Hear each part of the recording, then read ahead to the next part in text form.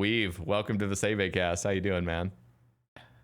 What's up, brother? I am feeling good. Kids are in bed. Let's do this. Hell yeah, I'm excited. Nobody knows what just transpired, luckily, so we get to have a fresh start. That is the luxury, number one, of being the host, is I can kind of edit out whatever I want. If the guest fumbles the beginning, I'll just keep it in unless they specifically ask me not to. Like if I had a guest that fumbled their intro, I feel like they'd be too nervous at that point to even ask for a redo. So they just have to tank it and then just be nervous for the next 15 minutes. When I do that, I just edit it out and just say like, hey, let's restart, or I'll just do it in post. There actually have been a couple Sae Bae casts where I've literally inserted something that wasn't actually natural at the beginning. There's only like a handful of times, and it feels very natural. So I doubt anybody would be able to sort of pick those out. But how you been, man? Like, you are for those listening, you've obviously been on the Sae Bae Unnoted panels, which is a little offshoot of the Sae Bae cast, and I've always loved your input. I think you provide just wonderful energy, and I think other people have kind of noticed that. Not all the commenters will say that. Some commenters are just going to be fucking butthurt no matter what happens on that show. But yeah, I've loved having you on it, and it's good to have you officially on the cast. Honestly, those are my favorite commenters. I want to respect the ones that say, "Oh man, Weave is so based," but the ones that say that I'm horrible, they just give me the will to live, so I can spite them specifically. I'm glad that you liked my appearances on the Unnoted. I think I've made it to all of them. You were starting it up just as I was realizing like I could keep trying to make content for a channel that like I liked, but it just took too much of my time because I was like, I just want to play RuneScape. But because you started your Unnoted series, I could still like be a nerd and talk about the game and partake in content creation in that way. And you get to farm me for content. So that's great. I think we're both serving each other in a way. It also is me sort of trialing and erroring potentially a new offshoot, because I feel like new offshoots of the cast have just always been really fun for me. And I've always had ideas in the back of my head of like, how can I introduce some other little talk show type vibe? And I feel like Unnoted's been a good, like, let's just test some people. People will come on, and I love the energy of some guests, and like obviously you, Travag's obviously a fucking great guest. He's also a content creator. ZD Sauce is the fucking goat. Like, I love having him on. I could basically list everybody that's been on, but also Travis 42. Travis 42 brings some like crazy energy, which I absolutely love, and he feels a lot more unapologetic. And so there's like, when you had even Arcane on like that, like, it wasn't an Unnoted, but it felt like it. That was really cool. I'm glad you guys were able to do that. Yeah, that was special. I mean, Mod Arcane has always been so fucking kind to me over the years. Like, one, he was on the cast like episode 13, so before really the show had picked up any real steam at all. He was just generous enough with his time to come on the show and stuff. And he, like, over the years has always been really interested in coming back on and talking, which I'm always so grateful for. And he's always willing to talk for 2 to 3 hours.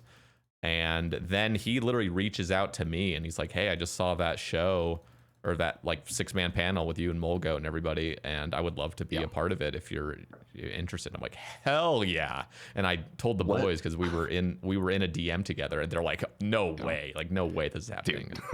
They were stoked. What other game company? I don't know any off the top of my head that are reaching out that much. And I have to imagine, we were talking about like the amount of podcasts that have entered the scene just this year in the old school RuneScape space.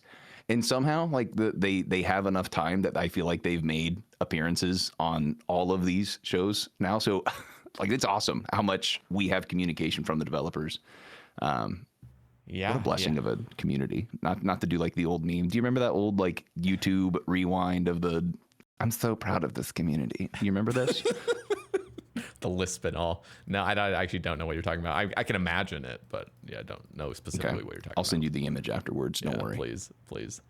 No, it's incredible. We have such an incredible community. I mean, I just listened to Theory Wise's latest episode with Mod Husky, and Mod Husky, like, what a goat. Like, he is truly just, I'm so grateful for his presence and like on the team and just in the community. Like, he's, even like when I was streaming, like he'd pop in and stuff on my stream. He was always willing to come on a cast. He was always just super generous with his time and stuff. And just like the fact that it almost seems like he doesn't get exhausted from like he works all day, works on these massive projects, works on sailing for 2 goddamn years, and he just comes on unpaid to just go on some person's show, mine included, you know, mine for I think 3 or 4 appearances at this point, and just willing to chat with me for 3.5 hours about just nerdy shit. And I'm like, dude, you are truly built for this, and I'm just so grateful for his passion.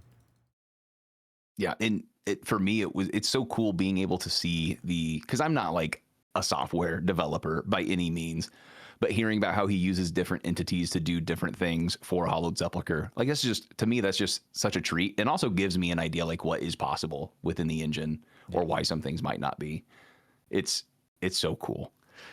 He's really good as well about just having his own takes, you know, like he's pretty, you know, he's obviously on the team and stuff, so he has to probably shy away from some like hot opinions that he'd probably have about the game ultimately. But I love that, like, for example, just one thing that comes to mind is like, I think tick manipulation, just that term is so unpopular right now, at least on Reddit. I mean, Reddit's just incredibly, you just say that word and it's like, I don't want to touch it with a 10-foot pole. Like, people just fucking despise it. But, you know, Mod Husky, probably being fully aware of that, will still just be himself on TheoryWise's show and just admit, like, there is something valuable to tick manipulation that we shouldn't lose sight of. Now, obviously, I have my own opinions and stuff, and I'm pretty sure he has his own opinions as well. But, like, just knowing that I can listen to a guy that's been here for years and years. He had a maxed iron, I think, before he even joined. He understands what's, you know, valuable to these higher level players and stuff, and he's not willing to sort of just cave to the casual that has, you know, some less than nuanced take on things. And I feel like, you know, and I'm probably already like spicing up some comments right now in this episode right now just by saying that, but like I love that he holds his ground on certain things, and like that inspires me as well, because if all of a sudden all the devs were just like, shit, like I don't want to get roasted in the comments for mentioning that I kind of think tick manipulation is good for the game, then it would be harder for like creators and other people to start. And I feel like because I do find value in friction in this game that feels good, like that feels like it's responding to, like, I don't know, the sort of satisfaction you get from rhythm in this game, and I just don't feel like we should be taking that away. And now I'm not trying to like just kind of funnel us into a tick manipulation conversation, but like beyond that, he also has hot takes about other things, and like he doesn't want to remove friction from the game. He has a take that I disagree with ultimately, but one of those is, for example, he doesn't want everything to kind of be sort of standardized. Like, he's okay with things being very wonky, like having like crafting rates and stuff be like not in a good, like the fact that like a Zenite jewelry, like the torture's 98 and like making a Rancor is what, like 84 or 87 or something like that. It's just like that all in my head should be cleaned up. And he's like, no, fuck it. Like, I like the patchwork of this game. So yeah, as much as we make fun of Reddit for Reddit takes, there is, I think that something I saw it and I was like, wow, like that sounds so nice. They were essentially pointing that out. Like, why does the new attachment, you know, for the Zenite jewelry that makes the new best in slot amulet, like, why does that require a lower requirement than the amulet that you're putting the attachment onto? And someone was like, hey man, look, it's a lot easier to put something new onto a car than to rebuild a whole car. And I was like, oh. Yeah, it's true. It actually, I mean, you could basically spin anything to make it make sense in this game as well. So like, I don't. As far as like I think I know the comment you're talking about, because I had just listened to that this week myself, where he's, you know, talking about like things, it's worth preserving some friction. I want to say I was probably even referencing him, because I said something similar about, you know, like, the game has ridges, and if you shave all of those off, you're going to end up with something that's just not, it's just not the same game, because you've shaved everything down to where, sure, it's like it's smooth and it feels nice, but it has no character at all. And I think there is something in the game that is worth preserving. Just on that point, like, oftentimes it doesn't even feel better to have it smoothed down. Like that it ends up feeling worse. Yeah, and you have to decide what's worth smoothing it. Because for me, like, I don't like tick manipulation, but I can also look at something and realize, like, I don't have to do it, but there are a whole bunch of people that do like it. and what is it that they like about it? What can, and I think that they've been doing this, like what can we take out of tick manipulation and add it into other areas of the game so other people do get to experience how great RuneScape is as a rhythm game. There's so much when it comes to the tick manipulation argument. It's like there's so many intertwining things that I feel like I can't ever capture in one video or one ramble. And oftentimes I'm rambling, so my fucking thoughts are everywhere. It's not like a scripted video where I've like written a book and I'm just like giving you the digested version of this perfect thesis of how I see the game. But in my view, I just think we don't lean into the sort of skill expression of skilling enough. Like there's so much skill expression with PVM, and I think that's a big reason why it thrives. And with skilling, it's like, dude, it's so dull. It's either incredibly dull and mind numbing to the point where it's not even mind numbing in a good way, really. It's just mind numbing in like, I wish this was over and I need to find some place in my mind to wander while I do this. And it's still difficult to do that because it's not actually the smoothest gameplay in a lot of areas. But it's either that or you have the most extreme clicking of all time that never fucking ceases. It's just nonstop knife log, click the thing, drop a shit ton of stuff. And it's like, why isn't there a fucking middle ground to this? Like, how have we not discovered a middle ground that just feels good? Yeah, I don't know. That's what I want to lean into.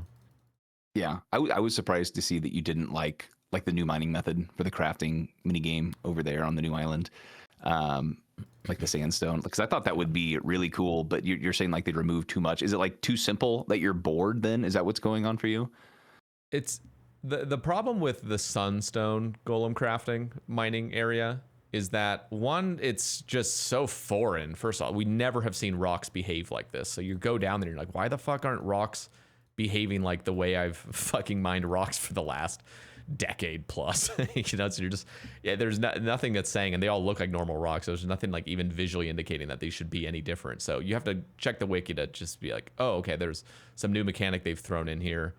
By knife logging, you're fucking yourself over, which just feels odd. So like the one thing that was supposed to speed up your XP is now just never going to give you a rock.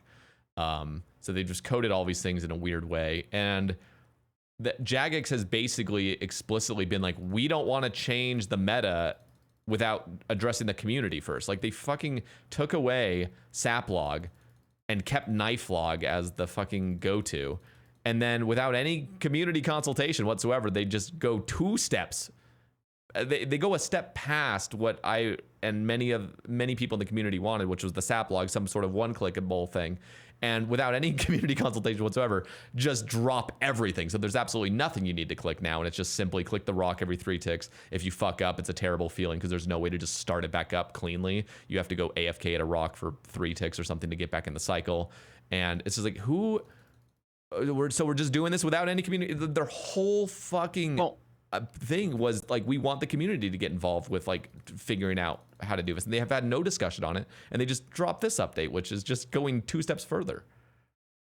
Yeah, well, to a certain extent, maybe. I think they were like I want to say the momentum mechanic was pulled. I can't quite remember, but even if not, this isn't like a mining method, right? This isn't competitive with anything else. Like, does it even, like, if you were to just mine the Sunstone, does it even compete with like shooting stars or calcified remains? Maybe. I mean, I think it would absolutely compete with shooting stars if you just totally mined that, but nobody wants to do that because you'd have to drop all the stuff, right? Or like, just that'd be terrible. So, because I think it's cool as like, okay, you have finished your golems, you're going back, you're not there to mine, so instead you get to do this cool kind of, you know, 1 tick bouncing between the rocks. Granted, this is me, huge asterisk. I'm a main, I have 99 crafting. I like, that's a clog, but I like saving my easy clogs for when, you know, I'm down on myself and I need a nice pick me up. So I'm waiting to get out there. I have yet to try it. Ideally, I want to do it on my iron first, because then it's going to feel bad. Like, it's going to feel bad if I'm doing it on my iron. I'm like, yeah, like, this isn't new to me anymore. But I don't know. Like, to me, it sounds cool, but I need to try it. So I don't want to like defend it too much when I haven't done it yet. I'll give it credit. I'll give credit where it's due. Like, it's fine. Like, it's not like I'm throwing a fit over it, but it's like, is this what we're now? Like, I'm always worried about what's next? What's coming next? Because we've done this. We've set this new precedent where is every new rock in the game that's going to come out have some different thing? Are we only focusing into momentum? Because again, we have not fucking discussed this with the community. And if you're going to just lean into like, what is the next mini game or whatever activity is going to come out that involves some sort of rocks? Are we just going to make it momentum? So now we have going forward this divide in the summer of 2026 is where rocks were knife log aggressive bullshit, and now we have all these new rocks that have no distinction really, unless you check on the wiki of okay, now these rocks are the ones that can be momentum used, and then we have these other ones that just can't have any use whatsoever, which is like rubium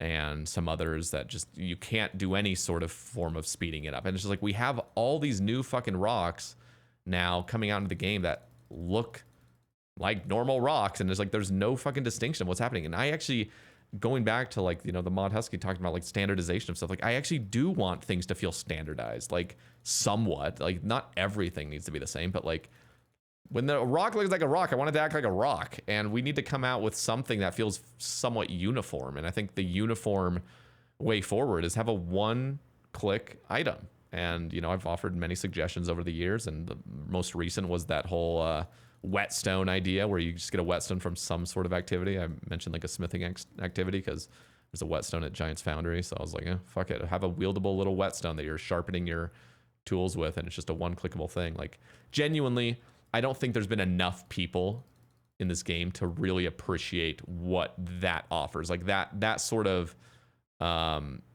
what's the word for it? Just the clickiness, something that feels like you've activated a timer, like by clicking the Whetstone or by clicking the one tickable gnome cube or sap log or whatever. I'll just say sap log for now because people are more familiar with that. By clicking that, you've like interacted with the game fundamentally, saying in the next, like the next object now I click, I'm going to extract the resource. There's something really powerful about like that feeling you get from as a player of like clicking something, you're now on this timer, and you get the next resource that you get basically automatically because you're going to get like a double roll potentially. And I just think that is so much more satisfying long term than just clicking the next rock every 3 ticks. And if you ever fuck up by even 1 tick, the only way to recover that cycle is to go click on a rock again and wait for, you know, 3 or 4 ticks or something for it to kind of re-up. I just don't think that's quite satisfying enough. There is something to the like the assurance of getting a resource when you provide another input into the game. It's weird because like if I were designing this in the game right now and dragon tools weren't a thing already, like that makes the most sense to me. Like if the special attacks, because that'd be 1 click, especially with the orb now, where you'd have 1 click and then you click the resource and then you can keep going. Perhaps like you don't just get the resource, maybe it also give you your spec back, and then maybe that's the punishment if you mess up, is that eventually you do run out of spec. Do you think that the special attacks on the dragon weaponry are nostalgic enough that they need to preserve them? No, absolutely. They're terrible. They're terribly designed specs. They're all the fucking same. They're all uniform, which again, I'm talking about uniformity, but there's no need to have all those dragon weapons just give you a +3 boost, which oftentimes you're already 99 and the +3 boost does nothing, virtually nothing. It's just a completely useless spec. It's just terrible design, and I have a lot of thoughts on skilling tools. Yeah, it's just aged, and I was very surprised and kind of confused. I was like Jim's wet rag. It's cool, I guess, but I imagine most people would just be clicking the big rock anyways, and that's with anything, and maybe that's why. Ultimately, like maybe that's why they don't put a lot of emphasis on the tick manipulation, is because for anything that you are tick manipulating, most of the time it's a gathering skill where you can just AFK anyways, and that's the direction that most people are doing anyways for like their work at home, like if they're working from home, or if they're, you know, at work on their second monitor, whatever. Maybe it's just like it's not that high of a priority, because even if you were to double the amount of people that are tick manipulating, that is just completely dwarfed by the amount of people that are just AFKing their way to getting their resources or XP. Yeah, no, I mean, in most situations, like even me, like I prefer to AFK, mainly because skilling is like not rewarding, and not even the most active methods are not fun. They're inherently dull.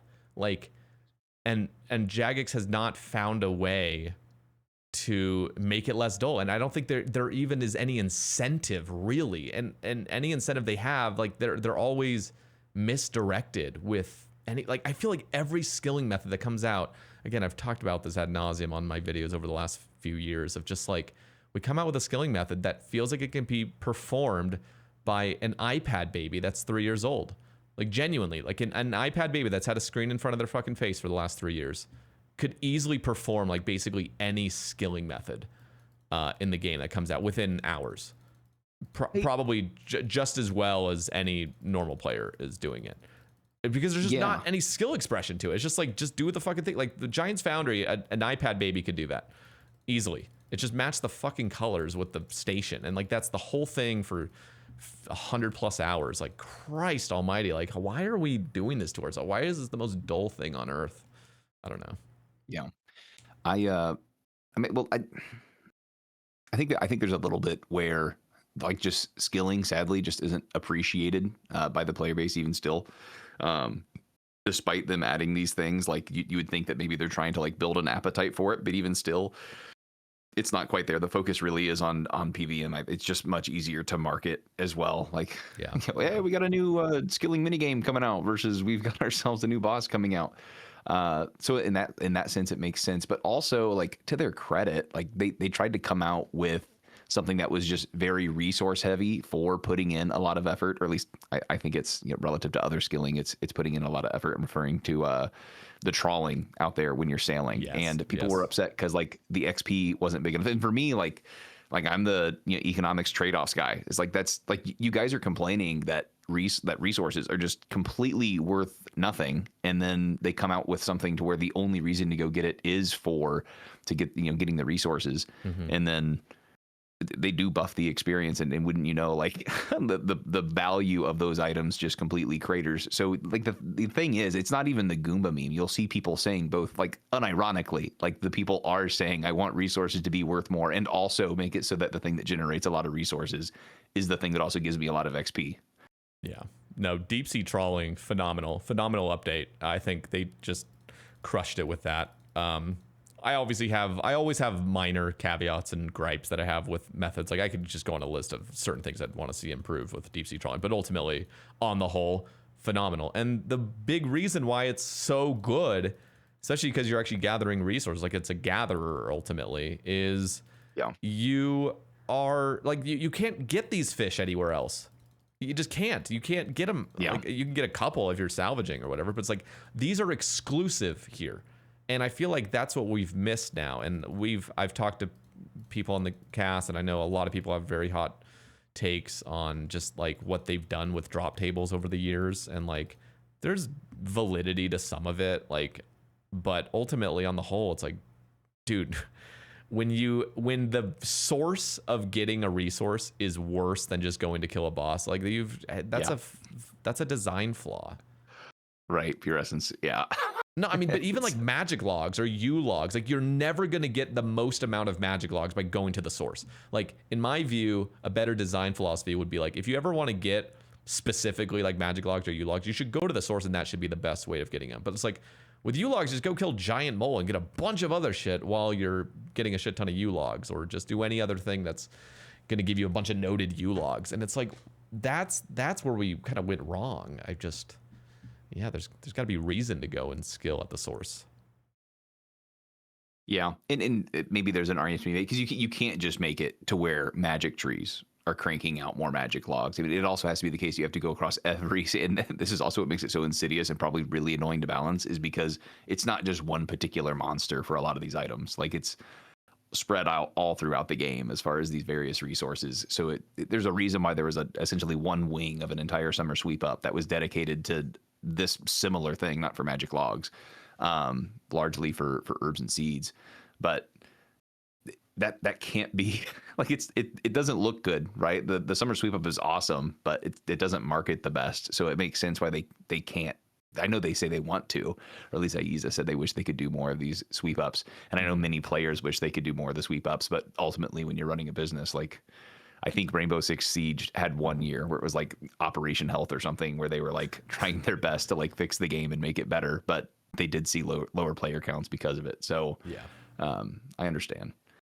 Yeah, no, but I even think they're doing a decent job with the summer sweep ups, and the fact that they want to do more of them per year gives me a lot of hope. Like if it's just one a year, like even that, like I appreciate so much, because I mean this summer sweep up, like it was pretty beefy. There was a lot. I was super excited reading all the updates that they were presenting. Yeah, I mean my bank is cratered because I just did a Twisted Bow rebuild. Like I right before they announced the Cox changes, I think I had I think maybe like I had just finished up with leagues. No, was it Dead Man? I don't know. I sold something. I think it was the Dead Man mode rewards I sold, and I had enough. I'm like, cool, I can do a Twisted Bow rebuild. It was really fun way back in the day. I say way back in the day. It was when TOA released, which I guess, oh my gosh, that is way back in the day. When that released, and I was able to get drops, do the Bofa rebuild. That was really cool, like feeling like I had gear progression again on a main, because at some point you're just waiting hundreds of mils for your next upgrade, and it's just not you're waiting there on the treadmill and you got to go a long while. So doing the T-bow rebuild, I was like, oh, this is awesome. And then all of that comes out and I'm like, well,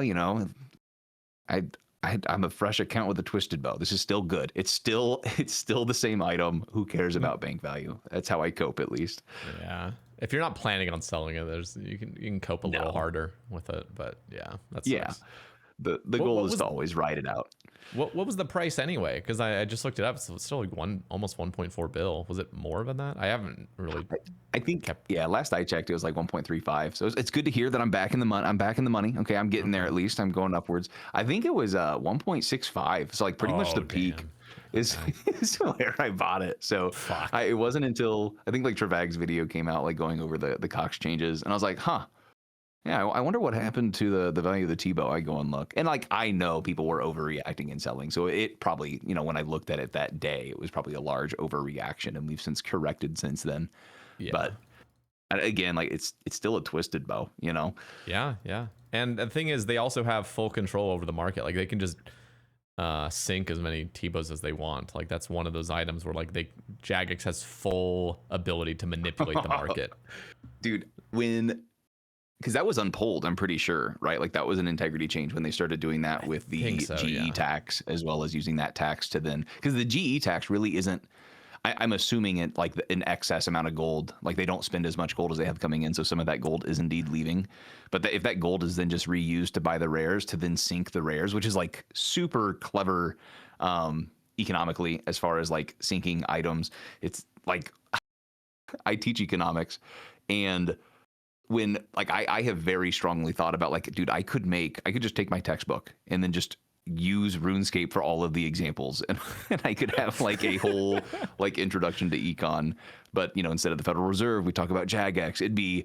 I'm a nerd. I think it'd be great. My thing is, I don't know if any of my students would benefit from it. That's a video idea. That's a YouTube video idea. Just gotta get a really like punchy thumbnail, and you sold it. I'm good. I think actually I'll leave it for flipping old school. Yeah. Oh yeah. Get involved with him. I mean, honestly, like if you kind of he's such a humble dude. Like I'm sure if you had some idea to pitch, it's something about the market, and you had some idea, like dude, he would fucking eat that up. Yeah. No, he's a great dude. I saw that he had some ad. He didn't look into it too much, like the sponsor, and then ended up the next day like taking it out of the video. I was like, wow.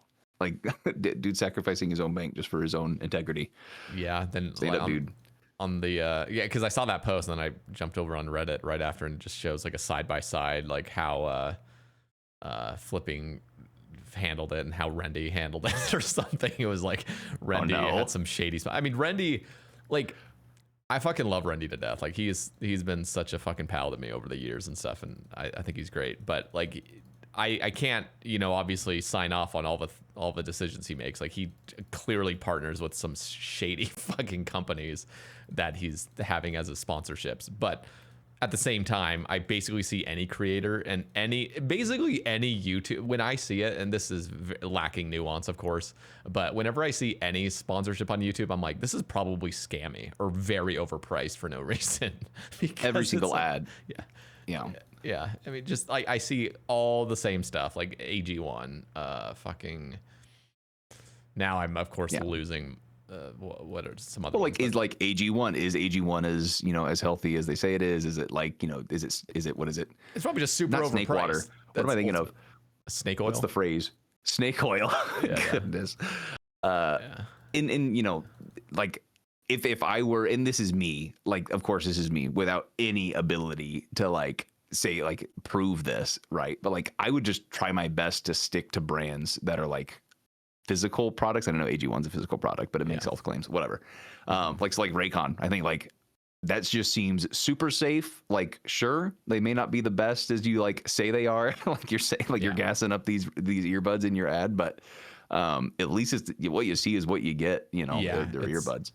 You're totally right. And I'm not going to hold anything against it. Like this is their livelihood, right? I mean, if you have a company saying one thing and you maybe do some cursory research and especially if the people apologize, like I don't like of all the things that I've done that like people that weren't online for people to see, and like I've been forgiven of those things. Who am I to hold that like them trying to just get food on their table? Who am I to like deny their apology and just completely shut them out? It's just so tough because it's not like I'm thinking. I'll give some grace to Rendy, for example. Like I think the whole controversy was like. The screenshot and the sponsorship was like free money or something, like free cash or something. Just like the typical fucking like RuneScape scam you'd see basically, and that's the sponsorship basically. But apparently it's just a company that you get the app and you have to do a bunch of fucking random menial chores like watch ads or fucking I don't even know what you're doing on there, and then you get a payout, but they fucking try to prevent you from paying out in weird sketchy ways where some fucking, we've seen this is a tale as old as time, but it's like you could still get the money out of it. It's just you're not making good money doing this shit. It's like they're gonna hype up their advertising obviously to make it sound better than it is, but it's like I believe him when his the claim was, hey, why are you fucking advertising this scam product? And he's like, it's not a fucking scam, dude. And it's like he's probably right. Like it's probably not at full scale. Like that's the shadiest fucking. Why the fuck would you ever download this shit, especially as like a full grown man, like a thing that's called free money or free cash? It's like this is like screaming scam. But at the end of the day, like I would believe Rendy that it's okay if you're just outright saying this is a scam. It's like you could easily just say it's not a scam. People make money from this thing. Like their claim is truthful. And I'm like, yeah, but there's probably fucking shady shit they do. And it's like, okay, whatever. So I'm not gonna like hold that against him. But it's I don't know. I mean, that's how I lost my original Microsoft account was trying to get free Microsoft points way back in the day. Okay, I learned my lesson, and frankly, like the RuneScape community, I feel like if this is me going full circle, like coping into a death spiral, but. If there's any community to like advertise scam products to, objectively, the one that's going to result in the least amount of people getting scammed is the RuneScape one. Like we've got an immunity that we've built up. Yeah. So if anyone's going to make a buck. Well, we think there's an immunity built up, but did you hear the Mod North episode where they said that like half the fucking player base or more than that is like new players in the last 5 years or something? So we have this influx of people that were not primed as children to be scam proof, So it's wild to me that the play base is growing. There have been some posts on Reddit, and my problem is I need to stop, but I don't know. It is entertaining. Okay. That like, it's like the most Gen Z, like, whole paragraph it's not even a sentence because there's no period at the end, where it's just like so much slang, and I'm like, oh, this has to be fake. There's no way. But like I think there are younger players that are approaching the game, and the weird thing is that like it's, at least from Mod North's like conversations that he's had publicly, it's not necessarily something that they are putting at the forefront of trying to attain. So it's not just nostalgic. Like the game is good. Yeah. No, it's a great game. I mean, this sort of makes me want to segue into their pitch for Bronzeman. I mean, because you have a game, especially like when you see Iron Man specifically, it's like, dude, there is no way to gain advantage. Like, that is so fucking unique. And the reason this sort of segues into Bronzeman is like when they rushed to the pull a game mode that could easily be abusable and easily be sort of cheesy and stuff. And it's like this, it felt to me as if this was not the identity of old school, like to just come out with something that can easily be abused and stuff. Like I feel like it would have, I'm genuinely happy that it failed, because like I wouldn't even mind if it got repolled. I just want it to be repolled in a better way. I just think this was a good thing to have failed, because if it had passed, Jagex wouldn't have learned from their mistake.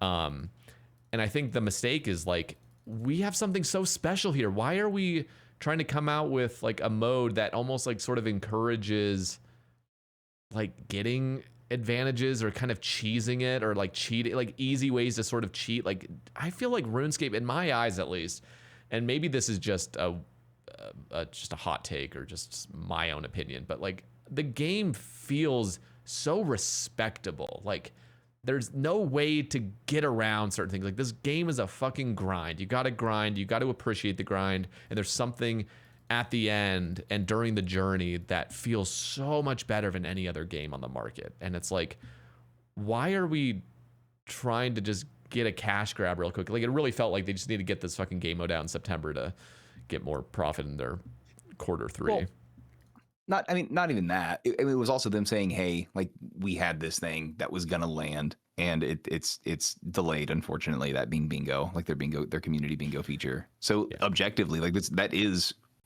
by even their own statement, that's what they're doing. I wouldn't say necessarily like to boost their quarterly numbers or whatever. I don't want to read too much into that, but that is what they're trying to do. And I think that's like respectable. Like, hey, we promised you guys this on the roadmap. Like, sadly, we're not going to hit it. Can we throw something else in? They also have like some smaller content they're doing. I imagine it's going to be like in the same scope as the Brutus Quest, where they're adding at least something to hold us, get us by. Which I think like I'm kind of surprised that people aren't like reacting in a bigger way, because when it was like, oh, Rainbow, all we have is a cow quest all year, that's all we've got, that like people were really upset with the drought, you know, because they had the temporary game modes with people infighting. And I've been surprised to see just how much infighting there's been. Like, people are on the socials, they're not too kind with each other. I wouldn't say that like I'm glad that it failed. I didn't like the mode. I think it was marketed incorrectly. Because you're right, like it does feel like, hey, like it's this Iron Man mode, which is like, we know to be the prestigious mode, even though like over the like since its inception, it's like its prestige has been eroded more and more, especially as like things like Cox services remain, or like BA remains as like something you can just go AFK. If you get a dupe scythe as an iron, you can just chuck it onto an alt and then pay somebody and then just get your tier 5s at BA done while you just kind of sit there as a princess. Anyways, I think if they had marketed, and this was ZD's take, if they had just marketed it as, instead of this is Iron Man but less prestigious, if it was like, hey, here's its main, but you can't equip things until you have a clog. Sure, but at that point, like, why have leaderboards? Like, that's kind of weird. I think that would have. I guess just if people want fresh. I think that actually would have failed hard. I think this was destined to fail regardless, because, and I even think if they try to repull, there's a chance that Bronzeman could enter the game if they pull it 2 or 3 times. But I think the big thing is what we've kind of seen, and we'll know more after the survey. So this is kind of me just speaking out of my ass a little bit, and a little bit of just my own personal anecdotal thoughts on the matter, but like, and what I've seen on Reddit and stuff. But like, it's like a lot of people just don't really want a muddy down mode that just feels like an in-between. I mean, I absolutely know, and we saw like 64% of the player base wanted it, clearly. And I even said, like, I would want this mode if you couldn't sell bonds. Now, my position has slightly changed since this morning when I watched Solo Mission's video talking about just how abusable the Grand Exchange really is. I don't know if you watched that. Yeah, no, I didn't see his video, but like I knew even without his video, like there are the thing is you have to imagine exactly how many tradable items there are on this game. Yeah, I know there's a lot of players, but like for every single person to have like just always have something ready to buy in all 6 of their GE slots, like it's just you have to do something to police it. And at some point, okay, are we just gonna completely cut off those items? Can you only buy 4 dose potions? Okay, sure, you can't use the GD. What about like I don't know why, because this is even worse, but like trading, like you can just straight up trade, like can you just straight up trade a Bronzeman a whole bunch of GP? I don't know why that never crossed my mind until like, because I was going through their survey, like I got to the bottom, and I'm actually very impressed. I didn't know that because I actually took the survey while I was on lunch at work on my side monitor. And yeah, you took it at work. Yeah, technically. While you were editing. Yeah, I was playing RuneScape. That's work. Yeah, the home office, brother. Okay, I literally couldn't not play work and take the survey. Yeah.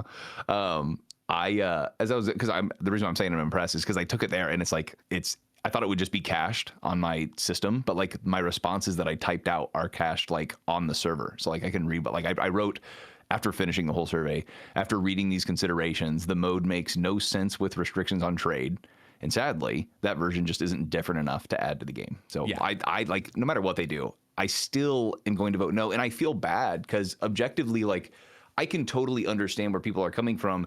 Hey, this mode's really fun. Unfortunately, I can't play it because like if I go play mobile, I can't like maybe I play multiple accounts and I can't remember what I have access to because, you know, the collection log, sure, it's there, but it doesn't track like what potions I have unlocked and all that stuff. So I would love if they just like my thought is just like add the adventure log, because even me, dude, like I want to pick up everything in the world and get, you know, Sea Engineer in my ear. That sounds great.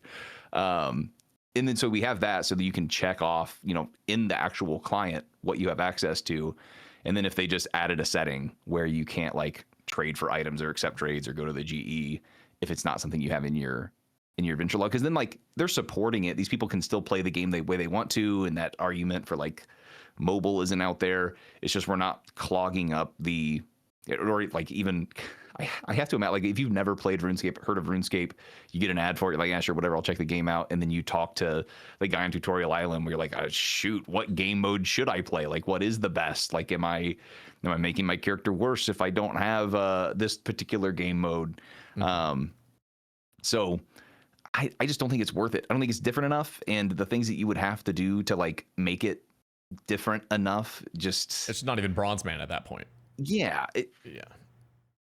I feel bad. I'm totally with you. I think the funny thing is I was actually more willing to have Bronzeman mode before they went into all the intricacies, which is actually funny to think that that's probably part of their strategy initially. Is like somebody on the dev team was like, hey, if we start giving them too many details, they're gonna realize this is just fucking bullshit mode. Like we need to just one question: do you want it or not? Poll starts now. Go. Yeah.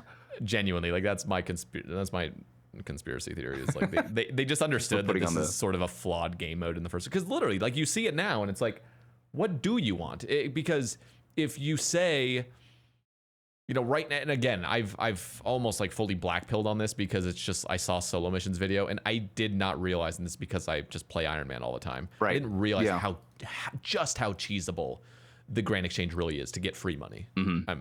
It's just so easy. Like he brought up the example of like a Dragon Full Helm. It's like, who the fuck's gonna get a Dragon Full Helm? But then he all of a sudden just put like a cannon part, like a Dwarven multi-cannon part on there. And he just sold it back and forth, and made like fucking 5 mil in, you know, 30 seconds or whatever he made. Like that's an exaggeration. But like you could easily just spend a few hours of your day and easily make 100 mil cash if you just wanted to. And you just had the luxury of doing that. And then it's like, you've cheesed all the high scores. And in my view, I was like, I want a mode, and this is my own selfishness, like I would want a mode where you can like legitimately compete on it, and you're not going to be surrounded by a bunch of cheaters and people that are just abusing mechanics and stuff.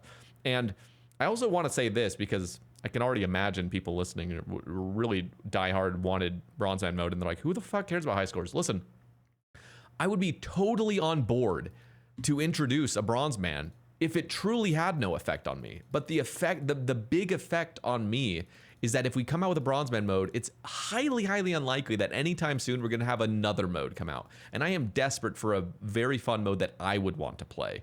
And I know me and you are both on the same page about hardcore main man mode. Like, that shit just sounds so fucking fun. And like, I just know if we have a fucking Bronzeman mode, like, that conversation's out the window. The conversation is literally reopened because this fucking thing failed. Like, that gets me excited. Like, that's the unfortunate reality is, like, again, I would absolutely love everybody to have their mode. I am not a stickler when it comes to like a bloated high scores or anything. Like, I would love it if everybody had their little modes and stuff, as long as they makes a little bit of sense, coherency. Right. So this is what I hear you saying. We should pull Bronzeman, because this is also what I think, like a hardcore man, like, because the thing is, they're going to be different servers anyways. What if instead of having like a character select where you go play on those unique servers, like, why can't it just be like I don't know why I haven't had this thought earlier. Couldn't it just be like we have 3 worlds for, you know, various regions for ping considerations, whatever, where when you hop on that world, it's not dead man, you know, like 3, 4, 5, but it's just, okay, new, fresh. But if you die here, your character's just gone. Because the thing is, like, a lot of people's being upset with Bronzeman, why they said they voted no. I was like, I'm not going to be like having you guys have to consider Bronzeman for the rest of entirety when it comes to drop tables. If I want to even partake in this mode, that's going to detract from balancing drop tables throughout the rest of the game's history, if I have to pay another $15 to play it. Whereas if we want our hardcore main man mode, right, we could just have, you know, instead of 3, 4, 5, you go up to world XXX, whatever. That sounds horrible. Hold on. I'm just using that as a variable. You can go to XX, noted. Yeah. No, the funny thing is, like, that actually is what it looks like when you have the little world hop and hider thing. So you're not actually that is true. There. Yeah. You're good. So you just go to whatever world it is. You don't have to create a new character. It's your same character. It's just that's your hardcore server character. The same way it works with leagues or 3, 4, 5, except it's just a standard game server that when you die, you're done. So my prompt is my compromise before was the whole like, hey, let's just kind of backdoor it as a change you can turn on in settings when they add the adventure log. Here's the new compromise: Bronzeman, however the normies want it, and instead of and chivalry being added for purers, it's and we add hardcore servers. Done. Yeah, no, I mean, seriously, like, I am at the point. Well, one, it's like, I just don't want to gatekeep, but it feels like you almost have to gatekeep because you're only really going to get one. Like, that's what it feels like right now. You're going to get one game mode. But again, I always come back to, and especially after filling the survey and watching Solo Mission's video and stuff, I'm just like, dude, Bronzeman just is not a well fleshed out idea. It's just terrible. It's just not good, ultimately. Yeah. And then again, it's like, there are so many questions on this survey where people imagine the Bronzeman, like anybody that's like, yay, like I want Bronzeman, I want it to return to the polls. At this point, we have so many fucking different like options that we're gonna now have a pitch that barely anybody's gonna be satisfied with, because they're gonna see the survey and be like, oh, so people want you to have to get the skill requirement to use the item, and it looks like that's the majority. I highly doubt that's the majority, but what if it were? And then, oh, well, you can trade, or you can split items with raids, so we're now gonna have a whole nother fucking function in raids where somehow there's a splitting ability that you don't have to use a main account to transfer the split or whatever, and there's just gonna be this whole mess of the things that actually pass. Like, they've literally divided Bronzeman mode now even more, so I think the chances of it actually passing in a second or third version of it are even lower. In fact, like significantly lower, because now people have their view of what they would want Bronzeman to be ultimately, and it's never going to line up perfectly with basically anybody now because there's so many different routes. Yeah. So and today on Reddit, as I'm reading Aguiz's comments, replying to people, like, he said, like, well, you know, all the other modes were pulled as just like a singular question, and then I trusted you. Yeah, I trusted him, you know.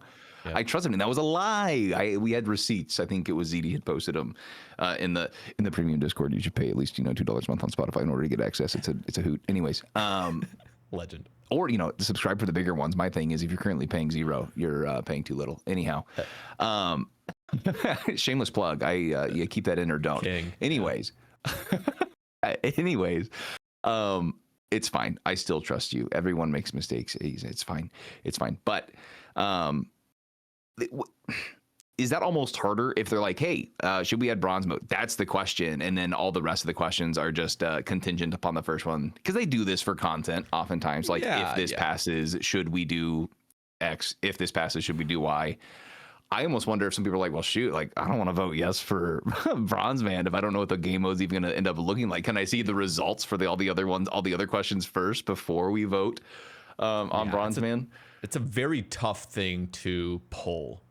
Because again, like what do you want first? Like, do you want it to? Because do you even have that question? But if you don't have the first, because the way the Iron Man, at least how I am remembering it, is like, do you want Iron Man mode? And then there was a bunch of like, if it passes, like you were just saying, like if this passes, do you want it to be boom, boom, boom, boom, boom? And if you had a Bronzeman, that's like, do you want Bronzeman to pass? Actually, I do think if they had originally done that, it would have had a much higher likelihood of passing, because then people. Unknowing of how the survey is actually going to pull out is like, I want it to be this way. And so it feels like as an individual, you are deciding exactly the game mode you want. And then you'd be much more inclined to be like, hell yeah, I do want this now, because there was so many questions specifically asking me how I want the mode to be. But you have no idea how the rest of the community is going to be seeing it. So that would have actually been the best way to go about getting this game mode into the game. Like, I would have voted yes to it. If there was a question down beneath, and even if it had failed, it was like, do you want to be able to sell bonds on the account? I would have voted no, but I'd still be like, I still want Bronzeman. Bronzeman would have passed in flying colors, I think, but I still couldn't have got my way. And I'd be like, whatever, I'll just take it. I'll take whatever, it ended up being. Yeah.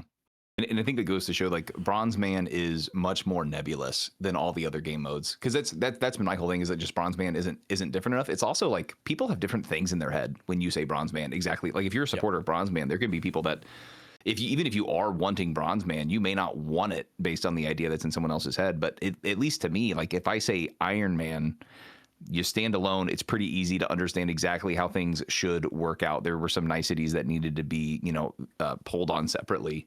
But it's you stand alone. You can't trade other players. You got to get everything yourself, unless you're doing Cox mega scales. But that's neither here nor there. If it and then like go for it. Sorry.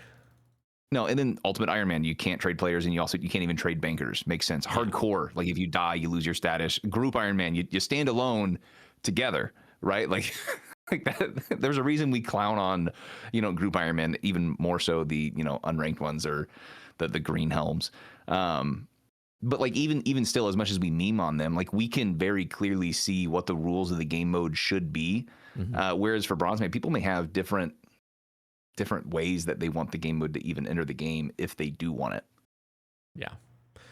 You know what I think is probably the best solution, at least at this very moment in time, might change in 5 minutes, is what if there was just a mode called Collection Locked? And it's just, you are a main account that's collection locked. That's the literal thing. So you're a fucking main, and you can get whatever the fuck you want from you can get as much help as you want, but you cannot like get the item unless it's on your, collection log. And if they introduce the adventure log, they could just say that, and then you would just call it collection log, whatever that adventure log is going to be called.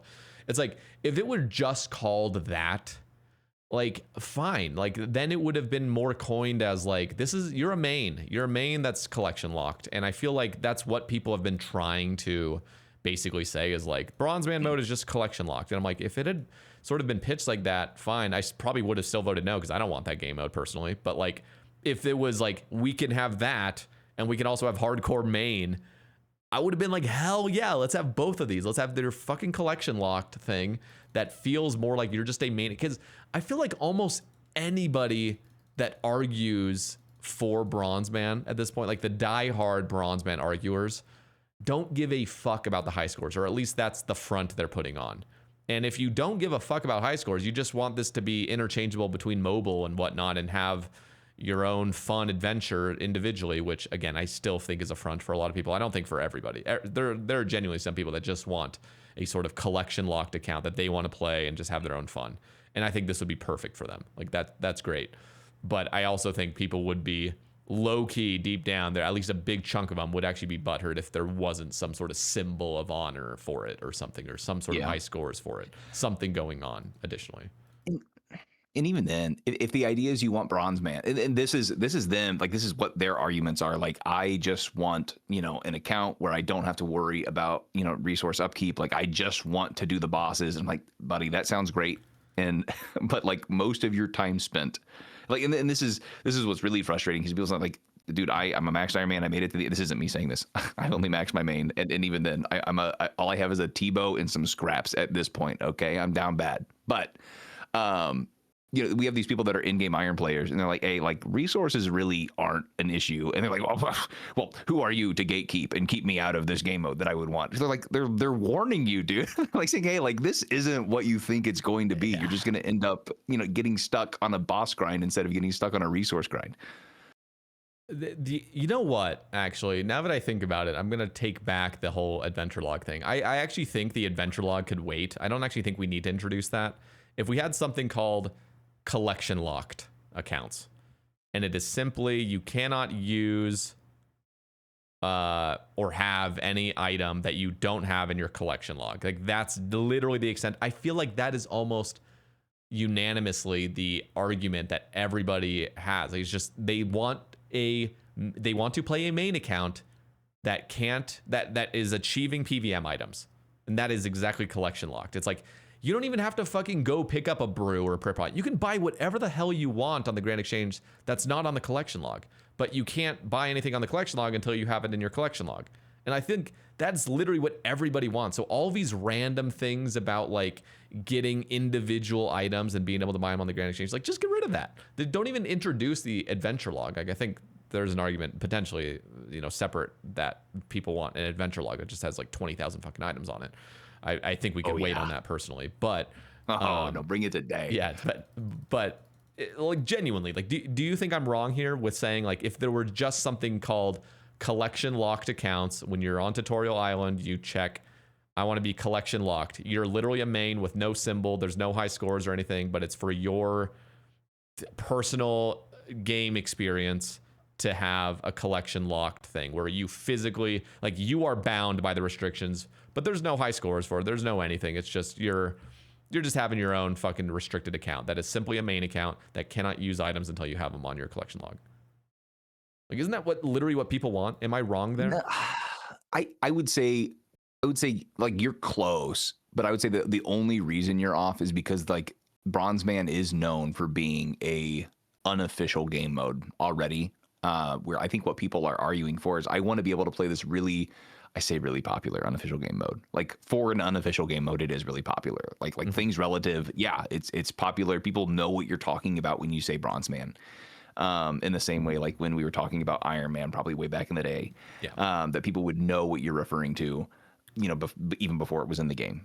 So I think people genuinely do want to have the ability to get a drop and unlock that item. Because I think the cool thing, I think what people like about Bronzeman is that you get that feeling that you get on an iron where, like, even before you get to rune, like, you're getting weapon upgrades. You're like, oh, like, this is the best on the account now, you know? So in some sense, I would say like that's the only area where you're missing the mark, but how long does that last?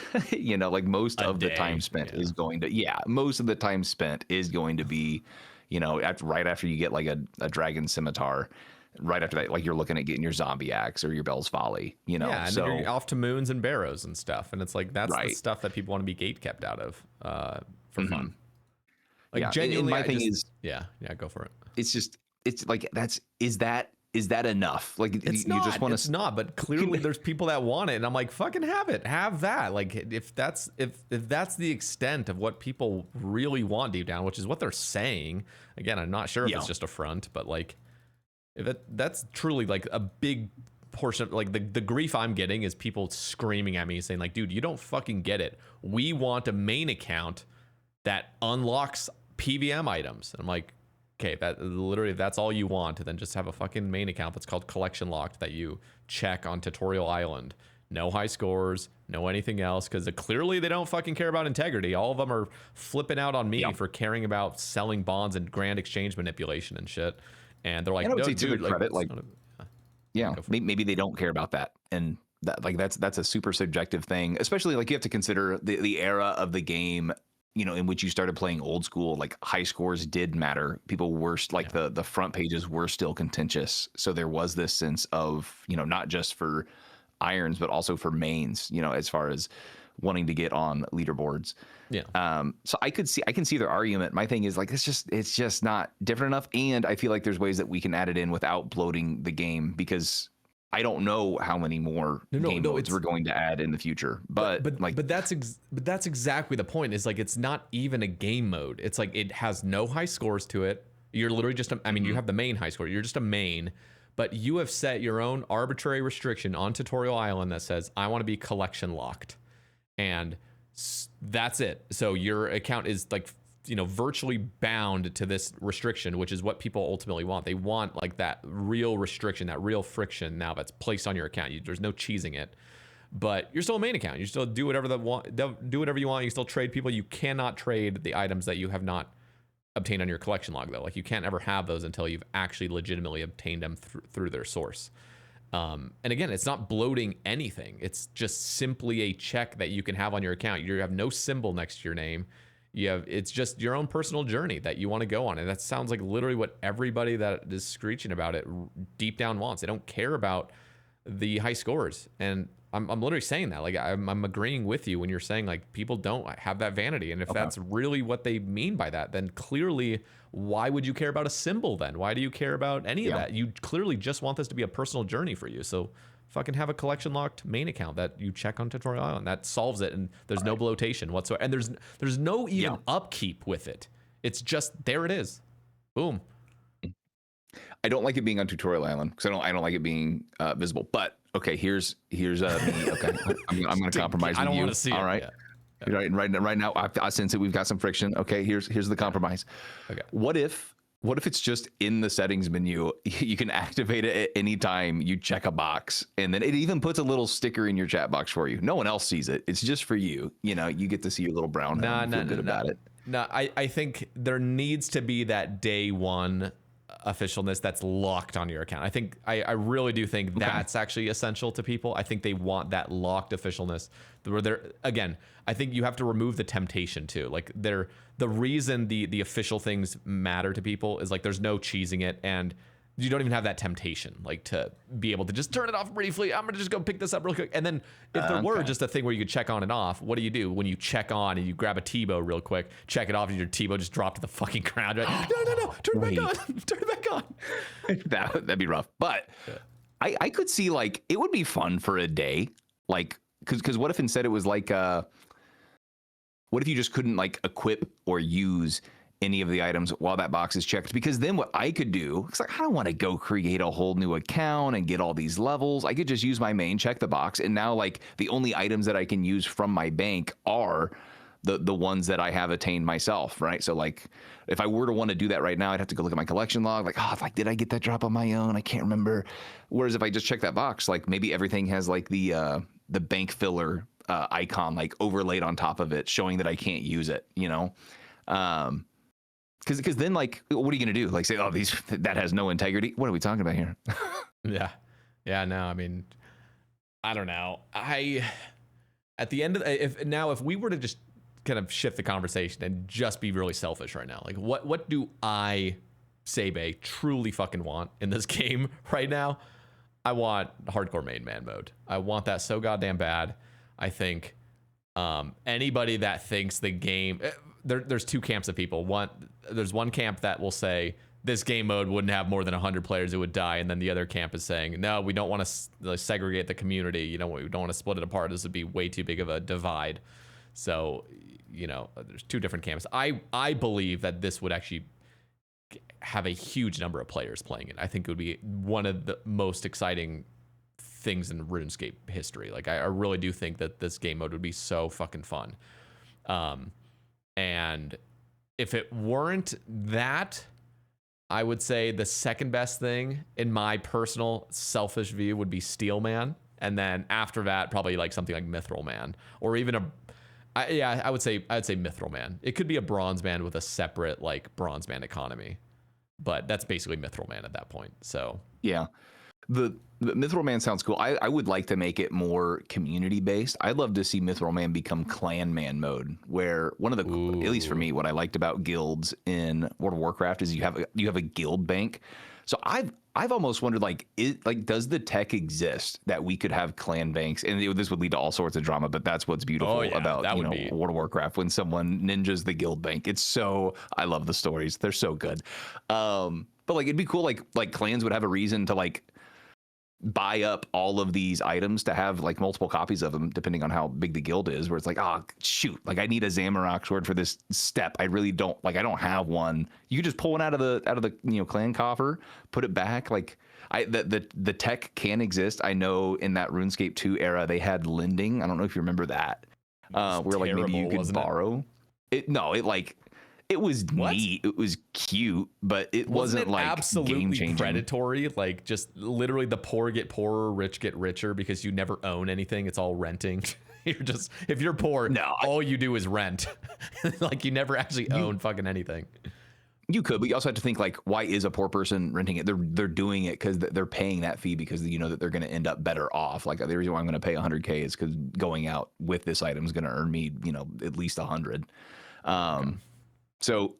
But the rich would just literally get rich by not doing it. They just literally, like, I think the predatory, because you're keeping it pretty simple. I thought when I had this conversation with somebody, I thought it was the rich literally just fucking buy out everything basically because they are now the gatekeepers of any sort of high level thing, and the prices are just ludicrous because the only way to reasonably kind of get these items now is only to rent them basically from these guys, and they make a shit ton of money because their renting fees are like super high, or their lending fees or whatever. So it ends up like if it had gone on long enough, it would have been like the most just game breaking thing in theory, like absolutely just destructive.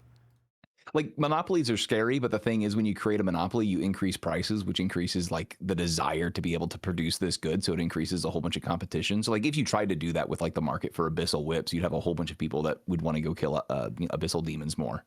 And like you can keep on buying them up, but essentially at some point, like you're gonna be broken. And I guess it's not a real world because we're playing RuneScape where like items just correct. Yeah, it's not like real estate where like what's the phrase? Like they're not making any more of it, Yeah. So, I remember this is way back in like classic. There's a podcast called Countdown to Classic, where I was brought in as like the economics guy for a couple episodes. I love Josh. He was awesome. He was the host of that show. He was doing something similar to what you're doing with Unnoted, where you would have just, whoever, if you wanted to contribute, you could call in and contribute. It was fun. And one guy was like, I'm gonna mine all the mithrils in World of Warcraft too. And like my clan, we're gonna just keep it on lock. And I'm like, well, you can do that. And that's actually much more, you can do that more in World of Warcraft Classic because you don't have like all the realms that you can hop to, or I should say all the worlds that you can hop to in RuneScape. So like in theory you could, but there are so many nodes. The ability for you to do that is probably super slim, and like the mithril nodes in World of Warcraft don't work the same. Like here, like rocks stay where they're at, whereas in WoW they kind of hop around the zones. So like you're gonna increase the price to where people want to go out and compete with you. And I think the same thing would happen with lending. Super long tangent, but Mithril Man mode being Clan Man mode, where you can have like items that you can lend out to your clanmates, where like it just gets like automatically returned, or like you can't go into the wilderness with them, or maybe that's a toggle that you could do in the clan settings. I think even without Mithril Man mode, having clan banks, I think that'd be super cool, especially for new players. Like you can borrow from your clan bank, an abyssal whip. They're 800K now. Who cares? But I feel like that's a terrible idea for some reason. Like I'm just gonna give it to you straight. Like I don't know. Like am I? Like you need to pitch. I don't know. I'm thinking like I'll give you the reasons why I think this is terrible. Is like there's gonna just be people stealing shit. Like nobody's ever gonna want to fucking contribute to something. Like I can see it being.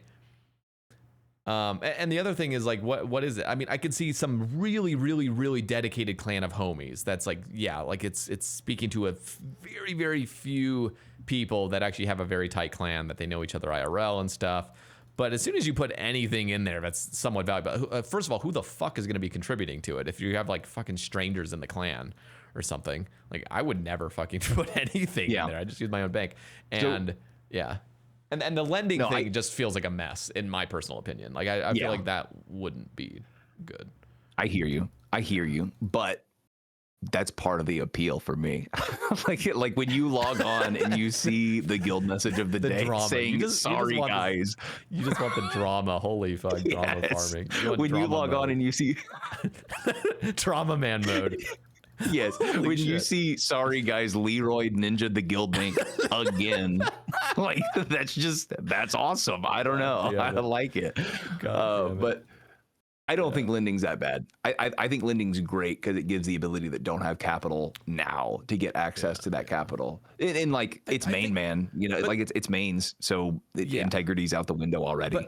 But the thing is, like with lending, it's like, dude, there are so many filthy rich players in here. Like the lending system only really feels necessary if you're really just kind of starting out.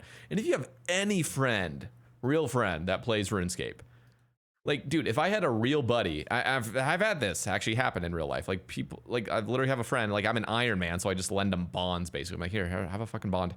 But like if I were a main account and I had a buddy that was playing a main account, 100%, I'd be like, dude, here, fucking have like 500 mil. Just pay me back whenever or never. I don't really care. Again, this would be assuming I was a main account where it's just easy to, everything can kind of be liquefied and stuff. With an Iron Man, it's such a different story. But I feel like the like having an actual lending feature is so useless, and it has so many like exploits kind of, and the like, what are you gonna do about the wilderness? I know you mentioned that. It's like that's a whole separate thing. It's like, yeah, how the hell is that gonna work? The guy Leroy PKs, lost our item again. the guy that PKs it just PK'd a TiVo, and he's like, hell yeah, and it just gets like vanished from his inventory, goes back to the fucking person that lended it originally. That'd be hilarious. But like, it's just like there already is lending. It's just like have a fucking friend, have a homie that's just gonna give you some shit. And again, that's just like just make friends basically, and be trusted. Yeah, like be a trustable person. Yeah. This is me being I don't know. I'd love to see what like flipping old school think about this, but I would love to see not like, because right now really the only thing you can do is bet on an item going up. I would love to see if you could borrow assets that are being sold on the GE. Like you have to put up some sort of collateral for it, sure. In the event that like, you know, because I want you to be able to borrow assets, sell them, have the gold, and then just you, instead of owing gold, you owe the assets back to the Grand Exchange. I think that would be so cool. I want it so bad. Like that's shorting, right? I think that with like opening up RuneScape to just have all the financial tools. It's mains. I think that would make the swings in the economy have it'd be, I don't know, maybe the player base is too small and it's too easy to manipulate, but. So I am not an economist, so I want to, and I'm pretty ignorant when it comes to like real market stuff. So explain in a RuneScape example how shorting would actually work. Like legitimate, like how would it actually function? Like what would the systems in place have to look like at the Grand Exchange? Like, do you have any idea of this, or is it just kind of theory? Like if you have any idea, I'd love to actually hear how this would legitimately work mechanically, like in game. So if you were going to have to do it in the game, right? The way it works in real life, like you just, the idea is you can't short naked. Like you have to have collateral up, right? Okay. That way, like if you lose it, you have to, you know, give whatever you sign in your agreement that you're going to give if you don't return the thing that you're shorting. So if you're like, you know what, like I think in the summer sweep up, I think they're going to have a bunch of Cox changes where the T-bow is just going to lose a lot of value. I want to borrow a whole bunch of T-bows from the Grand Exchange. So maybe I'm putting like my rares up, like my third age picks and whatnot. This is me pretending I'm a billionaire in RuneScape. And you could so just do it through GP as well, but you could do items as well. Or does it have to be items, or it could just be anything with wealth, anything that has value? My thought it would just be wealth, because like if I am borrowing the twisted bow off the GE, that's someone selling the twisted bow on the GE. The GE then takes my money that I put up as collateral, it gives it to that person. That person's made, you know, they're good to go. It's just then I have to make sure that I am clearing myself with the Grand Exchange, and the way that they clear with the Grand Exchange is that like if I don't return the twisted bow, I just lose my collateral. Yeah. So okay, question. I like this, but I'm thinking, and again from a non-economist like outlook, like how are there any like abuse cases? Because I see it as, would this bring back, for example, because it feels like with this you'd also have to, like, could there still be limits on things? I feel like when you have like a really, really free market, like you just kind of like, you can just kind of do it endlessly. You just like fucking put up as much as you want, like fucking send it. But I feel like as soon as you kind of lift restrictions, like trade limits and stuff, you can get that clan shit going on again, where like, wasn't there like a lot of problems in the past of like market manipulation? Well, you also just you see that in the real world where you had during COVID, right? People are getting their stimmies and they're pouring it all into stocks that are being heavily shorted because these companies were shorting naked. Like they straight up didn't have the ability to return the stocks that they had borrowed, right? So the idea is they're borrowing the stocks, they're selling them. This is cratering the price. Not just like like AMC and GameStop, like they're losing value, GameStop, because people thought it was like an outdated business model, and like AMC because who's going to see movies during COVID? It's like they were catering for reasons that made sense, and then they were also catering because people are objectively like depending who you ask, right? There was like some sense of market manipulation where they're shorting it way more than they even have the ability to short it. So I imagine the same thing could happen in RuneScape, and I also imagine like because of the sense where people that have access to more capital in the game could make it like they could have a lot of sway on what's happening to items because like Jagex just may not want it, and that just is not worth it. And I totally get it. Like it's just one of those like, man, it'd be cool if I could short some Twisted Best. No, I mean I think again it sort of just goes back to like the theory of like totally free markets, no anything, like just the market will play out as it plays out. I think we run into a lot of fucking issues like in real life. You run into issues when there's no like real regulations and stuff, but in a virtual game like this, like it's just gonna be so easily fucking abusable where you're just ripping off noobs and poor people all the fucking time, and it ends up just being like winner takes it all, and it's just like super like fully capitalistic, just I'm gonna fucking steal all your money because we're the fucking kings of this world and we have all the fucking money, and we're just gonna manipulate the hell out of everybody else. If I were to play devil's advocate, it would be the case like at least in the RuneScape system, like you can't, like in order for the game to function, like you can't weasel your way out of putting up collateral and short way more than there's even stocks available. At least for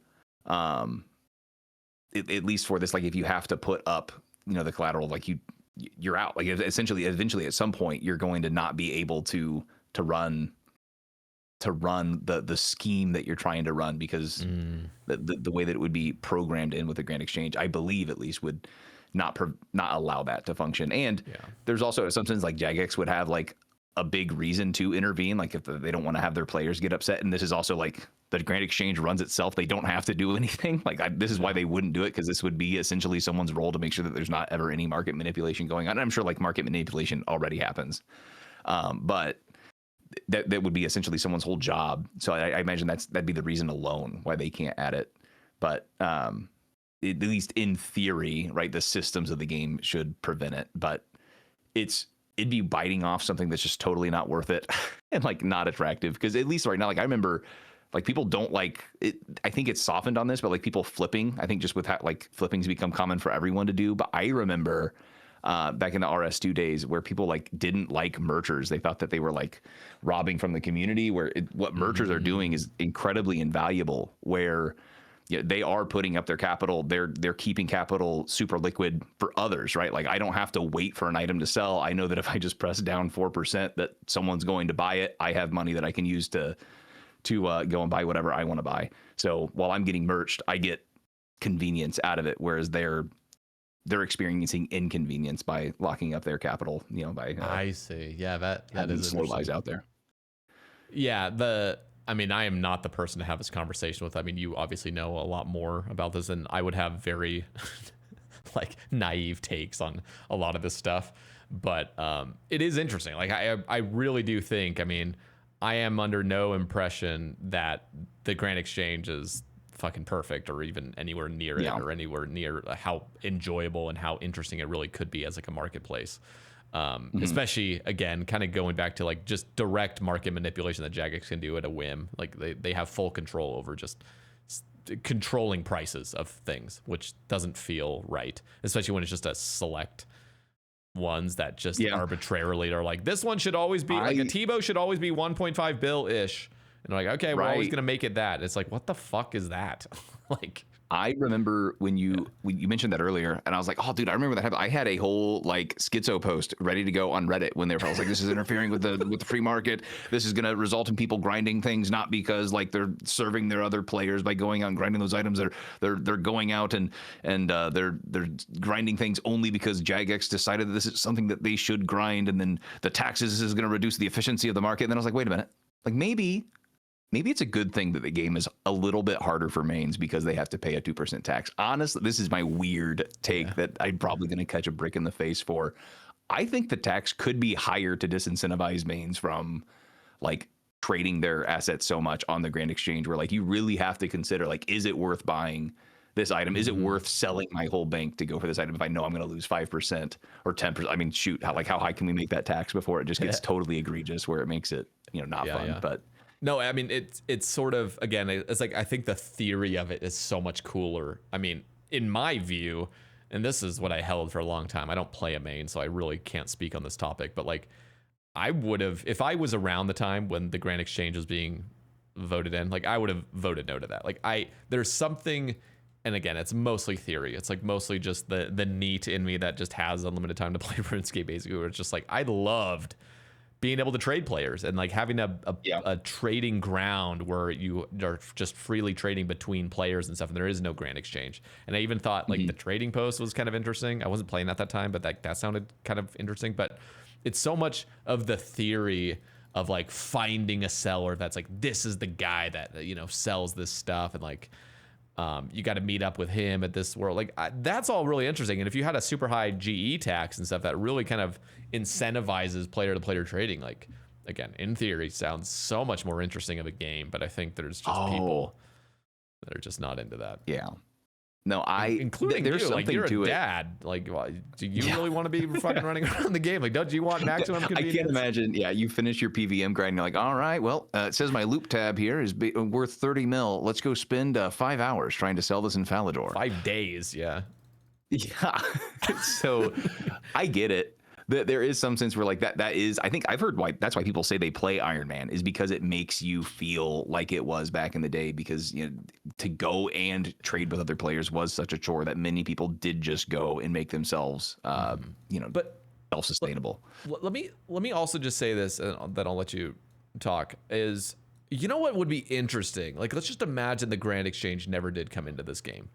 I don't think it would actually be as difficult as it was in 2013, 2014 to get items sold. I really think that plugins, like again, this different like the split off quantum world, that it just everything is like the same as it is right now, just no Grand Exchange basically. So like all the plugins that we enjoy from RuneLine stuff, like I am certain that there would have been some crazy cool plugins that would have come into the game that makes it so like player to player trading really becomes like as seamless as possible. And there would be so many avenues for players to like create their own little niche thing. I mean, I remember that this is maybe not a direct sort of I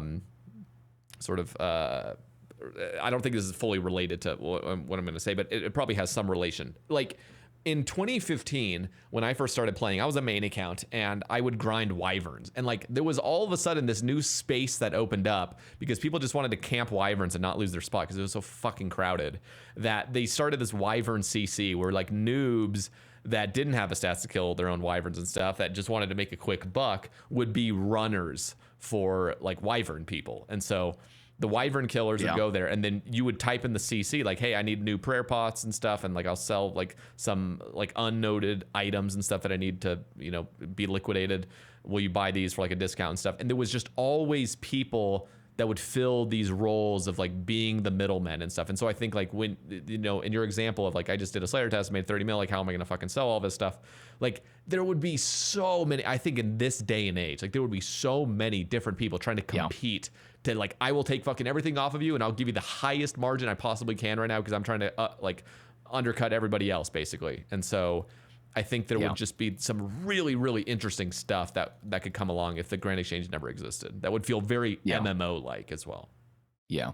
The beauty of the middleman is that like the middleman catches a lot of flack, right? Like people look at Walmart and like, oh my goodness, like Walmart's buying this for lower and selling it to me for higher. But I mean, there's a reason you shop at whatever place you shop at. It's because they take care of all of the logistics for you. You don't have to worry about what factory's selling it, the transportation of it. So yeah, I mean, of course we'd have these players that would, come out like that would be the game to them. And of course it might be the merchers, maybe not, because like I imagine it'd be much more active to sell, or just like straight up it encourages macroing. People are just macroing like they did just back in the day.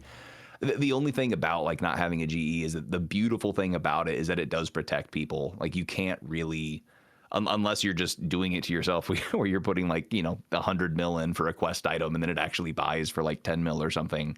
Like whatever the case is. Or no, if you're the buyer, right? Don't you always just get whatever it's listed for? I can't remember. In any case, right? Like if you do like super overpay for something, it's your own fault. Like you're the one that put in that much money trying to get the insta buy.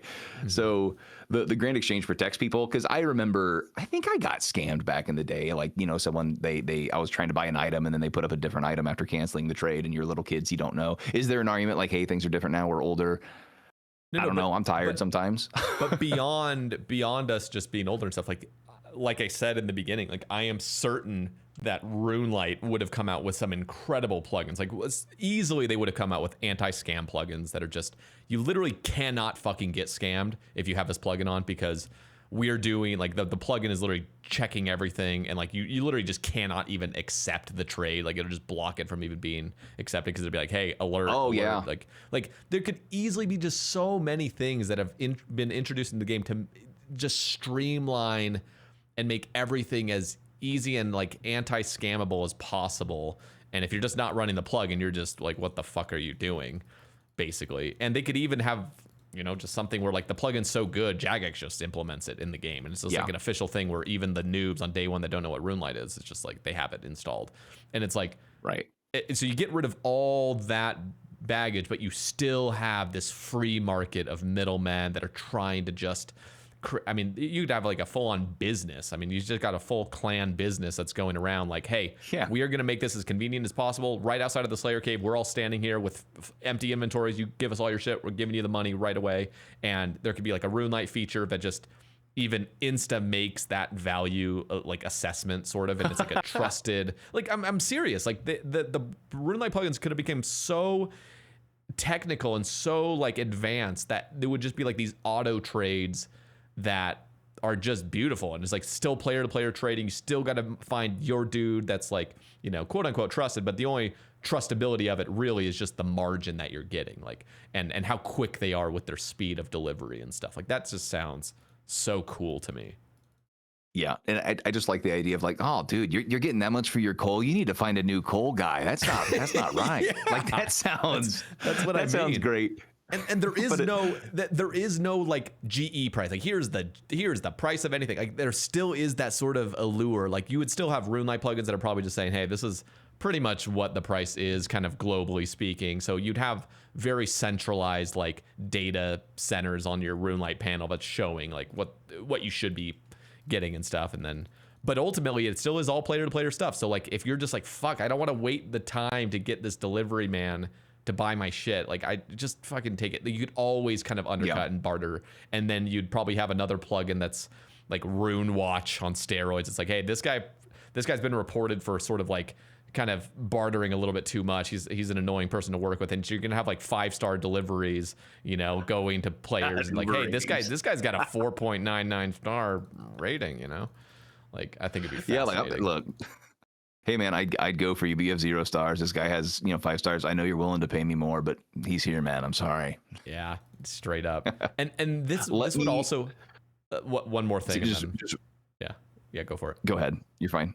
Okay, the last thing I was gonna say is, if they were to introduce this, they have to just completely overhaul the whole DM system. Like that is just such a pain point in this game. Like I hate messaging anybody on this game. Like that would have to all get cleaned up as well.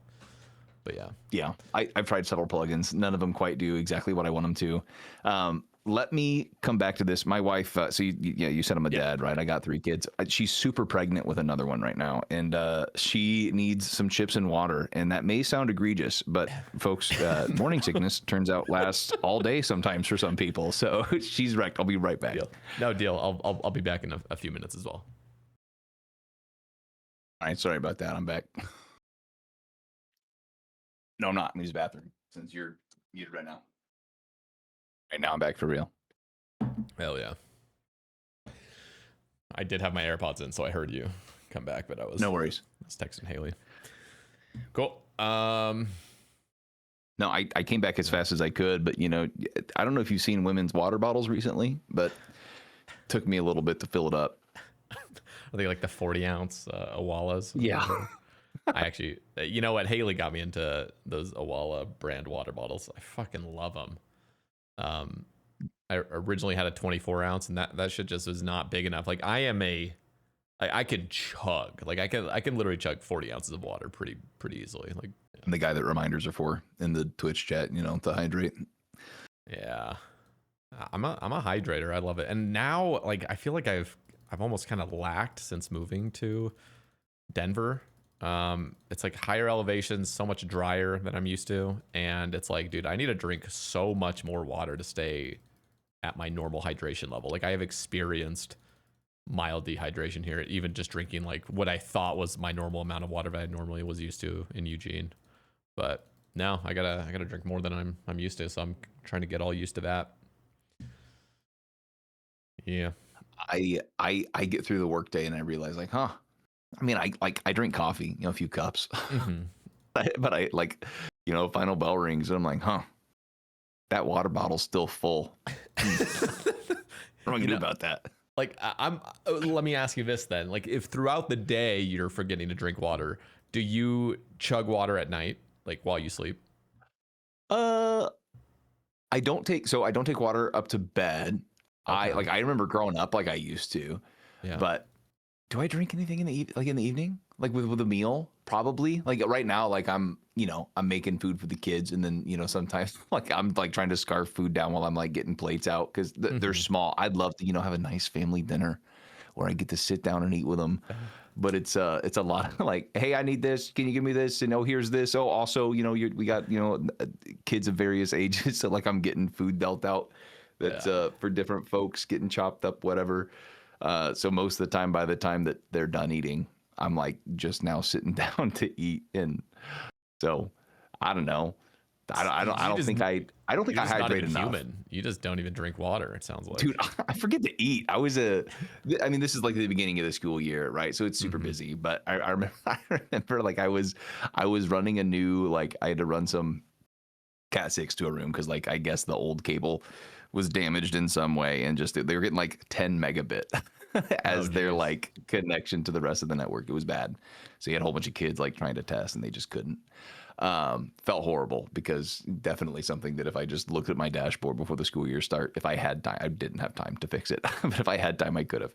And I get done with that, and I'm like, I tell the person in the help desk, like I'm about to do something, like, did you eat? And I'm like, oh no.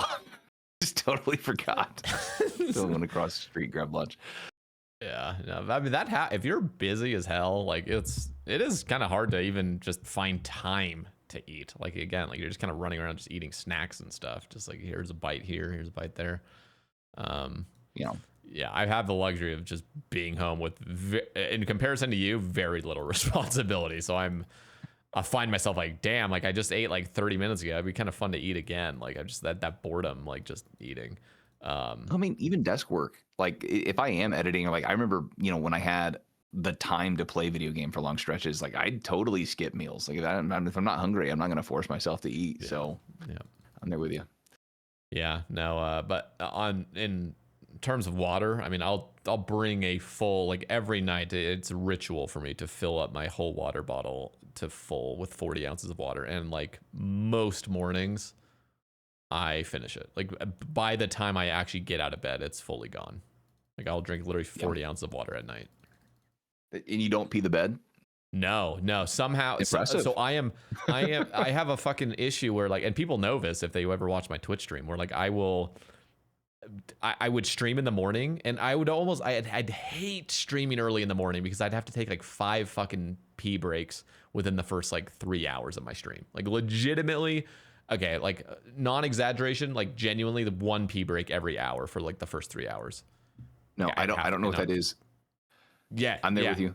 It's like I'm a hobbit or something. It's like, yeah, there's first pee, but have you heard of second? You know, there's always 2. I don't know what it is. Yeah, for me there's like 3 or 4. And that's because at night, like I don't have to pee. Like I can hold my pee like endlessly until I'm literally out of bed. Like I can even sit in bed for like another couple hours as long as I'm like horizontal and just looking at my phone and stuff. Like I'll know I have to pee, but like it will not be like this is hurting, like I need to go. Like I will literally just be fine until I stand up, and then I stand up and it's like fucking pee 5 times in the next 5 hours. Like, it's insane. Yeah. It's just all in queue. That's what it is. It's in Yeah, batches. yeah. It's waiting for its turn. Yeah. Let me ask you. I mean, this is a little bit more IRL as well, but like, did you ever? Because you're how old, if I may ask? 32. Yeah. Okay, so I'm 31. Did you ever? Because you've. When did you get married? Like, what age? 22. It was just out of college. Like I got married just Wow. before. Okay. Yeah, so just after my senior year of college. That got that would have been married, me if and I then- stayed Mormon, but didn't. Well, So. it's. I mean, like, you know, if I'm to like hold my hands up, say you got me. I'm not Mormon, but I am Christian. So like that could be it. Okay, right? So, yeah. like, So you have that if same family culture. matters. Yeah, It's that same culture of like get married young, have kids. in the pop sense them of out. like family. Yeah. Yeah. And I feel like there's, I mean, even after leaving Mormonism for me, like I still had all these. It's just like my psychological makeup was like, why? Like I am a failure for not being married at 24 and like not at least having a kid. That's so sad. I mean, that's like- nah, that was worse than that. That's the least of my issues. Really, it was just the feeling that I'm behind. But No way.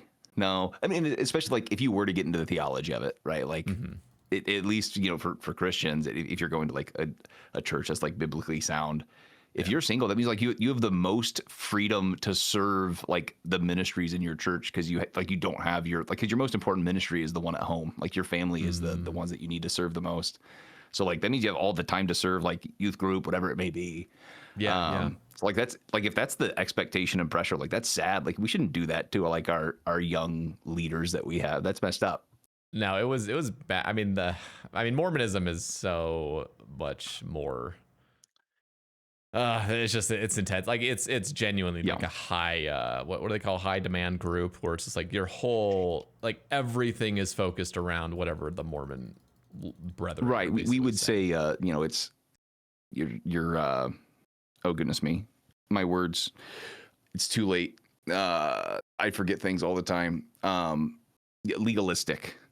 That's the term that we would use in the typical like. Is it just more like strict? Reformed? Yeah, we're like you're not focused like because there's and the thing is as well like theologically there's a like essentially like Christians would say that Mormonism isn't Christianity, like it's objectively a different faith. We remember I've served a 2-year mission, man. Like we had to battle against people that would call us not Christian. Like we promise. But you guys are just like, nope. Which so I like, agree for us, with like, now. Yeah. So like salvation just isn't works based at all. It's just based on what Christ has done, right? Yeah, so like he's the one that ultimately is the reason why we're seen as justified in any way because we're all depraved people. In any case, right? We're also made in the image of God, and because of that we're totally rad. But like the idea that you have to do stuff to earn your salvation, like that's just not compatible like with what I believe. So that's like I hear that and I'm like, oh, like you had a bunch of people that should have been supporting you and instead there was like this expectation that was put on and I will say like there are Christians as well that put that expectation on their young people, and I think that's equally as wrong, right? If I'm also going to call out people that are in my camp. Yeah, it's tough because Christianity, I mean, just so it can be so different for so many people. Like there's so many different sects of it, and like Mormonism for me, because being raised and being fully indoctrinated from birth that Mormonism is the only true church, like genuinely, like that's like the whole thing that you're really raised to believe is like this is the one true church. Everybody else has it wrong. and pretty much everybody, I mean, they'd always sort of gaslight you later of like, you know, like if you ever like called them out directly, they'd gaslight you into saying, well, that's not actually, you know, what we believe something else. But like the real stuff that I was taught as a child was, this is the one true church. Everyone else has it wrong. Everyone else is low-key kind of like bad, like a bad person, because what the doctrine is saying is like, we all live, like every human that ever lived in heaven before this with Jesus and God and Satan. And there was like a plan that was devised by God, who's different than Jesus. He's like a separate entity, separate human that's like also divine. And he said, I have a plan, and the plan is that, you know, I'm going to have like Jesus sacrifice and whatever the whole plan was and stuff. And then Satan, and the plan also involved that not everybody would return to heaven. And so that was like what Heavenly Father's plan was. And so like Jesus was like, I'll do your plan and the glory will be thine, you know? And so, and then Satan was like, no, I want everybody to return. Like, why the hell is not everyone returning? I want everyone to return and the glory be mine.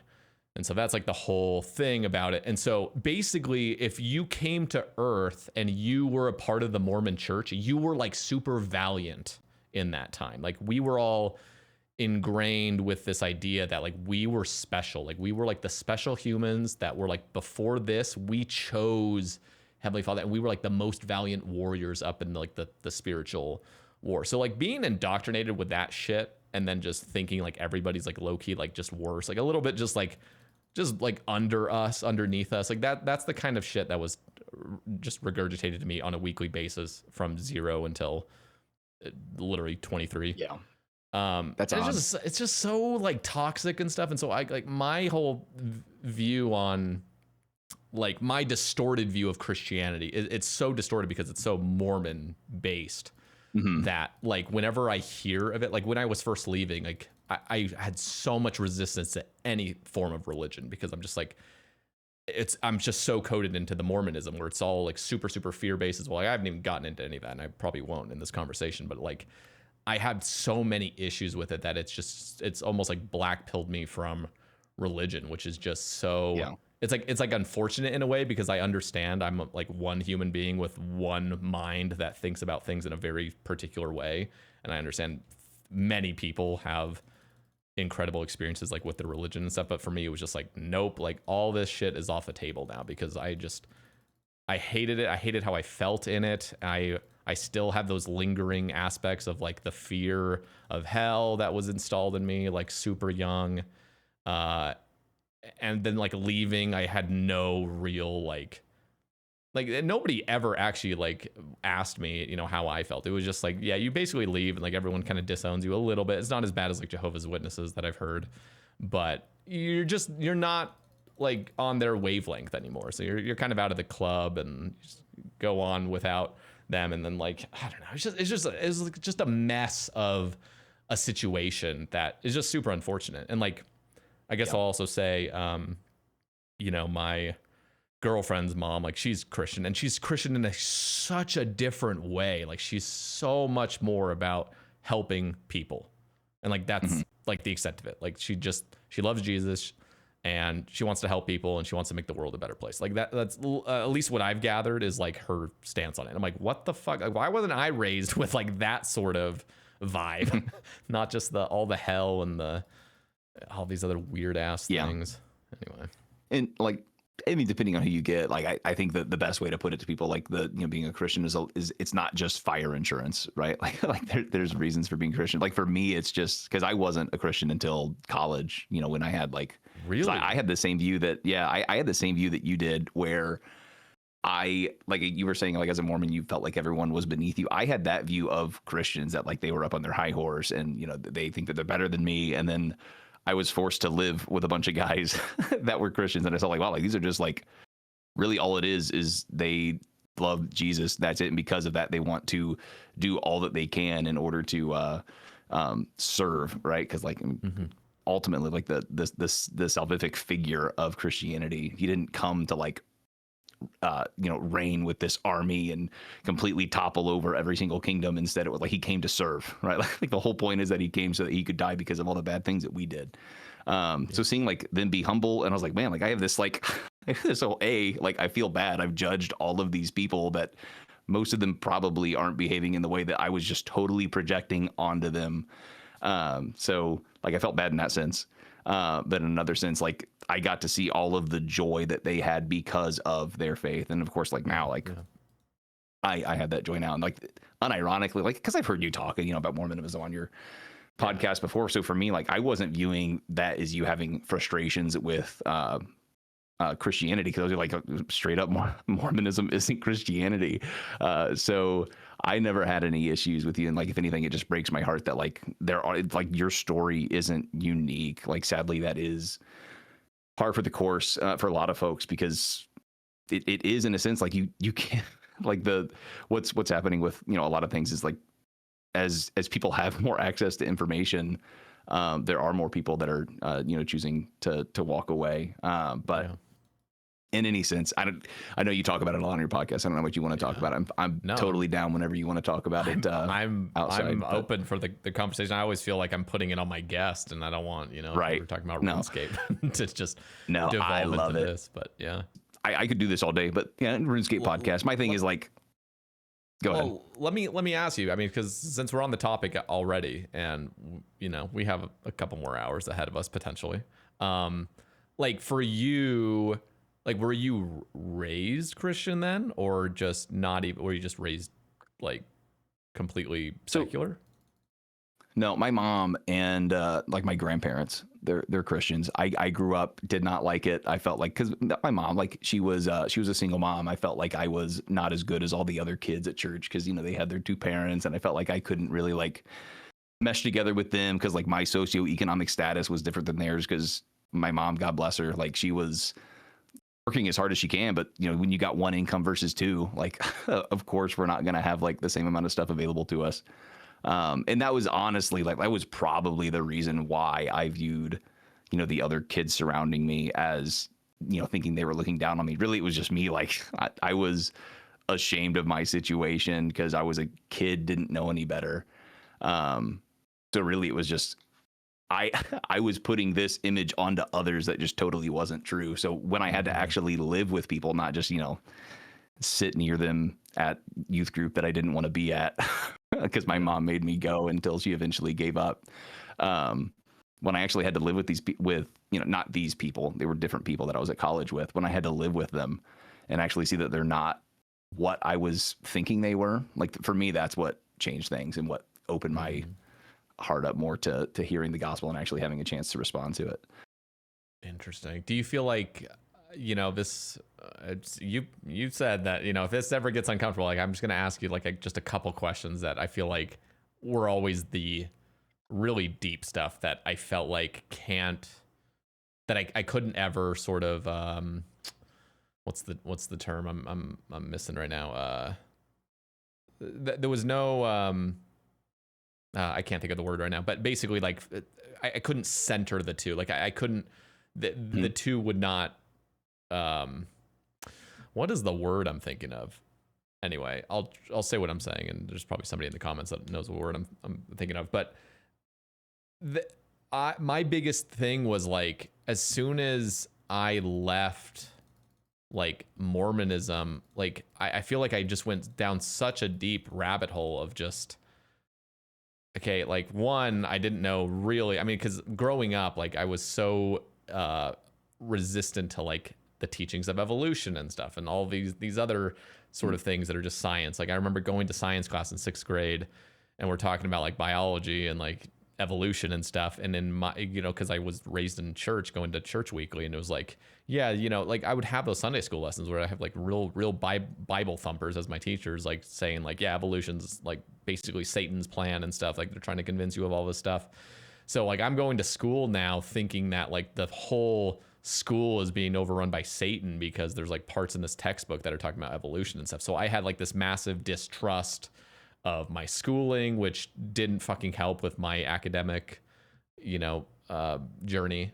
Just distrusting, like immediately, just thinking like, okay, the church is right and everything else that's like disagreeing with it is wrong. And then, eventually leaving the church fully and really taking that deep dive into like science and biology and evolution, like I can't, oh, that's the word. I can't square there's probably another word for it as well, but like I can't square the two of like thinking of a sort of creation story that we're made in the image of God while also trying to accept the science of cosmology and like the Big Bang and us evolving from one stem of life, basically. So like, have you ever had to battle that?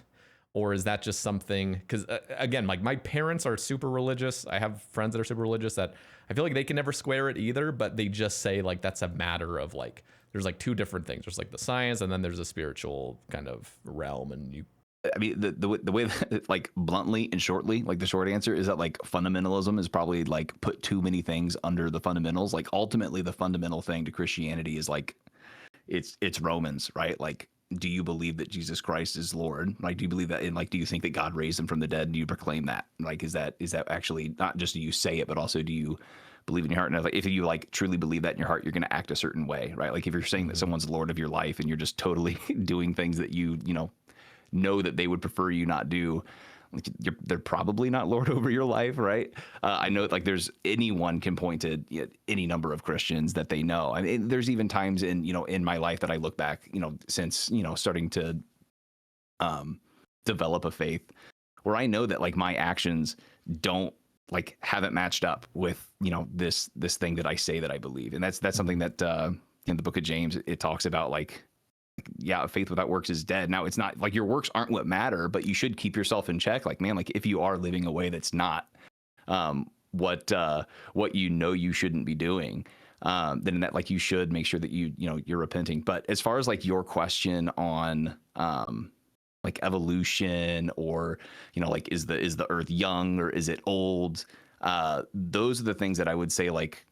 The fundamentalists have taken what should be the fundamentals, essentially just the book of Romans, and they've added on all these other things that even the people who the scripture was originally written to, it wasn't meant to be read in that way. Like when the Israelites are being told Genesis, when they're hearing this, they're not thinking, oh, like actually, hold on, let me get out my biology and my geology textbook. That way I can make sure that I understand exactly how the fundamental creation of the world went and how things were put together. The Genesis isn't like a geological textbook. The whole point of Genesis is to show that, there was chaos and God made order. So for me, and like, again, this is like, I shouldn't say again, I haven't said this. This isn't like, there are like fundamentalism is pretty big, especially in America, because of like a certain study Bible that was out throughout like a lot of the 1900s. I don't think that you necessarily have to believe in a young earth. As a matter of fact, I don't think that Genesis points to there being a young earth. I don't think that's the point of the text. As a matter of fact, when it comes to like, could there be, I haven't studied this enough to where I've come down to like a conclusive decision, but I'm open to there being other humans outside of, Adam and Eve in the garden. I say that because Genesis 1, you have the days of creation, and then in Genesis 2, you have the days of creation again, right? Like, so does that mean that like, God created humanity and the world, and then, in the next chapter, he's talking about, creating the his priesthood of, Adam and Eve, and how the Garden of Eden is like very reminiscent of what later is going to be described as the temple, right? Or I guess the my goodness, why can I not remember the tent of meeting right now? Oh my goodness, the name's escaping me because it's late at night and I just forget things all the time. My students ask if I have like early onset dementia. Anyways, like it's crazy. So like I'm not. To me, those aren't the fundamentals. Like, it doesn't matter ultimately. I think I heard like on a previous podcast, like Trey was talking about that, like he couldn't square those either, and that's why he walked. I was like, man, that's sad if you feel like you have to walk away because of those reasons, because they're not fundamental to the faith. Like you don't need to have a full decision made on those. I think that you need to think that God made everything? Sure. But I think the Big Bang theory is one way in which, because if you have a Big Bang, you need a Big Banger, right? I mean, we just don't fucking understand what happened at the Big Bang. Like we just don't. We don't know what happened before it. And to anybody that's claiming like it needs to have had a human or some like infinitely intelligent being start it, like where the fuck did the infinite intelligent being come from? The biggest reason why I walked away was finally like seeing how many lies I was told as a child, and how many times it was declared as truth. Like, this is absolutely unquestionable truth. If anybody is immediately now saying that they speak for God or this speaks for God, I'm just instantly like, I don't fucking believe you, because you're a human being on a fucking rotating planet in space. Nobody fucking knows what's going on. Like, genuinely, nobody fucking knows what's going on. Like, we can get closer to some truth, but like ultimately we are all literally just a bunch of evolutionary tubes. Like, we're a mouth to an anus that are just walking around. Like, I have no fucking idea how the hell I'm alive, how I have a brain, how I have any of this. And as soon as people start saying like, this is God, this is the way, you have to also obey all these rules that I'm telling you to obey, I'm just like, nope, I don't fucking believe you anymore. And that was the thing that really took it from me. I understand the things I've missed. I mean, definitely, like I mean, it's fucking comforting to believe in like an eternal sort of like heaven, like everything's gonna be okay and stuff. Like, trust me, I've had fucking night terrors like a lot in my 20s of like feeling like, holy fuck, like maybe I should just go back to Mormonism. And again, Mormonism because it's comfortable to me. Like, I don't know anything really different. It's not like anything else is speaking, like ringing true to me, other than like my absolute most terrifying nightmares where I wake up and I'm like fucking praying on my bed to fucking save me from this horrible existential dread I'm feeling. And like the one answer that comes, that spawns into my brain, is maybe you should go back to Mormon church, and like then you'll, you know, not be burned alive at the second coming. Horrible. And I'm like, that's the kind of like night terrors that like I would ever get, is just Mormonism is actually true and you've been deceived by Satan. And I'm like, Jesus Christ. Like, and like for me, like there's more to it even now as an adult, where like, I don't know if I'm going to have kids, but if I do have kids, like there's in my experience of religion, like there's absolutely no way I would put religion on my kids. Like and the biggest thing is, it's not even just about religion, like blanket term religion, whatever. But as soon as there's any sort of eternal punishment, hellfire, anything like that, I find that to be child abuse. Like, that is like so rotten to the core to teach a kid about this endless torture that you could potentially go to. You most likely won't, just behave, but you could be endlessly burned in hell. When that was taught to me, I think I was 8 years old. That changed the trajectory of my life at that point. Like, it fucked me up mentally horribly. No, and the thing that's crazy about that is that like where we get all of this imagery of, you know, hell that's used in pop culture is coming from like the book of the Bible that is the most like not literal, right? So as far as like what hell looks like exactly, I can't tell you. What I appreciate, like the apologetic that I appreciate the most, you know the series like The Lion, Witch, and the Wardrobe, right? Yeah. By C.S. Lewis. So C.S. like he didn't just write, you know, that fantasy series. He also wrote like a whole bunch of apologetic work, like theology books, essentially. And like he was read some of them. My dad has recommended some, and I've read at least that's part of that's some wild. of C.S. Lewis's works. I didn't know that a Mormon would recommend C.S. Lewis. Okay. Yeah. No, anyways. Yeah. Anyways, but like his version of like the idea of hell is that like it's a place where there's just not God. Exactly what that means, I don't know everything. I can't tell you. What I can tell you is that like a lot of what we heard is largely like, or like at least what's popular, what you have in your mind is like, you know, you got Dante's Inferno, which is like it's what's it? It's fan fiction, right? Like it's not the inspired work of God, if you will, right? I do like when I'm like talking apologetics with people, like if hell is something that is worrying to them, it's just like it's the absence of God, and if God is everything, you know, good in the world, if the only reason we have grace is because of him, like even people that don't believe there's this idea of common grace, right? The rain falls on the just and the unjust. Mm-hmm. There is this idea that, like Lewis says, the gates of hell aren't locked from the outside, but they're locked from the inside, right? The people that are in hell, they don't want to be with God. They've chosen that, for whatever reason that may be, They don't want that. Wasn't it was the Great Divorce, I want to say, that I read. Did you ever read the Great Divorce? That was the one I believe that's where that's from. Yeah. Because my dad, like he literally teaches Mormon religion as his profession.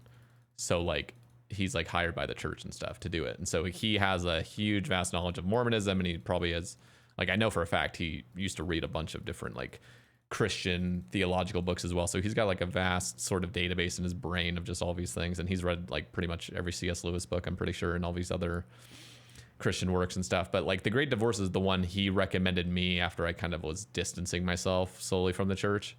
And it was just a different view of like hell and heaven, where it was literally just your choice. Like at any point in time, you know, in this sort of fictional work, the way I interpreted it, I haven't read the book in over 5 years at this point, but like at least what I remember was like this feeling of heaven is a place where like you can literally always return to. Like it's your choice, and you're the one that's basically putting yourself in hell by not following God. Like by not following God, like you don't have the light, the love and stuff, and you're putting yourself in misery by your own, you know, choice ultimately. And like it was sort of like what you said, like the door is always open, but you've decided to like basically be in hell by your own, you know, selfishness and whatever else.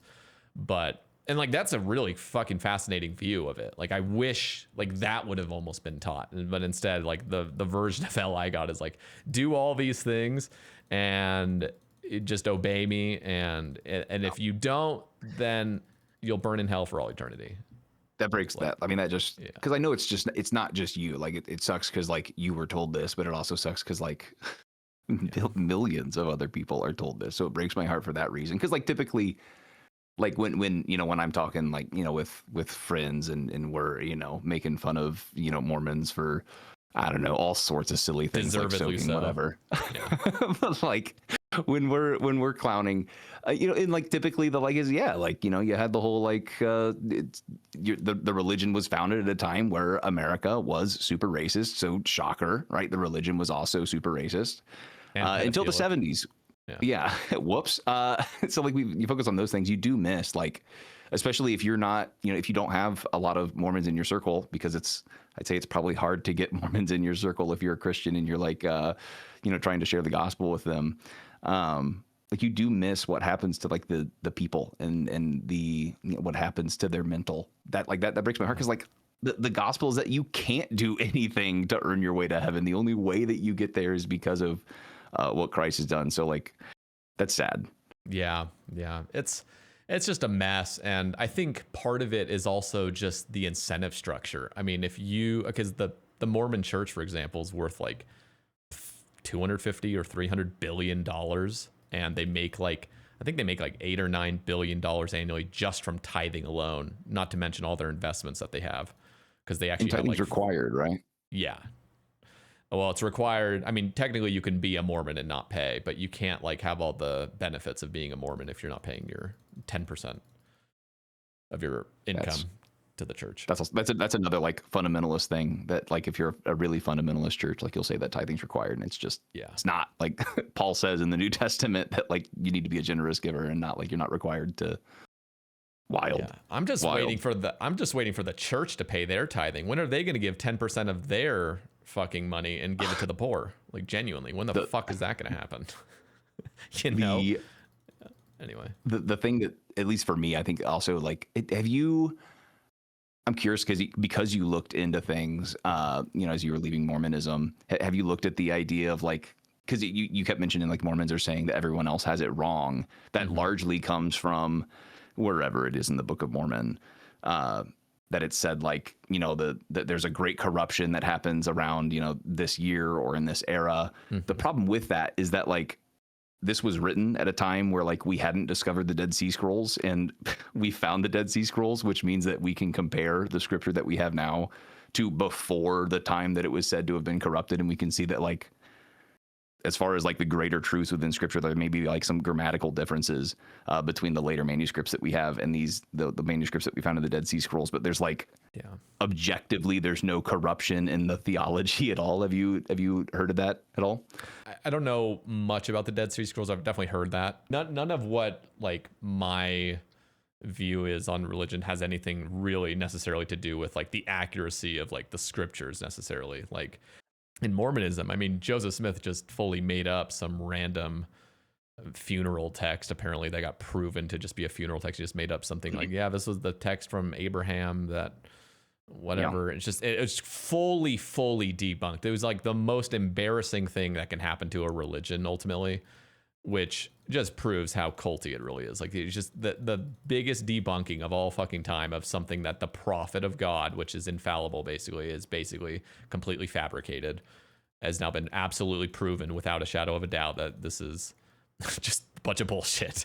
And people are just they'll just make up something. They'll somehow weasel their way into finding some reason for why this wasn't. Is it essentially like, is the apologetic that no it is real, that's a lie, or like it was the main apologetic to it, as far as I'm aware, is that it was translated by the power of God, so it didn't even matter what the actual text was, because it was all just dictated by God, and he wrote it down. Like, what the fuck was the point of the papers then in the first place? Like, why? Who needs that? And the whole translation of the Book of Mormon is the most bizarre thing of all time, too. It's like he had to get these golden plates. He dug them up, but then they were like translated to heavens magically. I don't know. Where's heaven at, first off? In Mormonism, God lives on this planet called Kolob, which is I don't even know if it's in our galaxy. It's probably just in the universe. None of it Scientology really stuff. It's bizarre. Like when you really dig into it, and they've tried to whitewash it. That's the other concerning thing about Mormonism, is like so much of it has been whitewashed. Like I was taught that when you go to heaven, if you were really righteous and you made it to the highest kingdom, like you're going to be able to create your own worlds. Like you're going to be able to create your own worlds and populate them. You're going to literally be like God. Like you just create your own worlds and stuff. And now like that theology is like, nope, they don't say a fucking peep about that anymore. In fact, they are like, nope, we never taught that. Nope. Because they want to be more mainstream Christian, because they realize there's more money into leaning into like the more mainstream Christian. Like, yeah, we're just Christians. In fact, even on Google Earth, Mormonism was so against the use of the cross. They were like, we never want to focus on the death of Christ. We always want to focus on like the birth and stuff. So we never represent the church with crosses. We're unique in that way. Like they were so obsessed with like us being so unique that we never really represent the cross. But now like literally everyone on Google Earth, because of the Mormon church, like they've decided to represent all the Mormon churches with crosses. Like that was the Mormon church's decision to be represented by a cross. So it's like they're becoming more mainstream because they realize that's much more popular. Yeah, no, that's because what is it that they're trying to go by Mormon now, or don't like the Mormon title anymore? Well, they don't even go by Mormonism anymore, or Mormon. They want to go by the Church of Jesus Christ of Latter-day Saints. So you are a member of the Church of Jesus Christ of Latter-day Saints, and they even just like they really would love to just go by the Church of Jesus Christ, but they still technically have that full title. Yeah, crazy. Yeah, no. If we were to put a pin in it, I guess the idea would be like, even I'm assuming, right? Unless the scriptures are different, right? But there is like this idea in the Old Testament of the test of a prophet, right? Like if what they say doesn't come to pass, you put them to death, right? Like if you're saying like God is saying these things to me, like thus saith the Lord, and these things don't come to pass, like you're very clearly a fraud. Like like you're using God's name in vain. That's actually what using God's name in vain is. It's not like you stubbing your toe and you can't control yourself. Now like I don't want to do that either. Like I say Bob Saget's name as like my Christian swear word, just because I'll always say Bob Saget and then I'll kiss my fist and then put it up in the air. Anyways, Mormons were very strict about that too. So me first leaving and saying, "Oh my God," was like so. I couldn't believe it when I started saying. I was like, "Holy hell, this is so crazy." But I mean, you have to think like where that phrase originates. I mean, that phrase originates as someone calling out, and then like it people get their pants in a bunch. Anyways, like you put them to death. So like in a sense, like if Joseph Smith was saying all these things and they didn't come to pass, right? Because there are also like a couple temples that were supposed to be built, didn't get built. There are like a couple things that were supposed to happen, didn't happen. So it's not just the case that they were lying about the corruption, because we have archaeological evidence that the scriptures weren't corrupted. And then we also have these things that were promised that never came. Like very clearly, you're saying you're speaking on behalf of God, but none of these things happen. So according to the text that you're claiming you represent, like you shouldn't have any validity over our lives. And if you're like if we were to put Joseph Smith to death, and he has like, there's no reason to be afraid of him or his theology that he made, because it's powerless. I just find this really funny though. It's just how fucking whitewashed everything was when you're raised into it. Like Joseph Smith, like all the pictures, all the paintings of like the characters in the Book of Mormon and stuff, were just these fucking jacked dudes. I mean, like all the righteous ones were like these, and I'm talking like abnormally jacked. Like they literally were like Arnold Schwarzeneggers, basically, like on steroids and incredibly fucking jacked. Even the women were just jacked. And there's like all these famous paintings. You just look up like the Book of Mormon paintings and stuff, and just see all these characters massive. Like Joseph Smith, literally in the whitewash history that we all learned, was like this perfect man that just wanted people to recognize that the church has been restored, and he just wanted people to like, you know, see the truth and stuff. But ultimately what you ended up seeing was this dude was a fucking con man, convincing people by his own power trip that, you know, I need to marry your wife. And then I think he had like 3 wives that were like underage. And he's like literally telling, like, Emma, who was his actual first wife, was like, what the fuck are you doing? And then he's like, well, an angel came to me and said that like he's gonna fucking kill me if I don't, you know, fucking marry all these girls and stuff. So he's just like this totally delusional narcissist that's just completely up his own ass. We had to wait until the 70s until like the racist stuff started, you know, being softened up, because, you know, the civil rights movement had happened, and, you know, promises that were like promises by the US government that were made before the century even began were like finally being promised to people, or not, were finally being like, those promises were finally being, you know, fulfilled in the 60s. So of course, like by the time you get to the 70s, you're like, bro, what are you guys doing?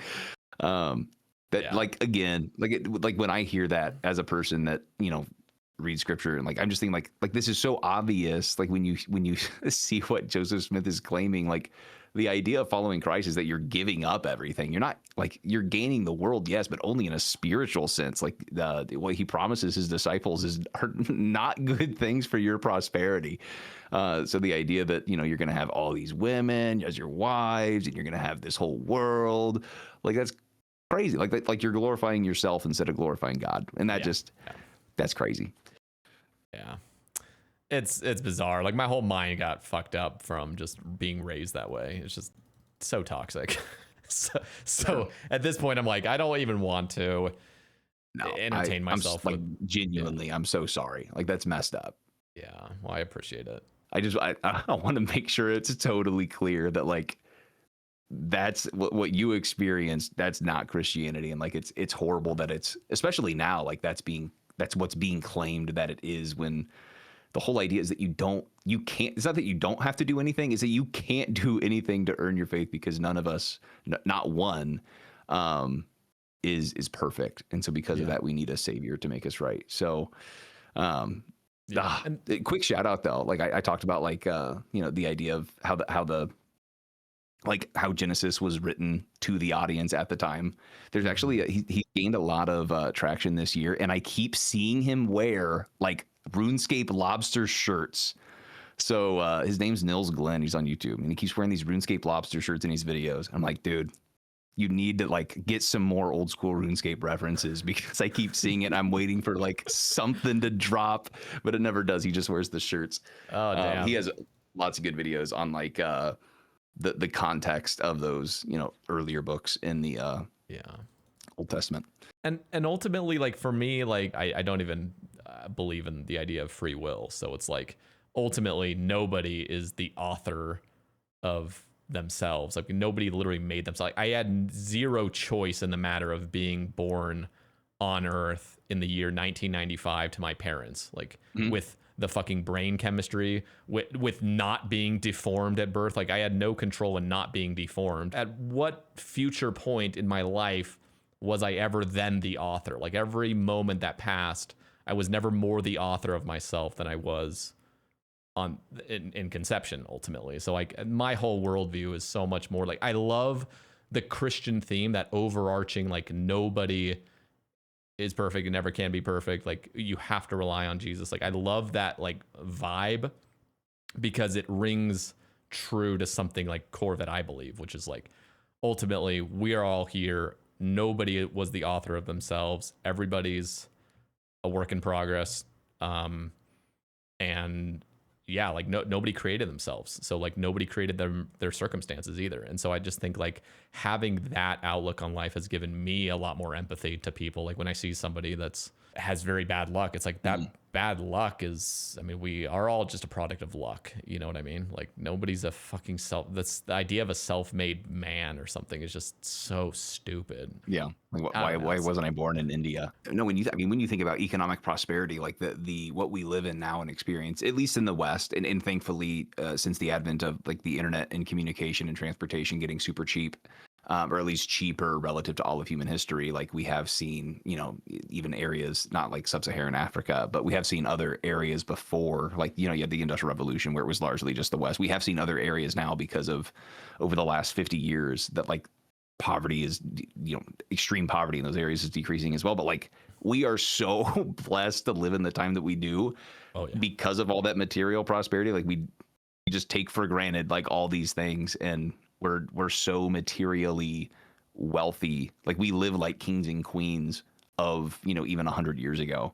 So like one of my favorite books that I read during my undergrad was Child Labor in the Industrial Revolution. I know, but it just focused on like the reason why child labor was eradicated wasn't necessarily because really what it was like labor unions started mobilizing an effort to ban child labor because it was too competitive with their rates and they didn't want to compete with them. So that's why it was just like it's in economics we call it a typical bootleggers and Baptists scenario where like you had like, we call it that because you have the example of like prohibition where the bootleggers, of course, they're getting a higher premium on their alcohol because they're able to sell an illegal product, and the Baptists, for moral reasons, they want it to be outlawed because of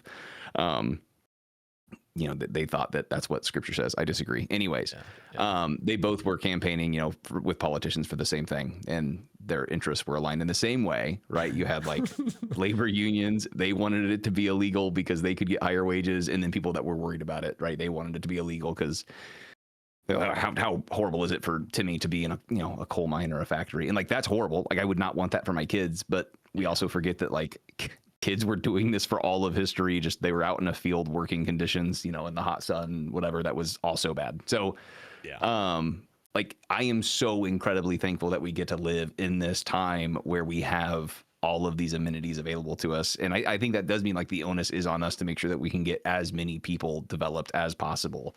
And it's hard to like, how do you do that without like you have to have some sort of infrastructure that you're creating in these areas where it doesn't exist, where it's not just going to topple the moment that you leave, right? You want people to be self-sustainable. That way they can have those amenities long into the future. What's interesting is we see it as like we are in such a amazing time to be living, and like what I'm sure in like 500 years from now they're gonna look back in the history books, the history videos at that point, or history goggle, whatever they're fucking wearing, history brain chips, just going in there, and they're just like, dude, they used to have war. Like, what the fuck? They used to just kill each other, and like they used to eat animals. Like, what the hell? Like, what is going on? And they used to like speak with their mouths and also eat, and they used to like, it's gonna be so bizarre to look back, in futuristic times and just and then be like, dude, they thought they were living the high life. Like if they could fucking have a jet plane, like now we just have like these little teleportation pads that we've created wormholes. We can just go anywhere in the galaxy. Like, what the fuck were they? That's way farther than 500 those years. Barbarians. Like, straight up. I mean, because we think so illiterate. Yeah, we think 500 years ago, like, dude, you freaking read the stories that happened 500 years ago. Holy hell, dude. Like, there was some hard shit that was going on. I'm like, I couldn't have survived. Like, holy shit. Yeah. It's a good thing people only live to be like fucking 25 or 35. Like, you wouldn't want to. Yeah, no, life was a short, miserable existence. Yeah, your brain starts really contemplating the existential stuff after that. And so, like, if you just never get to that part, you're just living fast, die young. Maybe I could have survived then, but like, fucking A, man, there was some crazy shit that happened, and everybody was a fucking moron too. Like the lack of education and just the sheer like reliance on just myth and superstition was just like, it would have just been such a headache. Like if you were a smart person back then relative to the time, you would have had no patience for anybody. Like, holy hell, dude, it would have been so bad. And everyone smells like shit. Or like you get transported back there. How do you explain some of the things that you know without being called like a witch? Like just being completely burned at the stake. Like, hey, I don't think it's a great idea for you to put leeches on everything. Like to give them credit, like the leeches do in some sense, like for what resources they had available, like what knowledge they had, it makes sense, right? Because it gets rid of infection, I guess. I don't know. That's what I'm assuming. And like scraping plague fucking shit on you just to like cure the plague, which you know, that to inoculate. That actually did have some use, but crazy. No, it's a crazy world. You know, it's so funny how our brains have literally like sort of evolved to just be able to take in just such a little bit of information ultimately. Like, because if you were just to see like our actual circumstances, I don't think anybody could really survive with just actually understanding our predicament here, which is nice. I'm very grateful to kind of have a normal brain for the most part, and being able to just wake up in the morning, play RuneScape, have a good time, and not think of all the fucking disasters that are happening around us nonstop on this planet. It's a luxury, but it's as normal as you can get. And also there's some sense where I don't think we were meant to know about like all the bad things happening around. We weren't. Planet, we're not. We did not evolve to fucking have the internet, dude. Yeah. Like the internet I think fucked us up. Yeah. I don't know if there's any letters on it, but you have like Tolkien. If you, I know you're a fan of the Lord of the Rings. You know the Silmarils, right? Like the not Silmarils. Sorry, forgive me. The Palantiri, the little orbs. I'm curious what he had in mind as he was writing these. Right, this is what like the character. Those were explain that. Those were just, you could see the what was so like you could see. Was it? Or was it you could see like potential outcomes, but like they could be corrupted by Sauron. So like, for example, is it Denethor is being shown things that aren't exactly true, or like at least Sauron is showing him like very specific things so that he thinks things are worse than they are. Okay. Like when I see that, like I think like, man, like you have these orbs, the literal internet. Where well, yeah, like it's the phone in your pocket, right? Where you can you are incentivized, like because of just the way that our brains respond to things, like the algorithms are incentivized to give us that picture of the world. So I'm almost wondering like if he had in mind like newspapers or whatever the medium would have been in his time, but like there's something that is very on the nose about like how we perceive the world. Or hey, maybe it's all coincidence, but like with how brilliant of a writer is, I don't know if that's the case. It's scary. I mean, it's like I think that like in every age they've had their fearful new technology or whatever that's come out, but I think it's way different now, and I wonder if it's going to get exponentially sped up as well. I don't know. I know myself, like I'm catching myself like there's behaviors that I need to master. For me, maybe this is like pulling the ladder up on people, and like in me saying, hey, you shouldn't do this. And I don't know, maybe I don't want to say it's gatekeeping. I think pulling the ladder up is the better thing that people could accuse me of. Like I look back at my time when I was maxing, where I like always had my phone in my pocket, and I'm just like always clicking no matter what I'm doing. Like if I'm out mowing the lawn, I'm on a walk. I could never, like if I was running, I could never get that down right. Like because I felt like I needed to move my arm, and I'm like trying to keep it still, but it's still bouncing, and I can't even like see where I'm clicking or tapping. Could never get that down. But like there was a time where like I always had RuneScape running in my pocket, and I don't know, like if I could do it over again, like I've played the game way past since when I've maxed. So like in theory, like I could keep playing it, maybe just instead of doing it while I was out and about. Like how many hours was I really getting in when I could have just been like doing it because I don't mind doing it when I'm watching TV, because it's like I don't have to pay attention, and I'm like the idea is that I'm trying to be entertained. But there is something, and I've been like props to the JMods. I think last year, quite a few of them, I don't know if they all like had to attend the same professional development or something, but they were all talking about like just doing nothing, like focusing on mindfulness and like not having to have that dopamine drip going on. So if I could do it over again, I wonder if I think I would like prefer to not always have RuneScape going on in my pocket. Honestly, what's interesting? So I mean, again, in a very unique position of kind of like, this is my job. So ultimately, like, I do end up getting the luxury of just playing whenever I want, really, anyway. So I've never really been a mobile gamer almost in any of my time like that. I think in Big Dogs, when I was playing on Big Dogs with that group Hardcore, like that was the only time I was really kind of locked into mobile, and mobile just being like a Chrome remote desktop where I would just, you know, re-aggro my crabs every 10 minutes.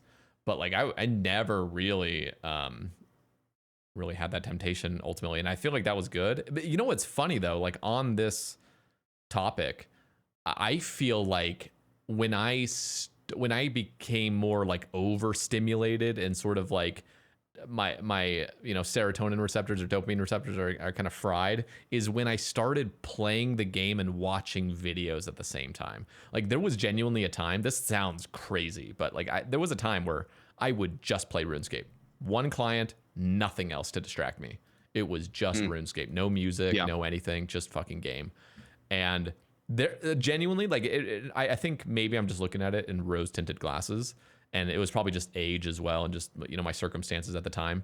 But like when I was 23, 24 doing that kind of shit, gaming, like I was so much more locked in, and I feel like my brain wasn't as fried either. Like I feel like I still chose to play all that RuneScape, a ton of it, Right. but I felt like I never felt boredom. Like I was always excited to log back in, and like whenever I wasn't playing, like I would go watch a movie with my brother at the theaters and stuff, and like that was exciting. It wasn't like overkill of like, I got Discord open, I got 3 clients open, I got YouTube open, I got 3 other tabs open, I got like, I'm also recording. I just like, there's so much shit going on these days now where I feel like there's almost a part of me that like I still absolutely love this game, and I feel like there's actually something really pure about just playing one client, no distractions, just play the game. And I feel like that can almost be a meditative sort of state, especially if you're skilling. Yes. Like that is the, oh, I love that.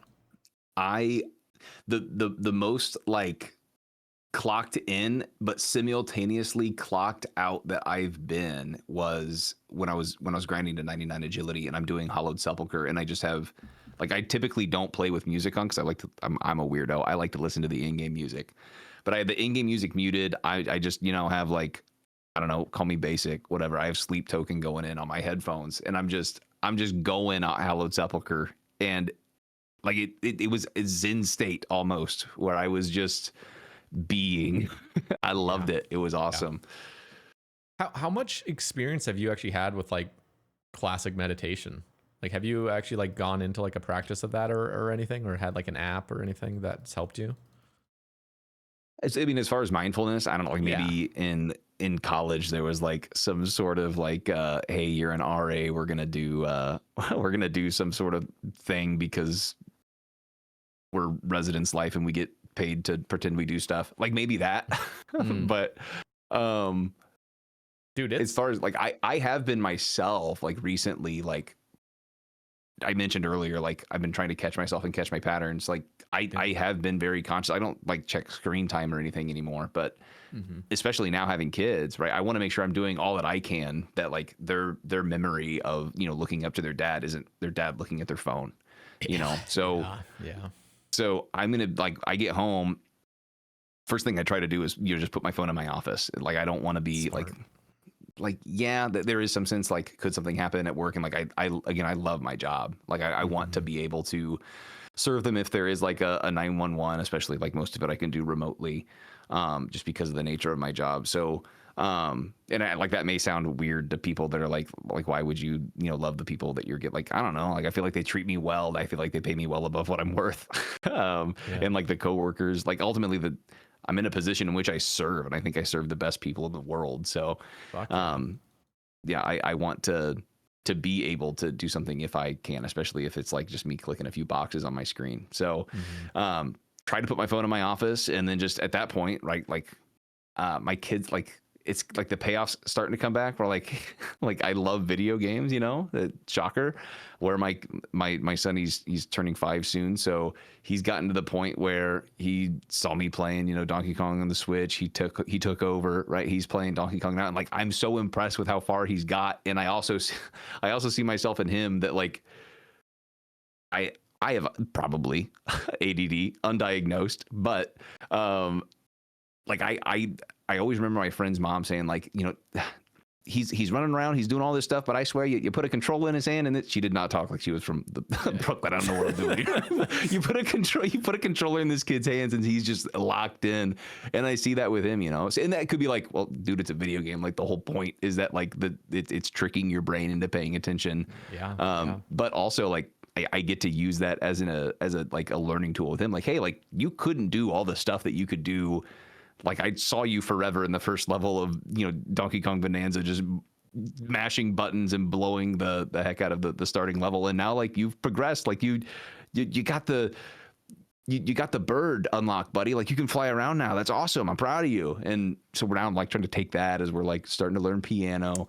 And the temptation whenever you just like you feel your butt vibrate and then it turns into checking the notification to then you click the app and then you're scrolling. So for me, it's like ultimately that's what it is. Like I treat myself with my phone as if I were someone who is addicted to it. I'm not going to put myself in a situation in which I do have the ability to get on and doom scroll. No, I mean it's addictive for everybody. I mean that shit can be incredibly just attention consuming entirely. I'm actually curious, you know, like there's actually two different branches I want to take, but I guess I'll take this first one, which is like your son. Like, would you be okay, like, if he like started playing RuneScape at a younger age, or is this like a game where you're a little bit more cautious? Like, I just wonder if you're more like, nah, like if he wants to play, like have him play, and like there's lessons that can be learned from the game and stuff, or because I feel like this is sort of a very hot topic, and I feel like over the next decade, we're gonna see a lot more like dads sprouting that are playing this game, and they're like, oh, crap, like do I introduce my kid to this game? Like I'm still playing it. Like is it unfair for me to like ban this game from a kid, or should I just freely allow him to have and just set time limits? Like what is it for you? Dude, it's crazy. Like I think internet, like if we start internet more broadly, like where I look at like, dude, the stuff that I saw growing up, how in the world am I just a normal, well-adjusted person? I like with the gory stuff, like the shock videos. Yeah. Like did you have sleepovers as a kid? Or were you so you got Omegle, you're doing stupid stuff. Yeah. Crazy. I have no idea. Like, how are people our age that had access to the internet and we're on it like regularly? You know, whether it's, you know, you're going to Reddit or 4chan, whatever your poison was. How, I don't know, like maybe I'm an anomaly. Maybe everyone else is a weirdo doing weird things, and maybe I'm a weirdo doing weird things. I don't know. I play old school RuneScape, but I feel like I'm a pretty well-adjusted person. Yeah. But so like the internet, because like the thing is, like, I know how like crazy things are out there, but also like how do you balance that with it's an incredible resource and you need to know how to use it if you want to like be able to serve as many people as you can. That's a hard thing to balance. I don't know exactly what that looks like, and I need to figure it out soon, right? Because right now, like, it's a lockdown device, it's a switch, it's easy. He only gets, you know, his 15 minutes a day, and then, you know, if he does some chores, I unlock. Like, that's the most beautiful thing for me. What I've loved most about video games, like, yeah, sure, like, oh, it's so heartwarming, we get to play video games together as a family. That's awesome. I don't want to discount that, but it's also like I have a carrot now that I can use instead of a stick, right? So like when you're talking incentives, like I can give him playtime if he cleans up and he does, you know, good things and kind things. So as I look forward to the future, like that's something I need to figure out. And I think it's one of those things where you have, you know, a walled garden, and eventually you start, as they get older, you take away more and more walls until they start putting the walls on themselves, where, you know, they've learned like these things are places that I like are not helpful to go to, where they're only going to cause me harm. I know myself, if it weren't for like wanting to reach out to people, like I would have deleted my Facebook years ago, because for me, like it's only doom scrolling. Like, do I actually reach out to anybody? Is it neat that I see a friend from college had another kid? I'm like, oh, that's nice, and then I forget about it and keep scrolling. Like, is it really that helpful? Yeah, no, I mean, I've gotten off of social media. A lot of it was just for my own security when I started being more online publicly. But it's been nice as well. Like I'm even off Twitter now. Like fuck that platform, honestly. I had to get off Twitter. I created a Twitter just terrible. for when I started my channel, and I had to get off because I tried to follow as many RuneScape people as I could. I followed a viewer, and he's like, I thought the viewer's a great guy. He shared some very, very funny memes, but he was also just a thirst poster. So my whole, like, because he posted so much, my feed was just that, and then my For You section was just that, and I was like, I don't want this. Yeah. Get this. No, I gotta delete the app. It's bad. Let me ask, I don't know if we hit on this enough, but one of the topics that we were kind of thinking of is like OSRS as a cure to anxiety and mental endurance. I know we sort of touched on it, just entering that sort of meditative state and stuff, but I wonder if there's anything more we can kind of talk about with that. And why is this game so attractive to those that do have a lot of anxiety in their life and potentially other things that they're dealing with, just overthinking and stuff in general? I think this game like really can soothe people in that. Why is that? For me at least, like if I'm thinking like myself growing up, or like, you know, if I have a bunch of the ADD side of me, which like can lead to lots of anxiety as you're letting things pile up and you're making problems for yourself because you're not doing the things that you should be doing because you can't concentrate. For me, I found like whether it was, you know, undergrad or as I was going through post-grad stuff, like just when things seem like they don't matter, that the tasks that are stupid, whether it's like the dishes or the homework, whatever, that you don't necessarily the point of, when you see number go up, it makes you feel better about doing those things, you know, like at least I'm, you know, getting closer to 99. And then like you also have this sense of the time scales are huge. And this is going to sound so silly, but genuinely, like me completing the Inferno for the first time is like after my marriage and my kids, probably the thing that I'm the most proud of in my life, unironically. Like when you're going in there like every day and you're just failing, and you're putting a lot of work into this thing, and you can see your completions eventually coming up to this apex where, like, for me, I spent so much time making sure that if I made it to Trip Jads, that I was going to make it through Zuck and kill Zuck. And I think I died once to triple Jads. No, I died once to the big Jad because I don't know, chills. But then I spent so much time in the simulator that when I got to, I think it was like the round before double mages, I paused and then went to the simulator, ran it a few times until I got like 3 times back to back to back, you know, getting through triple Jads and then getting through Zuck. I actually I was so in it that I assumed that I was on triple Jads. I still had the double majors. I started the wave without like pro mage up in the middle of the room, and I almost got like 2 shot by those guys. Best memories. I love it so much. Like thinking back on what I felt. And the reason why is like it doesn't have to be necessarily something that has like a whole bunch of significance. The idea is like I had a challenge that I couldn't complete, and I had to learn things and overcome things, and it felt insurmountable at some point. Yeah, like there was, dude, I remember there was a point where I was like, there's no way I'm ever gonna get an Inferno. Are you crazy? And like, sure, it's gotten easy. I borrowed a T-bow from a friend. I bought like max range at the time. I was like, I'm not gonna have any excuses.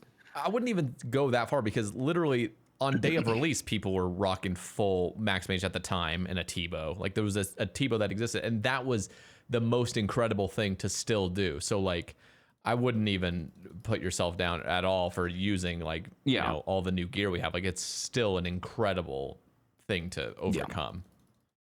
Yeah. So there's like, it's less so, sure, but like all the mechanics are still there. You have to have the mechanics down. Yeah. Now you can like do some cheese with like mage tank or whatever, but even still, like you gotta, like Zuck's no pushover. Yep. You have to make sure that you're handling those mechanics properly. So like, but you're right. Like there was a time in which this thing that was insurmountable, I completed it. Like I have the cape now. I have 1 KC. I'm never going back. You can't make me. Maybe if I get a Slayer task or something. But like there was a thing that was insurmountable, and I know that I did it. So like, because it wasn't just like anxiety, it's also like mental endurance, which maybe like mental endurance is that muscle that we can flex mentally that helps steel ourselves to when we start getting those thoughts. And like for myself, I think I've had There was a time recently, like in the past couple of years, that I felt like I was like, oh my goodness, like why am I having an anxiety attack right now? The one time was like actually out of excitement. The first time I experienced it, I was finishing up my last assignment for grad school, and I was like, I was maybe like halfway done with like a several page paper, and I was just like, oh my, like once I'm done with this, like I'm gonna be done forever. And then like I kind of got myself worked up, and my heart was beating so fast I couldn't breathe. It was crazy. I was like that at that point, like you start freaking out, which makes it worse. I can't remember what happened. I think I got up and I don't know how it resolved itself. Anyways, but like that. So I will admit, like when I'm saying like anxiety, I'm using it more in the general sense, not the medical sense. I don't like from my experience, I don't necessarily suffer with that, ailment, but there is an endurance that you build up that, like we have it plastered all over, preschool rooms for a reason. Like we can do hard things, but to be able to, you know that you can eventually get there to a goal, even if it's going to take a while. You know that you can do these things that you don't know how to do, but you can learn how to do it. So it takes you from being in this defeatist mindset to the only thing stopping you is your own free will. You can do it if you want to. So I think it's beautiful. Yeah, no, it's OSRS has really taught me a lot. I mean, the Inferno Cape to me still, like overcoming that. I mean, I remember on release, like I was such a noob relative to the time, like when Inferno first dropped, and I was like, there's no way I'm even going to attempt this. Hell no. It was just completely insurmountable. It just looked like the biggest, like this was made for wooks, and I'm like, I'm no wooks. And then literally a year later, I got my cape after the launch of it, which I would have never guessed. I mean, it still took a year, but like, in comparison, like 2018, getting a cape was pretty damn early on. Yeah. And then I remember Zuck helmet dropped, and I'm like, there's no way I'm going to go for this. Like, this sounds like, I mean, this is just Inferno on steroids. Like the fact that there's a bunch of Inferno tasks, like what the hell? Yeah, there's do Inferno a specific way. Yeah. And I'm like, okay. But it was just like that because I had overcome so many other things throughout those years, like the 5 previous years, basically. Did CAs come out in 2023 or 2020? Must have been 2023, summer of it. But yeah, after maybe it was 2022. No, I think it was 2023. I have no Maybe idea. it was 2022, actually. I can't remember. Oh, my... 2021? July 21st, 2021, Wiki? CAs? Commonly... Oh, that's achievements. Yeah, combat achievements. Combat achievements came in 2021. Are a set of combat tasks and challenges released on the 21st of July, 2021. What? There is no way. 2020 happened, and then there was that technology you were talking about from the future where there was a time jump, and it's crazy. What? I literally, I probably would have put money on 2023. I kid you not. You just won a lot of money from me. That is well, Group insane. Iron Man was 6th of October 2021, and I missed that. So, what is going on? That is so wild to me. Okay. Well, yeah. When that came out, going for Zuckhelm was something I was like, hell no. Maybe I'll go for Elites. And I got Elites, and I was like, there's just that itch. But knowing I had overcome so many other things in the previous 3 years was just enough to like, okay, I'm gonna go for it. And then what I realized, and I think this is something that's helped me in my life as well. I mean, in theory, it should help me in my life. Does it help me as much as I would like it to? Not really. But like breaking down things into tasks, it's like when I looked at the CA list, and there was 400 at the time, and I'm like, okay, there's 400 tasks. This is incredibly overwhelming. But what is the hardest thing on here? Like, what is the literal hardest task on here? I just went through it, and I looked at the very hardest thing, and I was like, is it possible to do this task? Because if I'm deeming this as the hardest thing, and I can do this, that literally means I can do all of them, because everything would be easier than this. Yeah. And that was like the secret to my like finally just attempting it, was just realizing like I think I can do this. Like it's gonna be painful, because I'm not like just a PVM built machine that just loved it. Like I was doing a lot of PVM just for like me being a completionist type of account, but like that was never my strong suit. But yeah, I just went for it, and I just kept like I think I failed the 50 HP Inferno thing, like stay above 50 HP. Like that was so obnoxious doing that.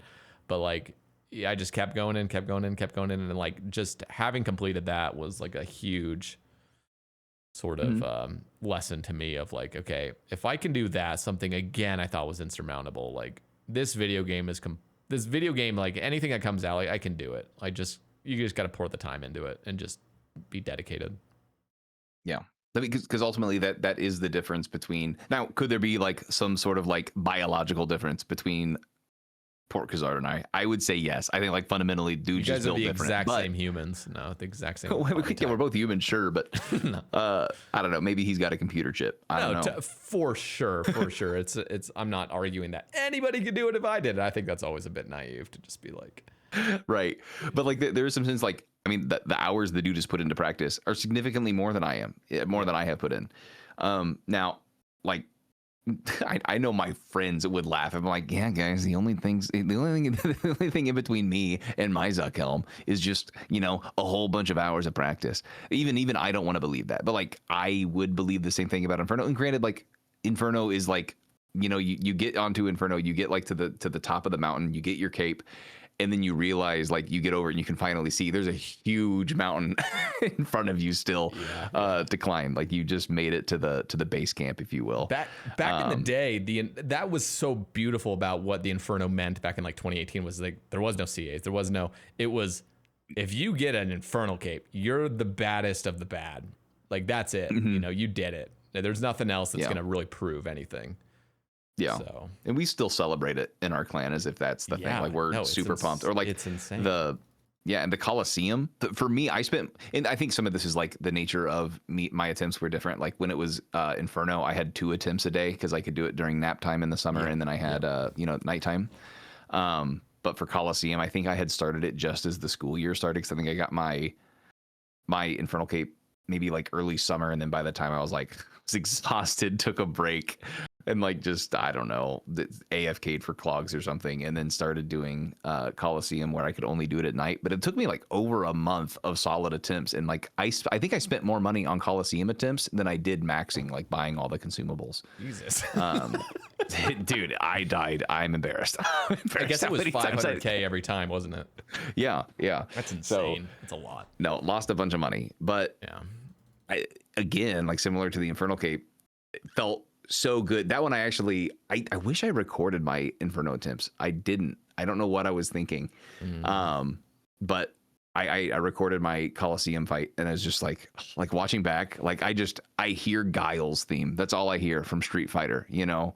Oh my God. I don't know if you're familiar, but like it goes so hard. It feels like America and victorious, and like the underdog coming out. I loved it. And then like I'm watching it back, because I think I ended up sending it. Yeah, I didn't. I sent it into like Behemoth, and dude, they're awesome. Like they wanted to feature it. Like they kept asking, like reaching back out to me, like, hey, can you get a streamable link? I'd send it to them, and like it expired. I'm like, oh, dude, sorry, we missed it. Can you send it again? So like super rad that they wanted that. But I guess, you know, if they wanted content, I love them. They're cool. So like I got to have that moment where like my friends, they watch Behemoth, they're like, wait, that's Weave. That's so cool. He did it. Because I don't think I even like pinged my clan and told them I posted it after they posted the video, which was a couple days later. So that's so cool. That was fun. Yeah, it was rad. I loved it. And I think I had like, did I get hit by Soul? Or like he didn't blow up. I was essentially like one doom stack away from dying, and like didn't realize it. Like very easily could have like double deathed. It was so bad. No, but like you have this idea, like things that are insurmountable with enough effort become surmountable. There's also some sense where like the time scale on the grinds in RuneScape are so long that it demonstrates that like perseverance pays off eventually. Like 20K a day, that's not a lot. But, you know, if you're just, you know, clicking and then walking away to do a task because someone grabbed you at work, that'll still get you there. For me, you mentioned like doing the hardest CA first. That's what I did with maxing. I was like, I know, like, I don't want to get to the end and like have all these long AFK skills first. So like, I'm not even going to like put maxing on the table until I get, you know, like fishing. For me, rune crafting was an AFK skill. Mining was a big AFK skill. That one I actually like did even as a main, I did the calcifier mains because I got like a whole bunch of prayer XP that I was broke. so that helped. And it was super AFK, really nice. And then I got to a point where I was like, oh shoot, like I've got agility left, but the way that I solved agility was I always wanted agility to be my lowest skill.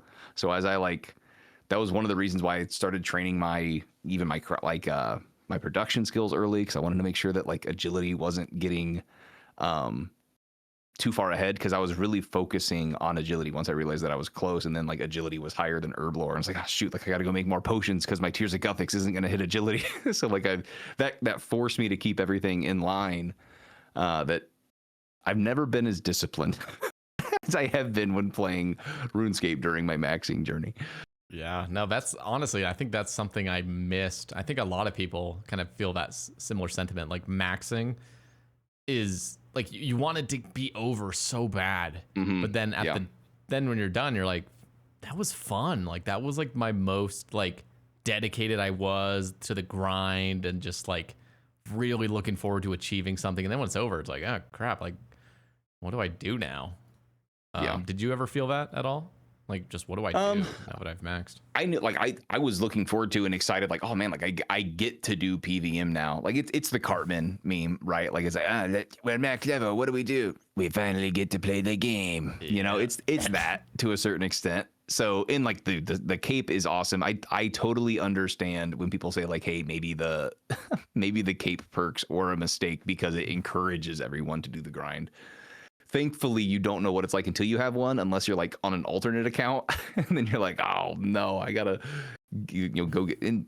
To be fair, they've also made that like, I wonder if that would, I'd love to hear if that was a conscious decision, like, hey, we thought, encouraging players to go for 99 crafting was too much, so we made the Sailor's Amulet. I'm curious if that was like a conscious.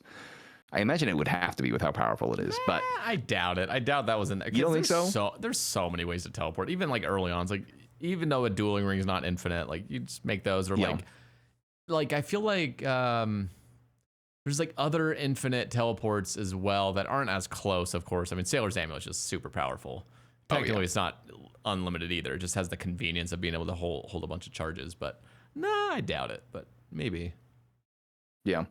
So I thought about that, but like, awesome. I love it. It makes the rest of the game fun. It was a reason to like want to max sailing as soon as possible. And I'm glad I did, because like I don't know if I would have full sailing, and I'm glad I did, because it's let me see the skill evolve over time to where I did get to see the problems that existed. And you could make that like, when they shouldn't have to release the game in a state in which it's bad, but I don't like.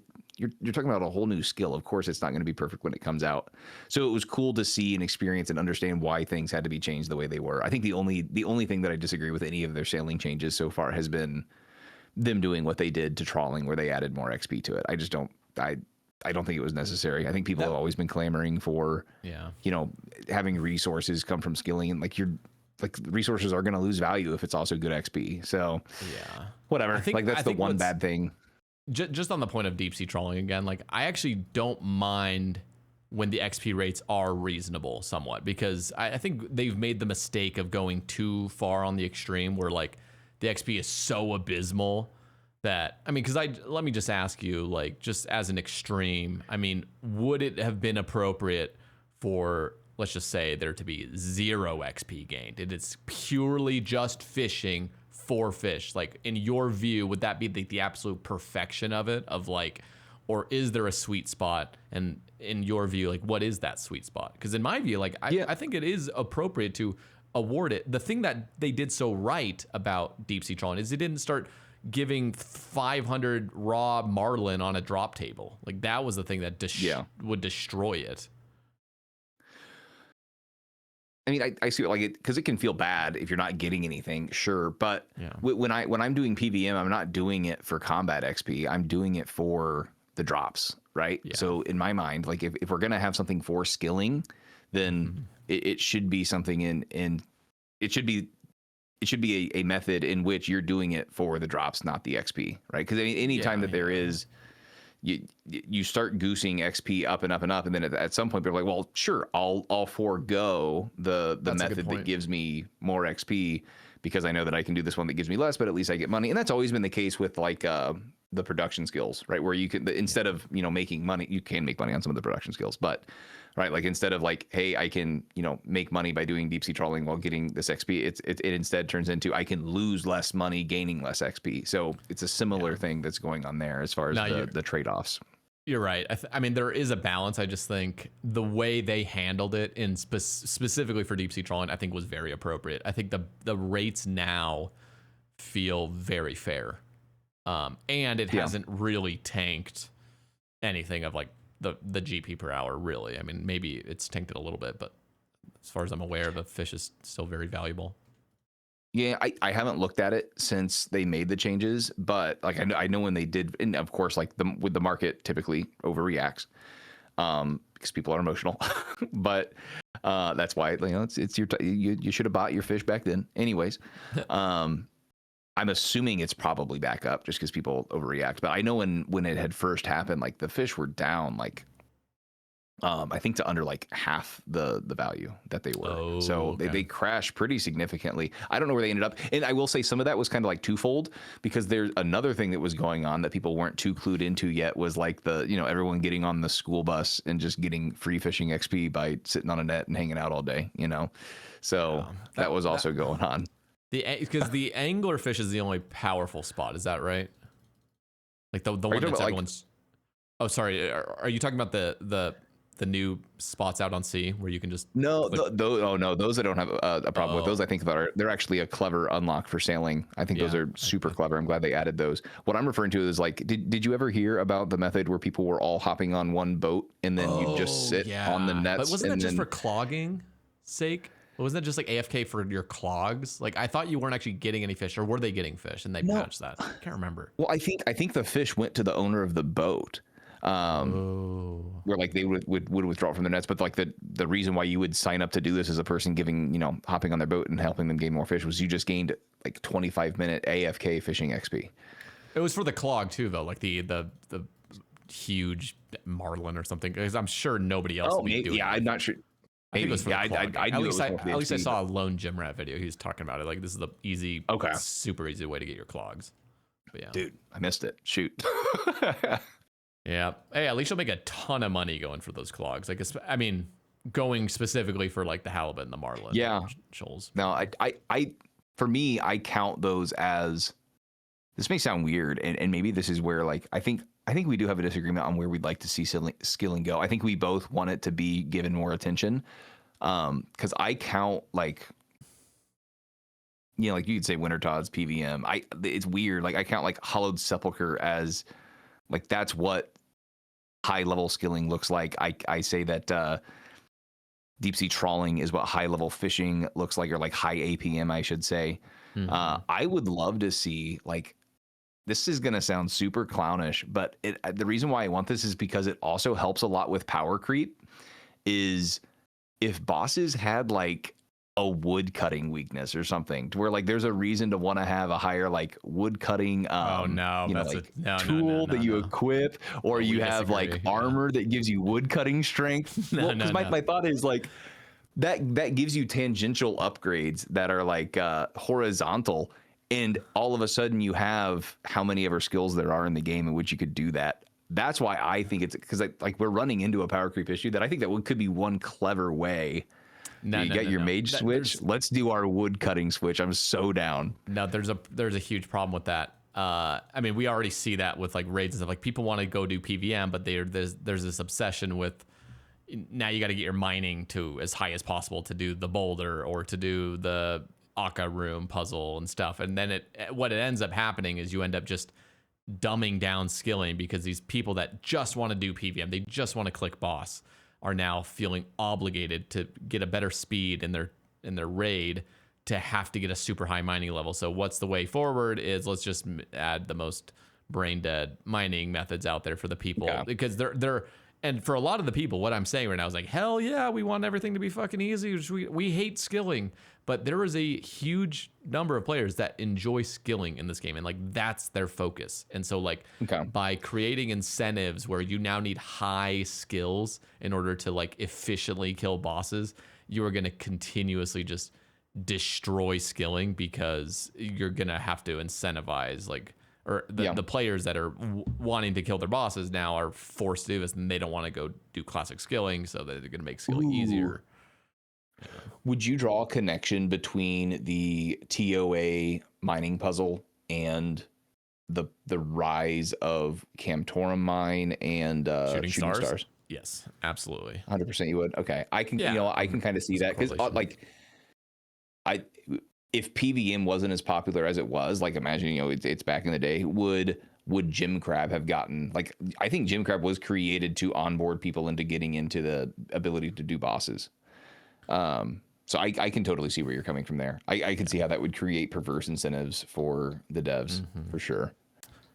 I recant. I still think it'd be cool, maybe one or two or like a quest boss, but that's it. Oh, I like it that you would even bring this up though, because I mean, I play this game so much. I've had so many conversations on stuff, and I've talked to a bunch of people. And it's not to say my ideas are perfect or are a gospel or anything. It's like, no, it's like I love hearing ideas because I don't know all the answers and stuff, but like there's clear reasons why we don't go down certain routes if you just like follow the logic. But again, like you can also see it from one perspective where like, no, this would be fun for me. Like because this whole game is subjective at the end of the day. So it's like for somebody that just wants incentive to do all the skills and stuff, like this is a perfect way to do that. But like you got to keep in mind all the different groups. Yeah. I'm curious because I think there's some merit to this idea. Do you think there's some merit to this idea that because PVM was popular and desired, more people wanted to get there, and then like Nightmare Zone was never addressed? They started introducing things like the Naguas, where you could get a whole bunch of like super free AFK melee XP, and then because we had that, like we need Jim Crab. Do you think the game would be better if we didn't have like the brain off just melee training for you just don't even have to look because you're not even going to risk dying? Do you think that we would be better off if there was more? I don't know about better off. Like again, like I have always wanted this game to be play this game. Like I don't want this to be an idle game. I understand there's idle aspects that I've just come to accept and stuff, and it's just part of the game and our evolving community and us getting older and stuff. It's like there's things I just end up accepting, but yeah, like I was the biggest hater of Nightmare Zone, any sort of 6-houring and splashing. I always found such a stain on the game, and any way where you're just not actually at your computer gaining XP. Like I've always hated that. I've always been somebody that's like been outspoken. Like I even hated Zaya RC for devaluing like the RC cape. Like if you saw somebody pre Zaya RC with an RC cape, you're like, you're a fucking badass. Like what the hell? Like you got mental problems. And when you just dumb things down and you just make, and it's like not even interesting. Like it's not just making it more interesting and more fun and accessible, so people are kind of doing it more, but it's like, no, we're just going to make the most brain dead activity that people can just AFK and pay hardly any attention to what they're doing. And the AFK combats are like the worst in my view. Like and I hated when I first came back to old school in 2015 and I saw a bunch of level 117, 118, 119 combat accounts. When I was a kid, if I saw anybody level up past level like 110, they were a god in my eyes, because it meant they played the game a ton and they have so much PVM experience. And like, well, I guess it didn't mean that. PVM experience back then. It meant you killed monsters. Like you had to go kill monsters to do that. You were going to DKs. Yeah, but even not even DK, but just like you killed like anything, like a greater demon. Like you were going and killing stuff.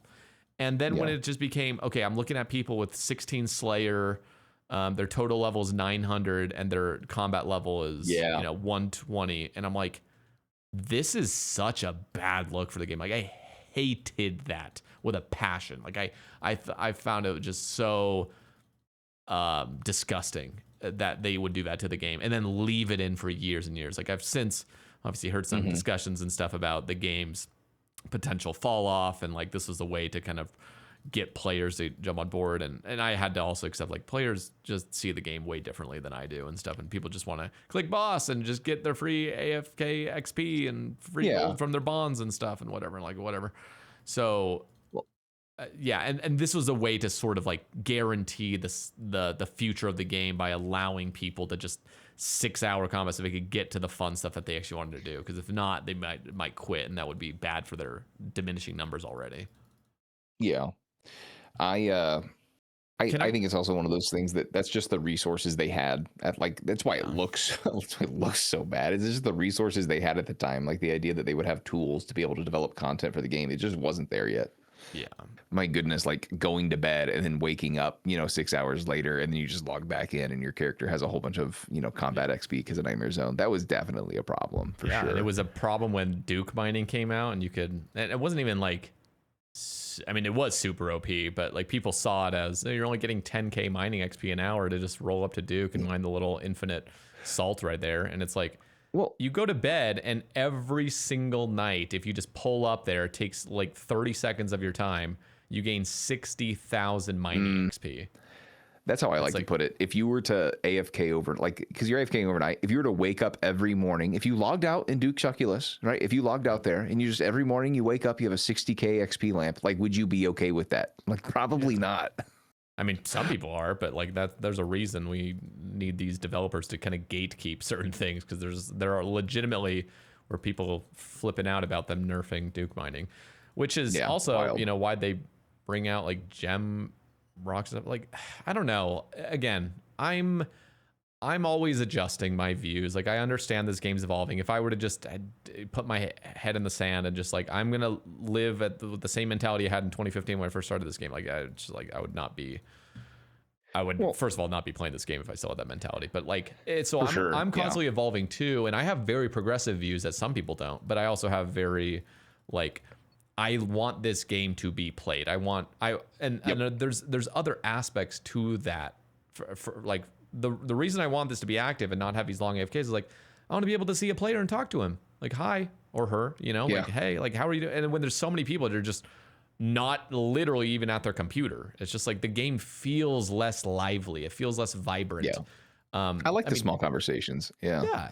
And like, you still get a little bit of that and stuff, but like, if we had like if they were so stern, let's just say they never got rid of the 5-minute AFK timer.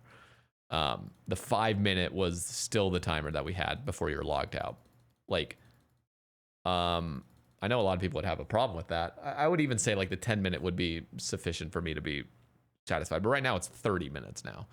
And I've talked to some JMods about it, and they're like, yeah, we'll probably just keep it at 30 minutes. But when is it going to be just 2 hours or 3 hours? It's just a 6 hour now. Technically, it can already be a 6 hour in some situations. But it's like, I mean, even Mod Husky on Theory-Wise was just like, he found that like the 7-minute of star mining was like the cap that he would like. Like, he likes, nothing should really be more AFK than like 7 minutes or something. And I'm like, yeah, I'm kind of on that side of the fence as well. Yeah.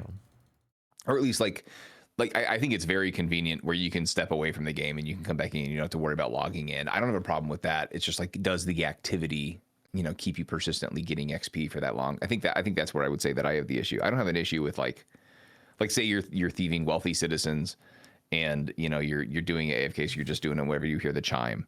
I don't have an issue with your character just standing there, for 25 minutes because you have to walk away from your computer and you're making lunch, whatever, and you come back, you don't have to log in. I have no problem with that. Like, your character staying logged in. It's are you getting rewarded while your butt's not in the seat? That's the thing I have an issue with. Yeah. And again, it's like, I see they do a decent job with the balancing. That's partly the reason why I talk so much more about, instead of like trying to nerf these AFK things, I just understand that a lot of people just want to AFK things because, well, one, they're just freely accessible in terms of combat. Like, so separate from combat, the AFK skills, like, I understand why people want to AFK them, because skilling actively is so dull. Like, it really is, like, across the board. Like, there's some exceptions, but very few. And so that's why I'm always advocating for more fun and more skill expression found in skilling. Yeah. And I would, like, it makes sense why people want, again, like, it makes sense why people want to do it, because, like, would you rather get your levels doing your combat that you care about more slowly and less efficient, or would you rather just hit the crab and then you're starting Slayer with base 70s or base 80s, and you can just fly through it? It makes sense. Like, I made the mistake. I say I made the mistake, like, efficiency minded. I made the mistake of like training my combats through Slayer at some point on my main. Like, I was going for an untrimmed Slayer cape, and I was just like, this is going to be like so much hassle. I don't want to do this anymore. So I stopped. I actually, on squat cam, my Iron Man, I never AFK'd any combat. I did it all exclusively like through Slayer and bossing and stuff. And then with this account, Dirk Steel, that I'm actively cutting fish on, I think I've cut like fucking how many fish have I cut in this episode? Like 15,000 fish. manually, by the way, most of it. Are you doing it on the boat? No, you can't do fucking With a knife? barbarian fishing on the boat. I have to do it manually, one at a time at the knife, which is so stupid. So I appreciate that, because like it gives you something to AF, like if you, because before it's like you're dropping your resources. I also don't like that. Drives me crazy when you're like, yeah, I'm skilling, I'm an expert fisherman that's never eaten a fish that I've caught in my life. Like that bothers me. I don't like don't like that. Never banked like there's one something either, that just, like yeah, like come on. So at least not you even get catch something and out of release, barbarian though, just fishing. drop them on the ground, just so what am I trying to say? Not economically. Wasteful. Yeah, what's ecologically? Yeah, it's just terrible for the economy. Or not economy, hazard Jesus. zone. The ecology. What am I trying to say right now? The Ecology? environment. Ecosystem? Yeah, I'm trying to say ecology, but like I was trying to say like what it's bad for what? I'm like, oh yeah, the environment. Yeah. Just dropping dead fish on the shoreline. Like here you go. It's just everything is diseased. Whoops. Yeah. It's not like it sits, on a mountain at the top of at like where all of the water in the river is flowing from. It's fine. Don't worry about it. Yeah, but yeah. So yeah, that's what I've been doing. I can't. Oh yeah. So I was just saying, like on Dirk Steel, I've been very much like I am not cheat. I hold myself to some standards, and the standard that I usually hold myself, I'm not doing it on my Gim, because Haley and I are playing it together and we just want to like do bossing and stuff and have fun. So like that's one of my exceptions. I'm just like crabbing on it and stuff. But like with the accounts I actively play, that I'm sort of more, I want them to feel like a real grind. Like I like that feeling. And so like with combats, I'm like, I want to go through all the pain points of combat and feel me getting more and more powerful. If I just start off with 90 plus combats and everything, it's just like I didn't experience the pain of going through as a noob. And so like you see in my hardcore, I don't know if you've watched my hardcore series at all, but I'm doing fucking Shellbane Griffin at 70 combat with like a rune sword and like not even a Slayer helmet yet, and I'm just poking it over and over, and it's just everything's terrible. And I mean, one, it's fun for the viewer, but as well for me, it's like it's cool. Just every upgrade becomes so powerful, and every level becomes so powerful. I kind of like that nitty gritty combat journey. Because I mean that is a whole, because you have your item progression, but like there's a skilling progression too for your combat stats. Really, you get to see your max hits going up as you get stronger and stronger. That's where I was at on my iron. Just as I quit, I was grinding out the zombie axe to go to Shellbane Griffin to like start collecting those weapons. I went dry. I think I just ended up decided I was like, I need money now, because I spent a whole bunch of money on like air spells, killing the zombies. I wasn't even bursting them. So I was like, I'm just going to go and salvage because I need money. And then I think that's what I did until the membership lapsed, because I was like, I don't know. I've got stuff to do. I can't have 2 accounts. What am I doing? Who am I kidding? But I'm still a main supremacist. Yeah, I was always a single account player. I miss it in some regard. Like I actually kind of miss playing one account and being really hooked on one account. With Sae Bae, I mean, it just, and I've talked about this so much. If you watch any of my videos, which I know you do, like you've probably heard my reasons why I've quit. But like, and I kind of returned to it. Like I ended up remaxing Sae Bae, but now I feel like I'm caught in this sort of allure of a new game mode potentially dropping, and I'm like, crap. Like I'm already playing, like my Gim with my girlfriend. I still want to make the hardcore series, so I'm playing this. Sae Bae was on the side doing some like AFK stuff, but it's just like 3 accounts becomes too much, and I'm like, man, I miss when I just had one account and that was it, and I could just play it. And now I don't feel like, I almost feel, as much as I want to just play Sae Bae and like return to that, it's hard for me to get back into it, because everything is so much like more grindy. It's so much more like very low dopamine hits, and I feel like I don't have that feeling of leveling and that classic RuneScape feeling of like really kind of rapidly progressing and having so many interwoven things of like what I want to do next and stuff, which I love. So no, there's also just, for me, what it was like, I felt like I was playing a whole new game when I was going through these like early 1500 levels on the iron that I made. I think the origins of that Iron Man were, I bonded up a separate account to play leagues. I typically only play leagues for a couple weeks. I'm not going to grind it out. I grinded out the one that happened during COVID, just because like I was still teaching then. It was, you know, I would have my lectures prepared. My students would watch my lectures. I needed something to do all day. Leagues came out. I was able to play, you know, quite a lot, and I did grind it. It was fun, but like at some point, I was just like, I don't know. Like I've done all these grinds before. I don't want to do them again in a temporary game mode again. So I'll play it and have fun. But once I'm done having fun, I return back to the main game. So I was like, well, I have all this game time on this account. Like I want to use it. I don't want to be wasteful.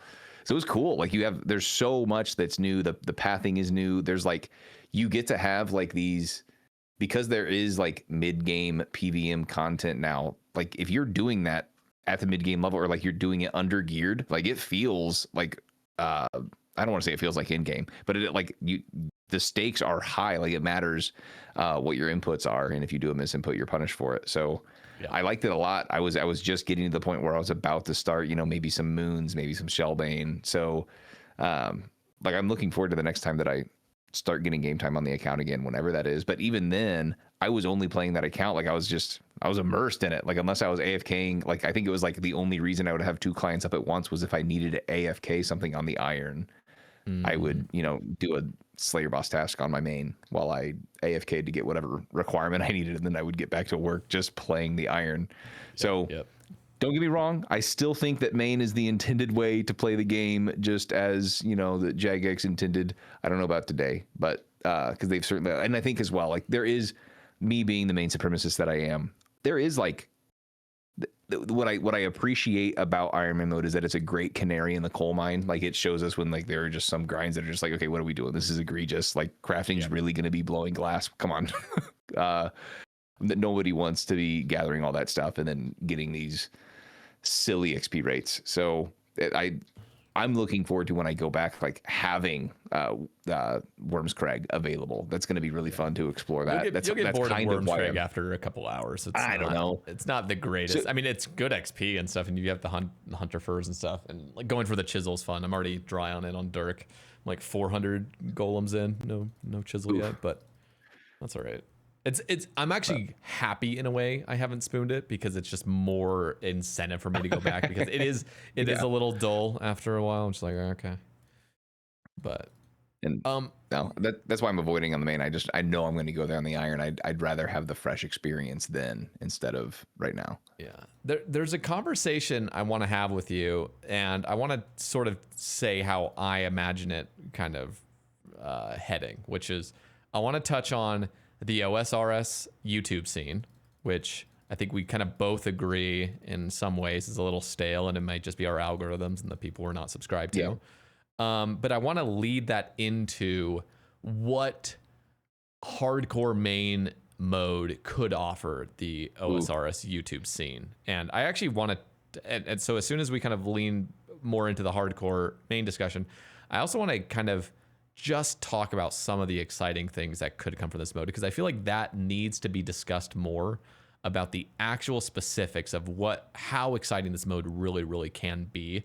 Because there's some people, I swear, I'm reading online on Reddit and stuff, I'm just like, people are like, this mode would suck. It would just be like World 345 dead man. Like it would just die. It's like, dude, people they're clueless as to how cool this could be. There's still people rolling on hardcore classic, you know, like there's still people making characters. So like it's got longevity for sure. And the thing is, it's not, I've also seen like, it's like, oh, this is only for streamers. This is why streamers are, you know, clamoring for it. This is why we need to hate No Monkey, because he killed Bronzeman so that, you know, hardcore mains could exist. We need to get out our torches and pitchforks, because it's these streamers, they're running everything. They convinced everyone to vote against Bronzeman. That like, it's, I don't even know what the hardcore YouTube scene is like these days for World of Warcraft. People are still playing it. And the thing is, if it's like, I think ideally, like I would prefer at least the community to be as small as possible. Because like, you know, you have a guy added, you know, you're at barbarian fishing with him every day, and then just one day you notice, oh, homie's not there. You know, you send him a PM. Hey man, you stop your fishing grind. It's like, oh, I lost it. I lost it in raids. I don't have my character anymore. And then your heart sinks. You know what they should do for deaths? It's for everybody. It's not just for streamers.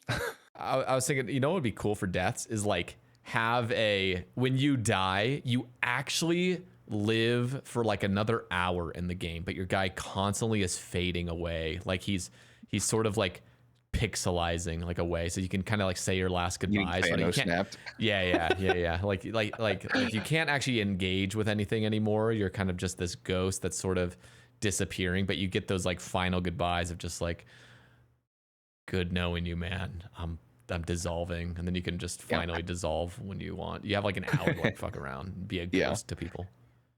How would you feel about like broadcasts across, everyone that's playing on the servers, even if it's a few of them? So I guess we're just going to jump into the hardcore. We'll talk about the OSRS scene a little bit, or the YouTube scene. But hardcore wise, I mean, there's a few different things I think could be interesting. As one could be global deaths that are, said. So like if you're in the top, they could just have it so like if you're top 1,000 or something overall in the high scores on it, like you get a shout out or something. Or if you're like top, whatever they decide, I'm sure they have plenty of tools to say like if you're top 100 in a skill or you're top something, that you could get a shout out. I don't know if it should just be everybody. It could be everybody. It'd be very fun day one. Yeah. I mean, it actually, honestly, they could do that. I would actually not be opposed to them just saying anybody that ever dies ever, you're just going to get a global thing. I just think it could be spammed pretty easily. It's just some idiot just constantly respawning in. And so, because the other thing is like how I see deaths is you have one of two options. You either transfer the whole account over to the main world and you're just a main on this new account, which is why, by the way, those conversations where you're like kind of on the same account but you're on a different version. I don't think it, in my view of hardcore, well, ideally it would be you can just make as many accounts as you want on a player profile, and then even if they wanted to limit it to you can only be logged in at one at a time, that would be enough for me to already be satisfied. If you could just make as many accounts as you want, and try out different things without paying $15, I would love that. And again, even if it were just one account could be logged in at a time, and then they could just make it so, do you want two accounts to be logged in at a time? Pay us an extra, $5 or something. There's like only $5 extra or something. So I was happy to hear that. That's something North wants to do. I think he sees because what I see when I look at that, like if you had something that if you're getting burned out on a main and if it's no more strain on the server for me to play an iron instead because it's the same player count increasing, why wouldn't you do that to reduce churn? Like that sounds like how you keep subs going for longer, So I hope that's what he sees. Yeah. I would love to see that personally, and I think it actually kind of fits the identity of what RuneScape used to be, where like you really could only have one account. That used to be the rule, and so it would actually be somewhat like not much of a, I don't know, not like thematic, but like it would make sense almost in my eyes to just be limited to one account logged in at a time. Like that would kind of remind me of what old school kind of used to stand for a little bit. So even if it was just that restricted, I'd be totally on board with that. You could just kind of pick what you're logged into.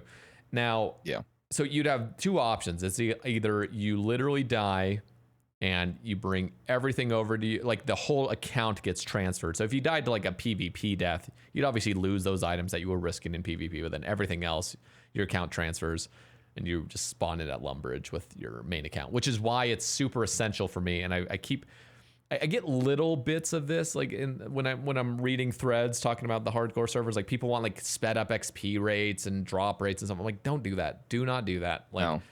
I want this to feel identical to the game, meaning you have these long-term grinds you can go for. Like things are the same drop rates. There's no like, what you pulled a Tebow who get, like when you're seeing leagues, it's just like who even cares about a mega rare? Like who gives? Nope. I want this to feel. It's not mega rare. Yeah, I want this to feel like a real thing, and then like it also just offers more. Like I think there's something really special about mid game and even early game and stuff, and I think like there's something valuable about kind of like going through that process, and even I don't know. So anyway, there's much more to say on like the reasons why I would want that, but it would be an easier transfer. But the second option is just a full wipe, and there's technically two options of this. It's either a full wipe where your account is just the same username, but you've respawned at Lumbridge level 3, banks wiped, inventory's wiped, everything's wiped, stats are wiped, and then you just restart on the server. The only exception I can see, which I would be okay with if the community would want it, would be your tradables in your bank remain. So everything untradeable gets wiped, but your bank has kept every single thing that's tradable.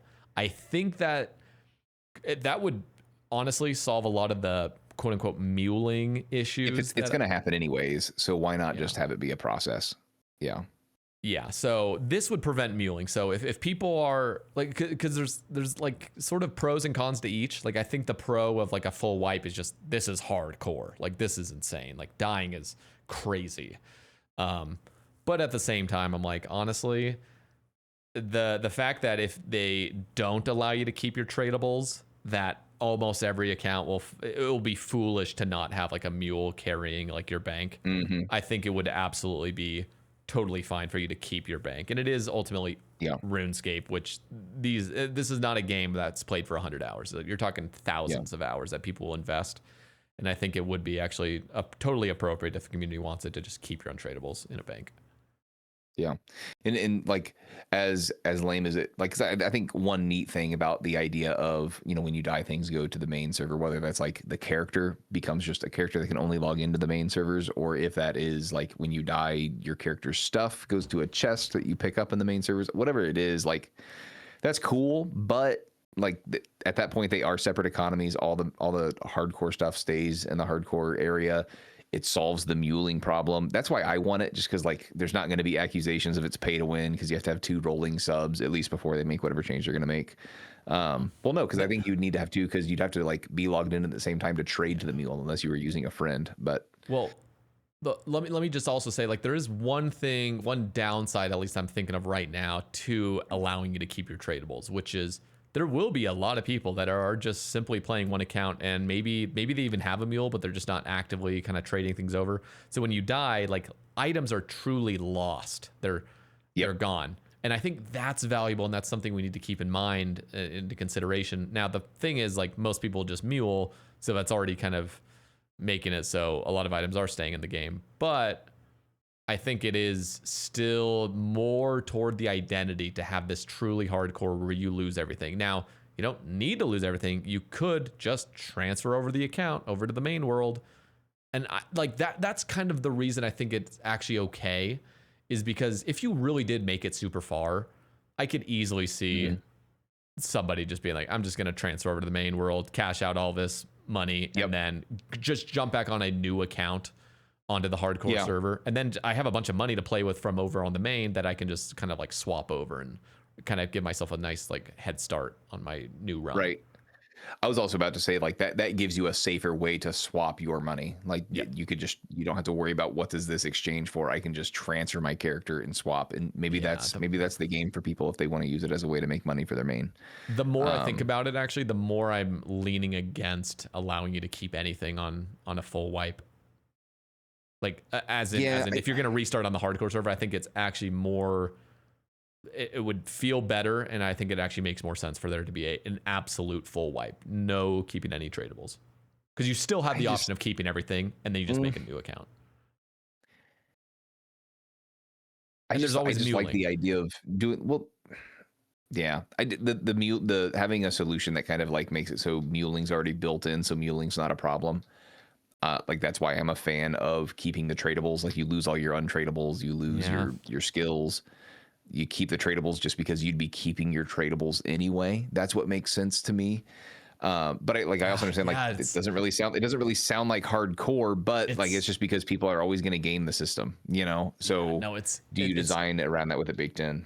I think I just like the simplicity of you lose all your progression, but you keep your economy. I think that's like, so when it comes to the scythe, like it uncharges, you get the runes in your inventory, you get or whatever you charged it with in your inventory, you get the tradable scythe in your inventory, Venator bow, you get it in your inventory. Cause I think that could be a thing. Like it almost turns it into this, I can never remember the difference between roguelike and roguelite.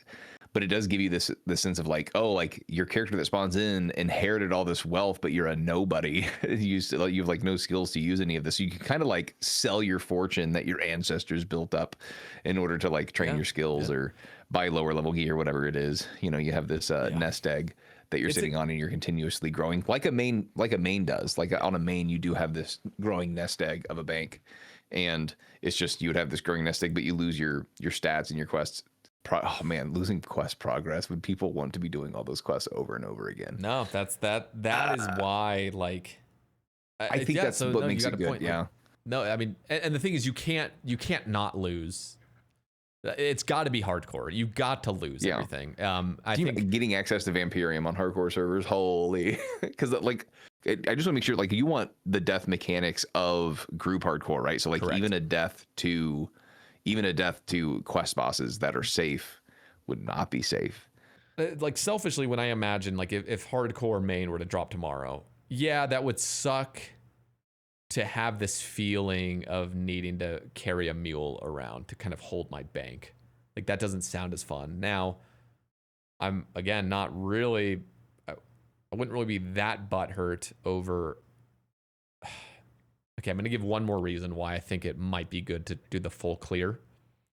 And that is because the constant exiting of items.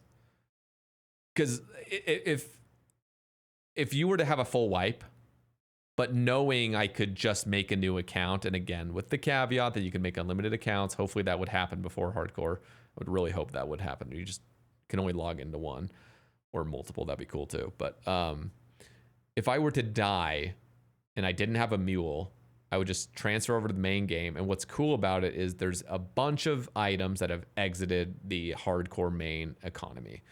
And in almost no circumstance would I want to just full wipe, because, you know, like if there was no option of keeping any tradables in your bank, like I would probably, if I made it far enough, I'd be like, fuck, I actually want to keep all this stuff. Now, if I only made it to like 1200 total, it's just full wipe me. I want to continue on. So I'll be level 3 again. It wouldn't really matter because you didn't really have that much stuff in your bank in the first place. Like maybe you did some transfers and stuff, but that's the risk you're now carrying. But I think in a lot of situations, if I made it far enough, I would just do the full transfer over to the main, and then I would just have a bunch of gold to play with. Like I would just sell everything on the Grand Exchange and stuff, and it's just exit. I don't know. Like I just think there's something more clean about that. But again, it's like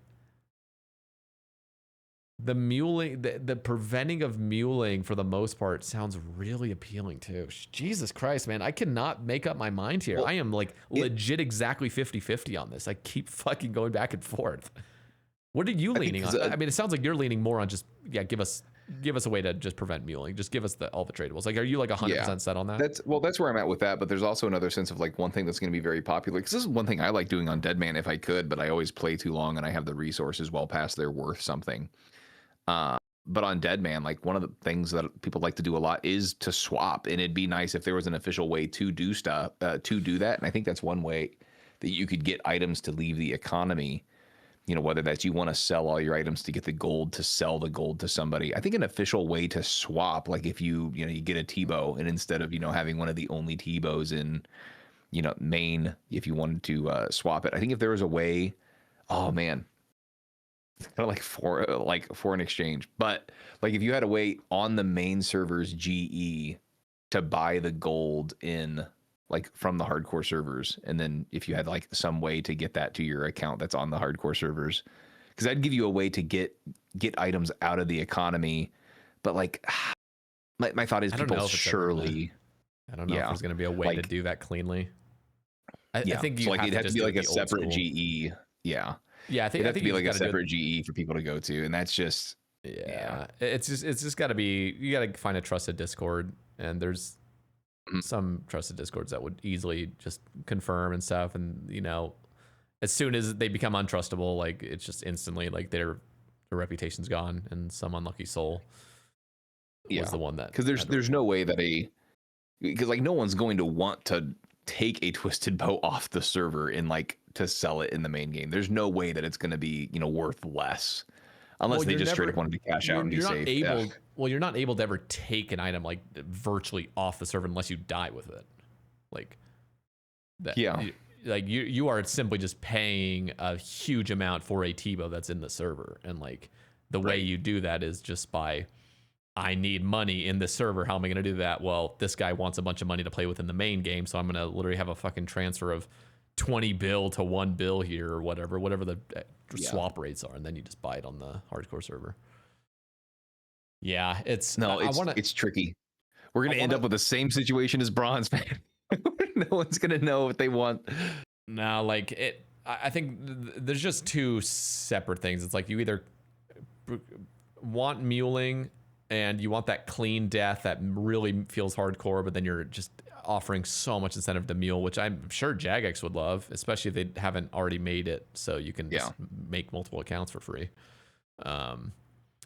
But I'm trying to think now of the really, really fun things that people find. Like, there's been people that have argued in my comments. They're like, dude, the wilderness is going to be like the most dead thing ever. Like, all these hardcores, like, nobody's ever going to want to go out there. I'm like, no. The wilderness, like, yes, they're going to be vast majority of people will never step foot in there, probably including myself, unless for some reason there's I don't even know if I'll step. I think I'll just be a skiller. I think that'd be fun to be a skiller. Yeah, it would be hardcore super fun server. to be a skiller on a hardcore server. But like the wilderness sounds extremely exciting because one, it's like you have a Void Waker out there that you can go get. Mm-hmm. Like that thing is going to be super powerful, and then you have insane money makers out there as well. So if you want to make crazy bank, what you have is, and you know, there's a bunch of PK clans out there. So like if hardcore main drops, you have had clans planning for weeks or months or however long it takes to develop the game mode that are planning their strategy to dominate the wilderness. So early days, it's like you got to train up your account to get higher stats potentially. And like, what is the way to get like an account sufficiently geared somehow to start, patrolling the wilderness? Yeah, go for it. No, because you're onto something here, especially if there is the multiple, like if you can only log in once, but you can log into as many accounts as you want on the, the members' content. You get this thing that's happening, where these clan leaders, where, their platoon, if you will, each individual, like, they can have like 7 pures ready to go, but like that, the death of one of those 7 accounts still matters a lot. So like at some point, like it's still not infinite. You can still die and come back on the, the new character, but like, Captain, I've lost 7 accounts. I don't have any more left to give. Like you'd have to put in a lot of, like, those 7 accounts would also take a lot of time to create. And the reason why I bring this up is like, I think pures, which are the PvP build anyways. Go ahead. Did you say that you can have them all simultaneously logged in? Because that wouldn't be no. Oh, you just it'd be like, so you can only have one login, but you can log in to each one so long as you're logging out. Like if that's the case, if they do change it to where you can have multiple characters but only one session, I guess is a good way to put it. Okay.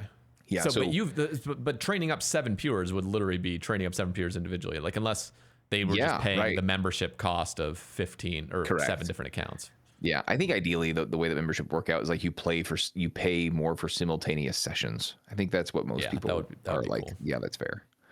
Yeah.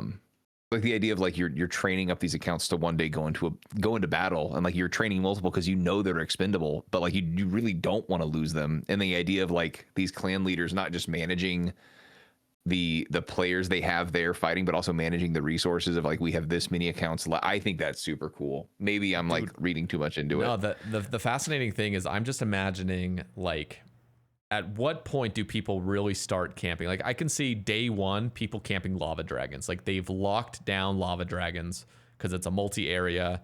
There's a clan, but then imagine 2 clans have the same idea. Like, no, we want to lock down lava dragons. So you got 2 clans going head to head in multi with fire strikes hitting each other and like being in it's super, super low level, just trying to first just dominate that spot to make some money. Yeah.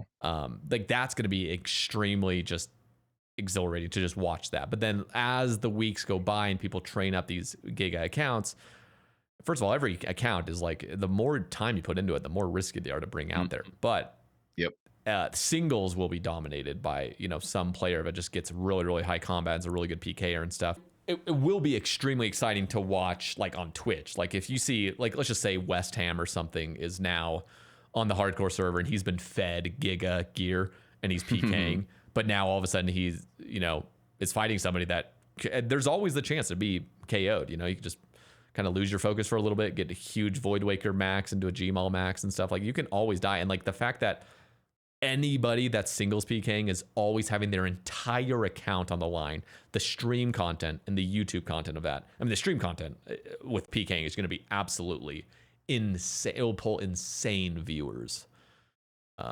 Yeah, even if it is just I would singles. like to their detriment if because there probably can't be too many servers. So I imagine like the idea of stream snipers is probably tough. Like that's going to be something that's going to be hard for the people that are PKing on stream to have to manage. But it's for me, like the reason why I want it isn't like, yeah, there is like some nice content that is going to come out of it, but like the idea of like right now in the wilderness, like people, at least for me, like what I've seen, people largely fight to the death if they're 2PK, or sometimes you'll run into like someone who's a rat and they're really just bullying people and they're not like prepared for a fight and they'll run away. But the idea of like these people that are normally fighting to death, like you may see people that you've never seen having to run away because normally they just kind of fight for the death and go for the chance or whatever it is. So I think that's going to be really cool, and like turning the tables on people that you've never seen like put their tail between their legs are all of a sudden going to be doing that. Dude, dragon spears are going to go for a ton if you got like clans trying to like steer people into multi and stuff. Also, but go ahead.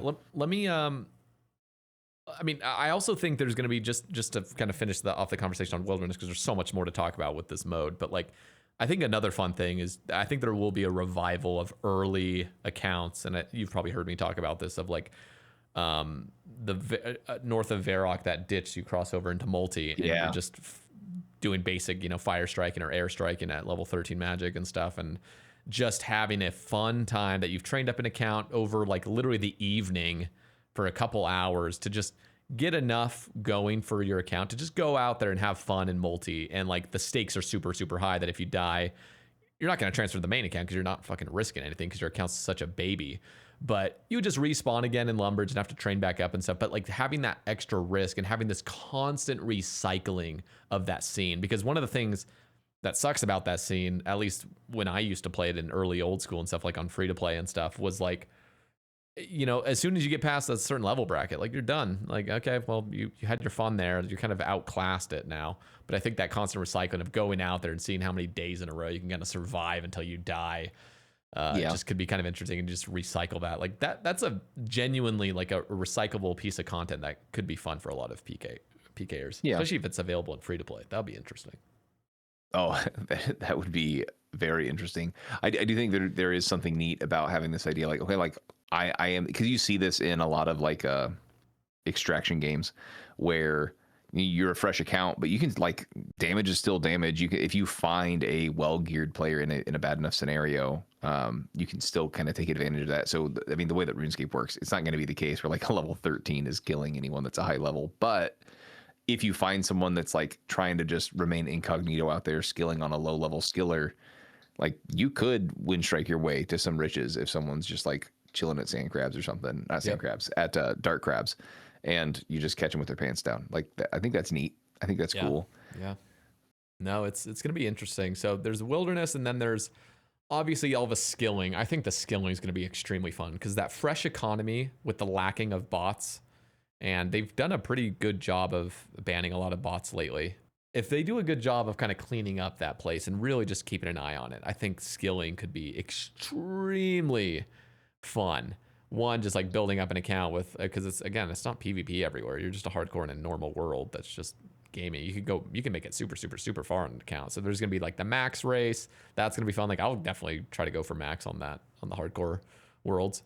And then, like skilling resources are just going to be super, super like profitable. Like you're going to be making so much money skilling. And then PVM, of course, you're going to be making a shit ton of money because it just drops a bunch of skilling supplies. But PVM in every situation is kind of dangerous. It's like, no AFKing for Slayer. No, sir. Yeah.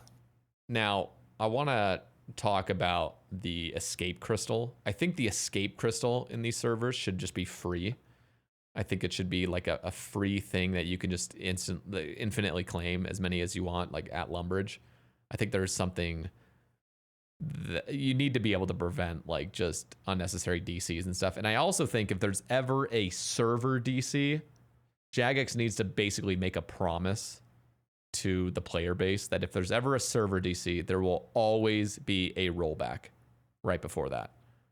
Because like if you literally die to just a fucking server malfunction, like that's going to be the most upsetting thing ever. And I think there almost by necessity needs to be some sort of like promise in place that's like if there's ever a direct Jagex DC, there will always be a rollback right before that, which will be upsetting. But if you know that beforehand, like, because like, for example, it's going to suck if you just pulled an item and then there's a rollback randomly because it was a DC, like, you know, a minute after or something. But like, I think it's absolutely essential for there to always be this sort of guarantee that if it's on Jagex's end, like a world DC, there needs to be a rollback so that you're not fucking over people.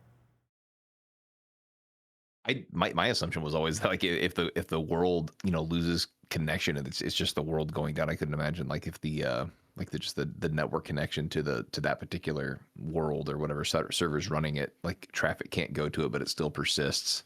I mean, it's possible, but Yeah.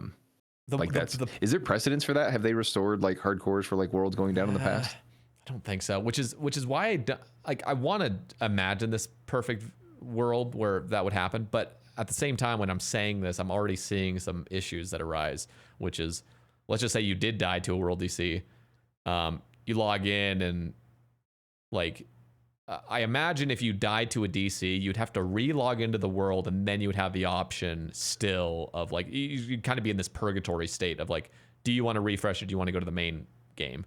And I feel like if they did a rollback, the only way for the rollback to actually work is if you haven't selected an option in that purgatory state. Because if there was a world DC, you know, at like 2 a.m. or something, and you know they haven't done anything about it, they haven't remedied it. You could have the option of just like, fuck it, I'm just gonna go to the main game or something. But if you just stayed in that purgatory state, you would get rolled back if it was an actual server thing, and Jagex would just do that. But you have to stay in like that kind of purgatory state until it's addressed by Jagex. You know what I mean? Yeah. Making any sense?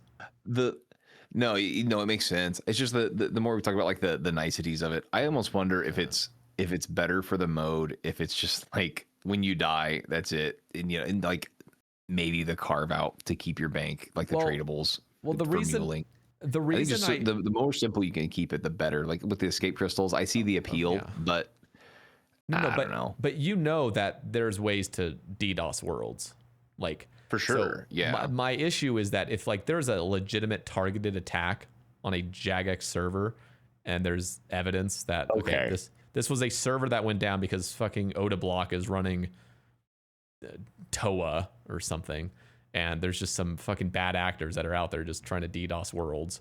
Like you have to give that guarantee that there will be that rollback. So first of all, it'll disincentivize people from ever trying to DDoS attack, knowing that you're never going to actually get the streamer that you hate to get killed because it's just a server DC. So you got to like put these you had to put these measures in place to prevent bad actors from just shutting off worlds, because these would be the most high stakes worlds where everybody's at risk. And that's just like going to be a terrible thing.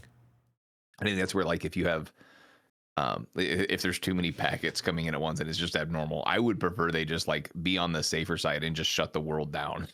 You know, that way. Well, that would be bad too, because you're going to get fucking DC'd. Like it's just like you got to make it. If they're like, I don't know. My thought is if they're shutting the world down, so like everything just ceases to exist, you know. But in some instances, I'm assuming that wouldn't make sense because you know, like if you're in a raid, it's obvious you get teleported out. But if you're like fighting a monster, my assumption would be like your monster and the character are just like both. Well, there's some situations like in TOB where like if you're in the middle of a room in TOB, and that happens, when you respawn in, you're dead.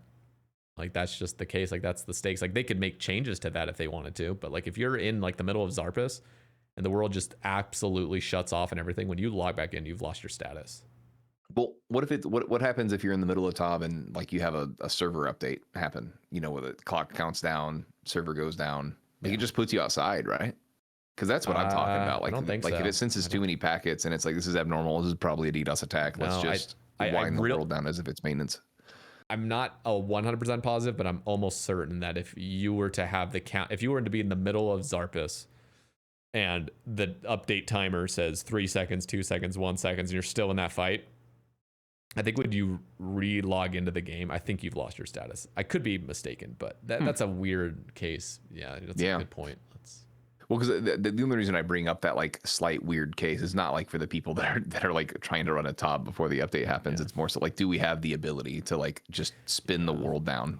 I think the server from existing. I think they do have the ability, and they could also just implement new code for like this world where like raid, you know, if you get kicked out of the server or something in a raid, you are,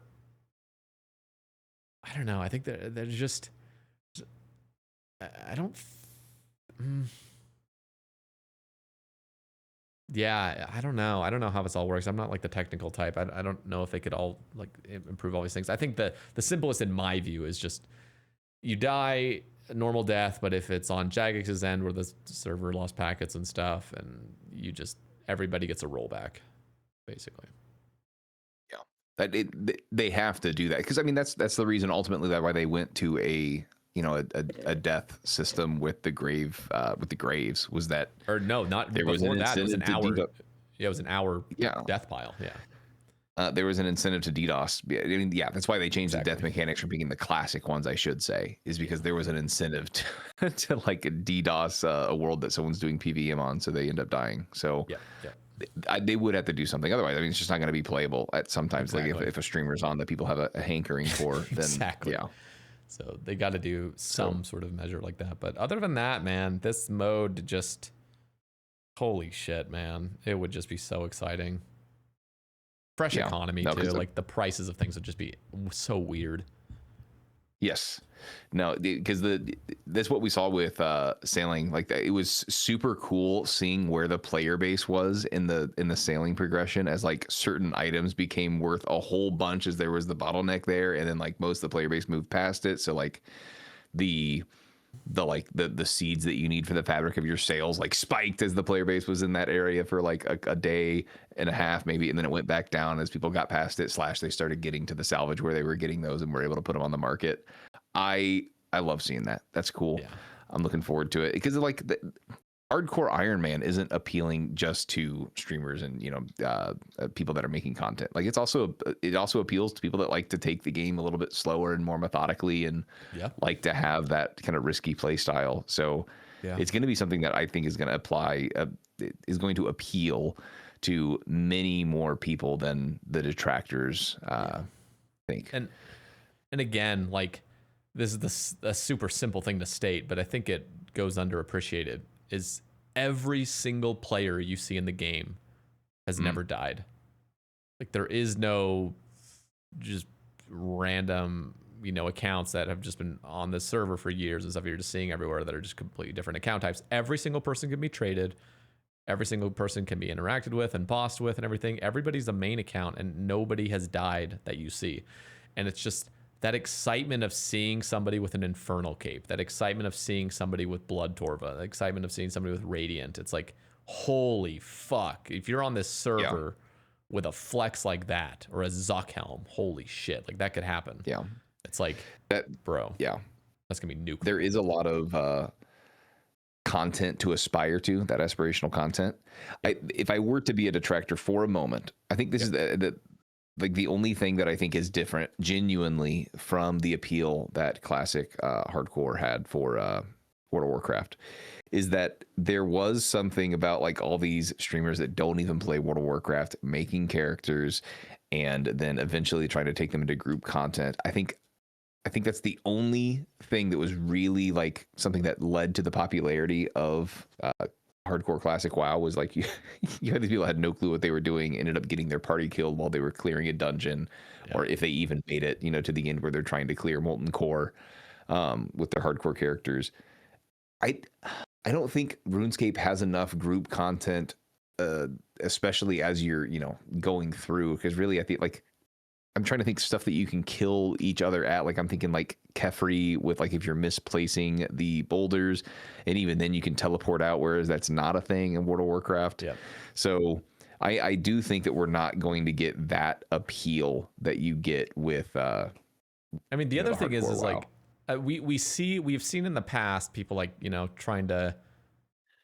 I mean, it's got to be a really shitty thing to do to try to actually PK a hardcore Iron Man that's at like top. Like usually you're having trusted people carrying you, but like there's always people that are just joking around like PKing. But like if everybody is a hardcore, it's just like, dude, everybody's on their toes. Like everybody's ready to click their crystal at any point. Yeah.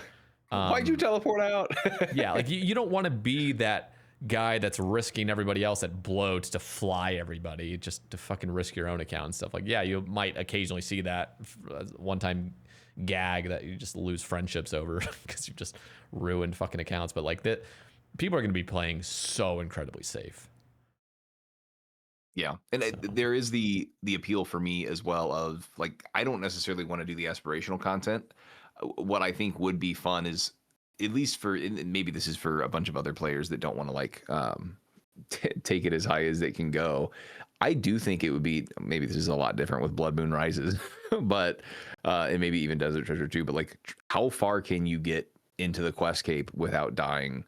That's something that I can throw myself at much more with hardcore main servers as opposed to, you know, iron servers. Yep. It's similar to the appeal that people have for Bronzeman, right? Like they just want to, you know, see how far they can get without having to get resources. I'm in a similar way with, you know, hardcore, right? If I can like AFK a little bit money to get some money and then do some quests. That fresh economy too is going to incentivize people to do those really weird quest item grinds where they just stack up a bunch of like a really necessary quest item and sell it on the Grand Exchange for bank. Because everyone's doing quest all the time. Yep. People are gonna be rushing. So there's gonna just be a lot of cool stuff going on. I think it's gonna be such a blast, man. The first few weeks of that is just gonna be honestly, I could see it being the most fun I'll ever have in RuneScape. Is like the first few weeks of a hardcore main world. Like I will have to soak that in because.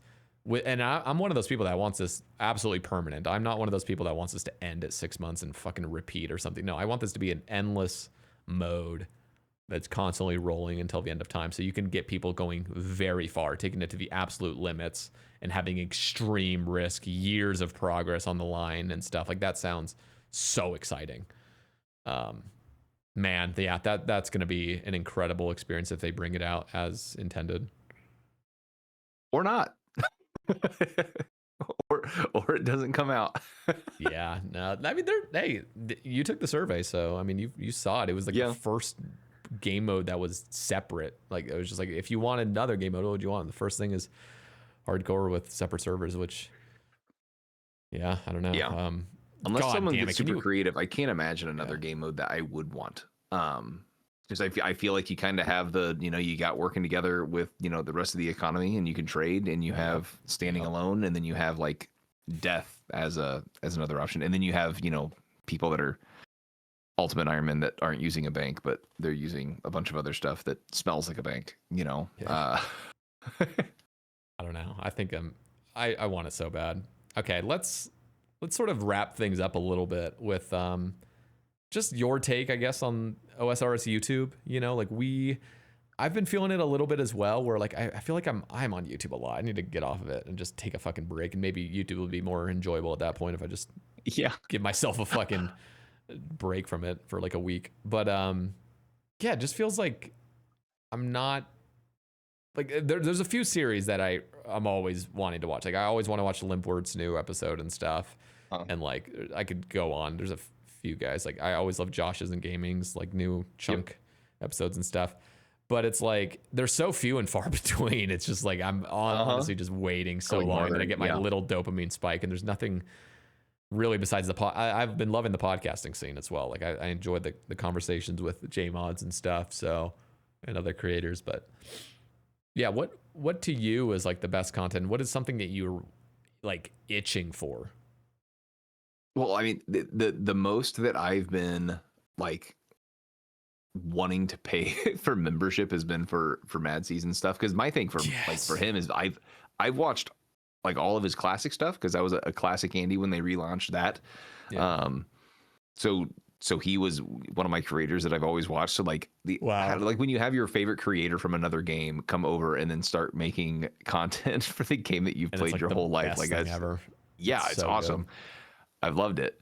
So I've been super close. But my thing with him, like with him, like I feel bad because I know the moment that I pay, I'm just gonna be waiting again. So I don't know. I want to support him. I like his plushie that's coming out. I want the plushie that's, so I don't know. I'm a consumer, I guess. But so his stuff has been really good. But like the thing is, like his idea isn't necessarily new. It's just that he genuinely is a new player. He never played before. And that's not to say that the other playthroughs that like, I don't know. There's sometimes that I feel like I can't remember his name, but the agent from Dexter, all the memes where he's looking suspicious, you know, he's looking at Dexter suspiciously. I do kind of feel that way with the other series, whereas Mad Seasons feels genuine. And I think that like the people who have done those other series, they do say themselves like they did play in the past or they watch other series, so they're just, you know, they're trying to play as blind as they can.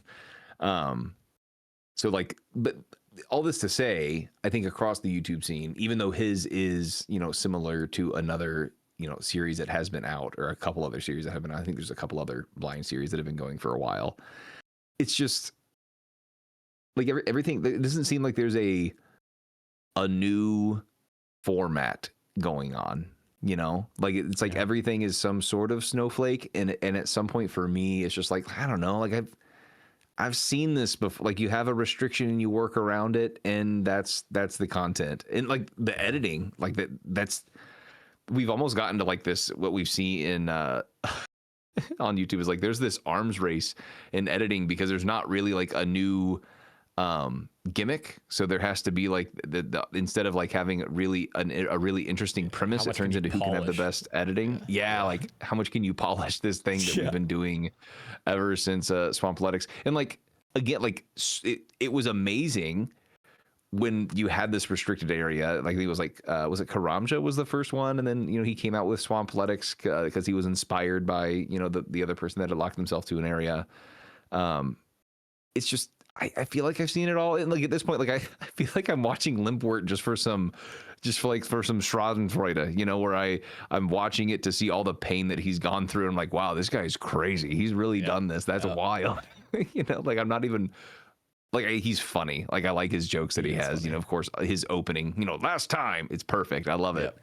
But like, am I actually watching it for the content, or just like, oh, that's some cool check boxes he filled this time? And I think like there's a guy that is in our CC relatively often, and he's like, he skips to the end of every video that comes out from every creator. He just wants to see the progress, and then he's done. So like that's where he's at too, you know. So I just feel like we haven't had a new premise in a while, which is part of that's a little sad because you had Gillinor Games Soup pouring his soul into it to the point where he's like, well, I don't know if I like am happy with all the time that I put in there. Like I want to go do some other things. So I almost wonder if like there has to be sometime soon this like another renaissance, because I will, like, as much as I think it's overdone now, the premise was amazing when it first started coming about and people were really hungry for it. At least for me, I'm bored of it. And that's not to say that the videos are bad. They're still masterpieces. They're beautifully edited. The music that people are putting into their videos as well, where like, you know, you have Josh, like he's doing his own thing. Like that's cool. That's just that's like some awesome stuff that he's doing. So it's not to say that I'm like not impressed. I'm still super impressed. It's just that maybe as well, and you hinted at this, maybe I'm just desensitized because I've consumed too much RuneScape content. It's probably a large portion just of that. I mean, the thing is, like, I just recently started watching Mad Season, so if I really wanted to, I could go back in time. The problem is, like, I feel like I've already kind of spoiled a little bit of it, of the early stuff, but at the same time, like, I could just fucking go back and just rewatch all of that. I think it would actually be extremely fun. So I have that, like, that going for me. There's a few series that I was able to watch Jeoparite. Like, have you ever seen Jeoparite's Northern UIM? Is he Northern? No, I was about, no, his is super good because it's not just like, he's a snowflake, sure, but he kind of has this narrative that he has throughout his episodes. He has incredible. His cold opens. I think those are great, his cold opens that he does. So like he's kind of trying to bring in this like American sitcom-esque start to his series, and then he has like returning characters with the PKers. Like I think that's all super interesting, where I think he's the I don't want to like disrespect anyone, but like I think he's the most like innovative of the snowflakes right now. He's so at least with the fucking good at what he narrative. does. Because this is me speaking selfishly. My failed YouTube channel was like trying to do like the narrative, silly, news show where like it was kind of like a harken back to like to Noob Show with like some sort of like just skit based really. And just like while there is a lot of nostalgia for that, it just wasn't like I don't know. I didn't put a lot of work in like my thumbnails and whatnot. And maybe I think I'm funnier than I am. I'm totally sure that's the case actually, but like because if it was successful, like it doesn't matter what the thumbnails are, people would have shared it. So that's the content I want to see, like more content in the like old school RuneScape like universe, or like I almost wonder if Soup could like find a way to get something that's super easy to produce by reusing a bunch of assets. And we were talking like after one of the Unnoteds, like American game shows are super cheap to produce because the assets are all the same. Dude. All you need are people to come on.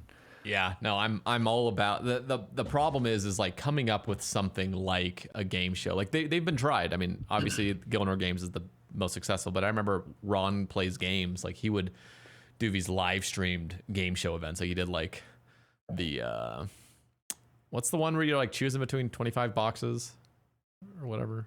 That American is it like Deal or No Deal? Deal or No Deal, yeah. So he did like a Deal or No Deal type vibe. And like we were talking about, like, if they were to do like Jeopardy or Family Feud, like style RuneScape questions and stuff, like, or even just Family Feud where you actually like are doing legitimate polls of stuff.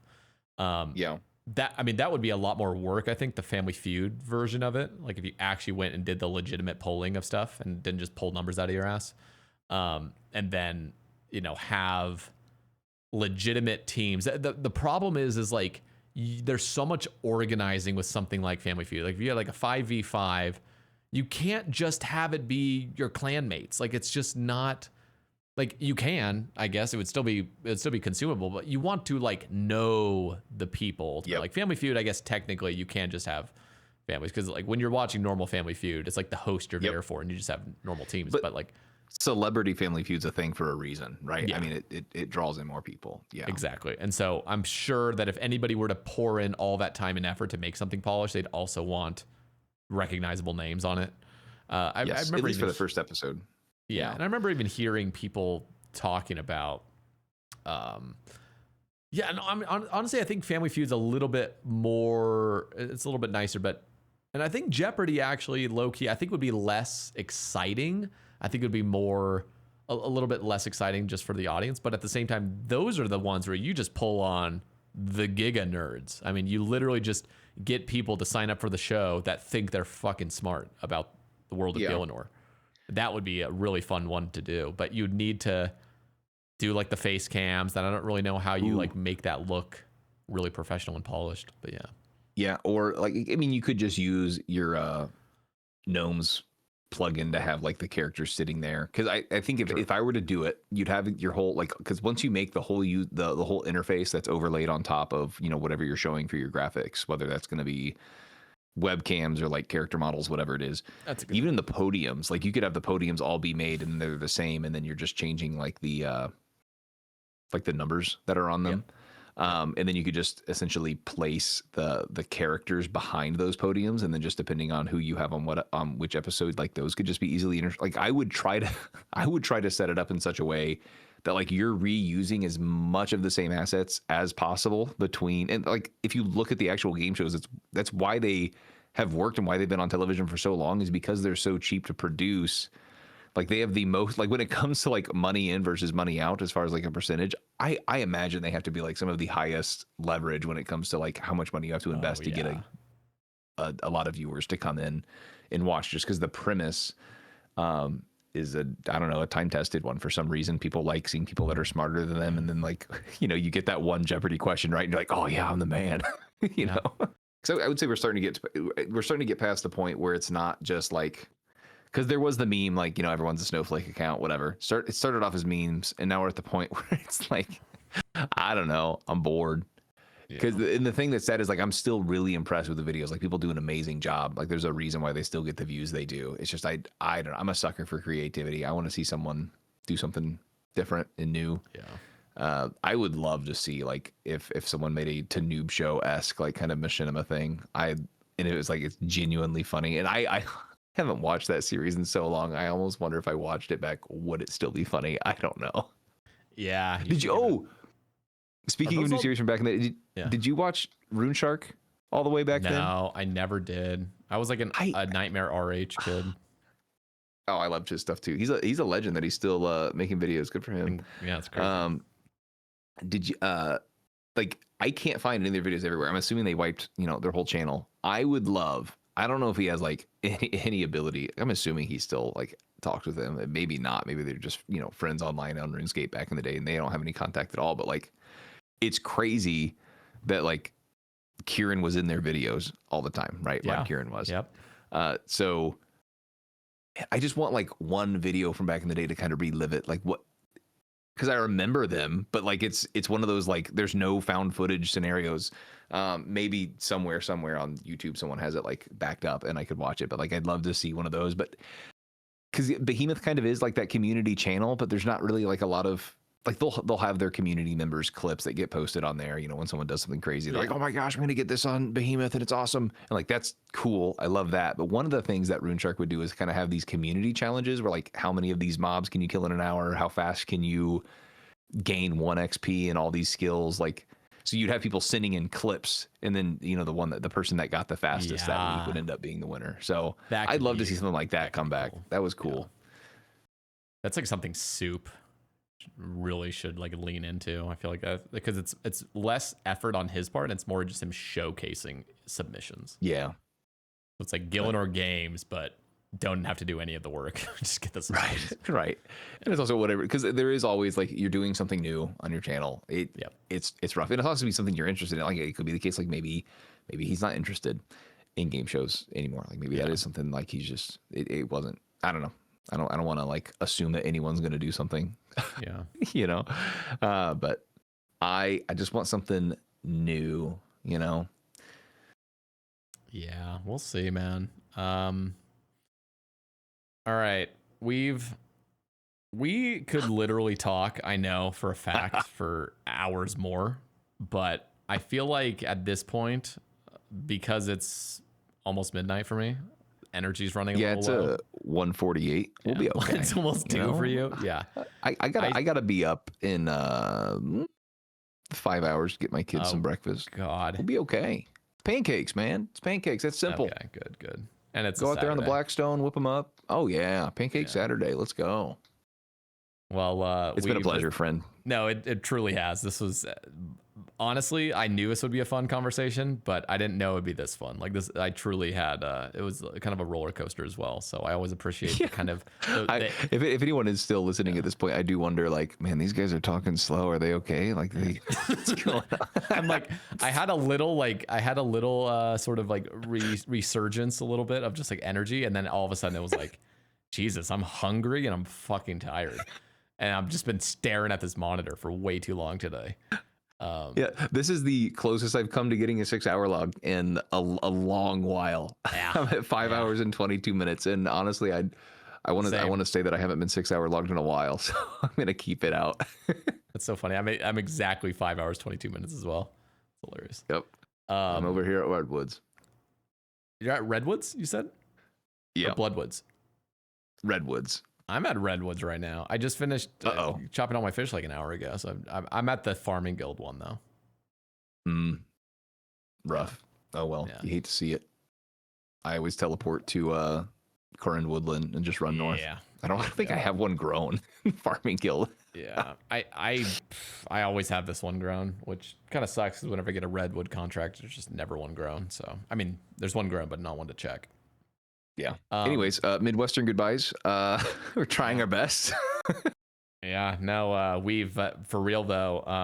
Don't be surprised if you get another invite shortly to resume our conversation. I'm sure we could talk for hours longer. And honestly, I think there could be reason to get you back on somewhat soon if everything kind of aligns and somehow hardcore Maine sort of gets the spotlight for a little bit and they might vote it in. We'll see. Uh-oh.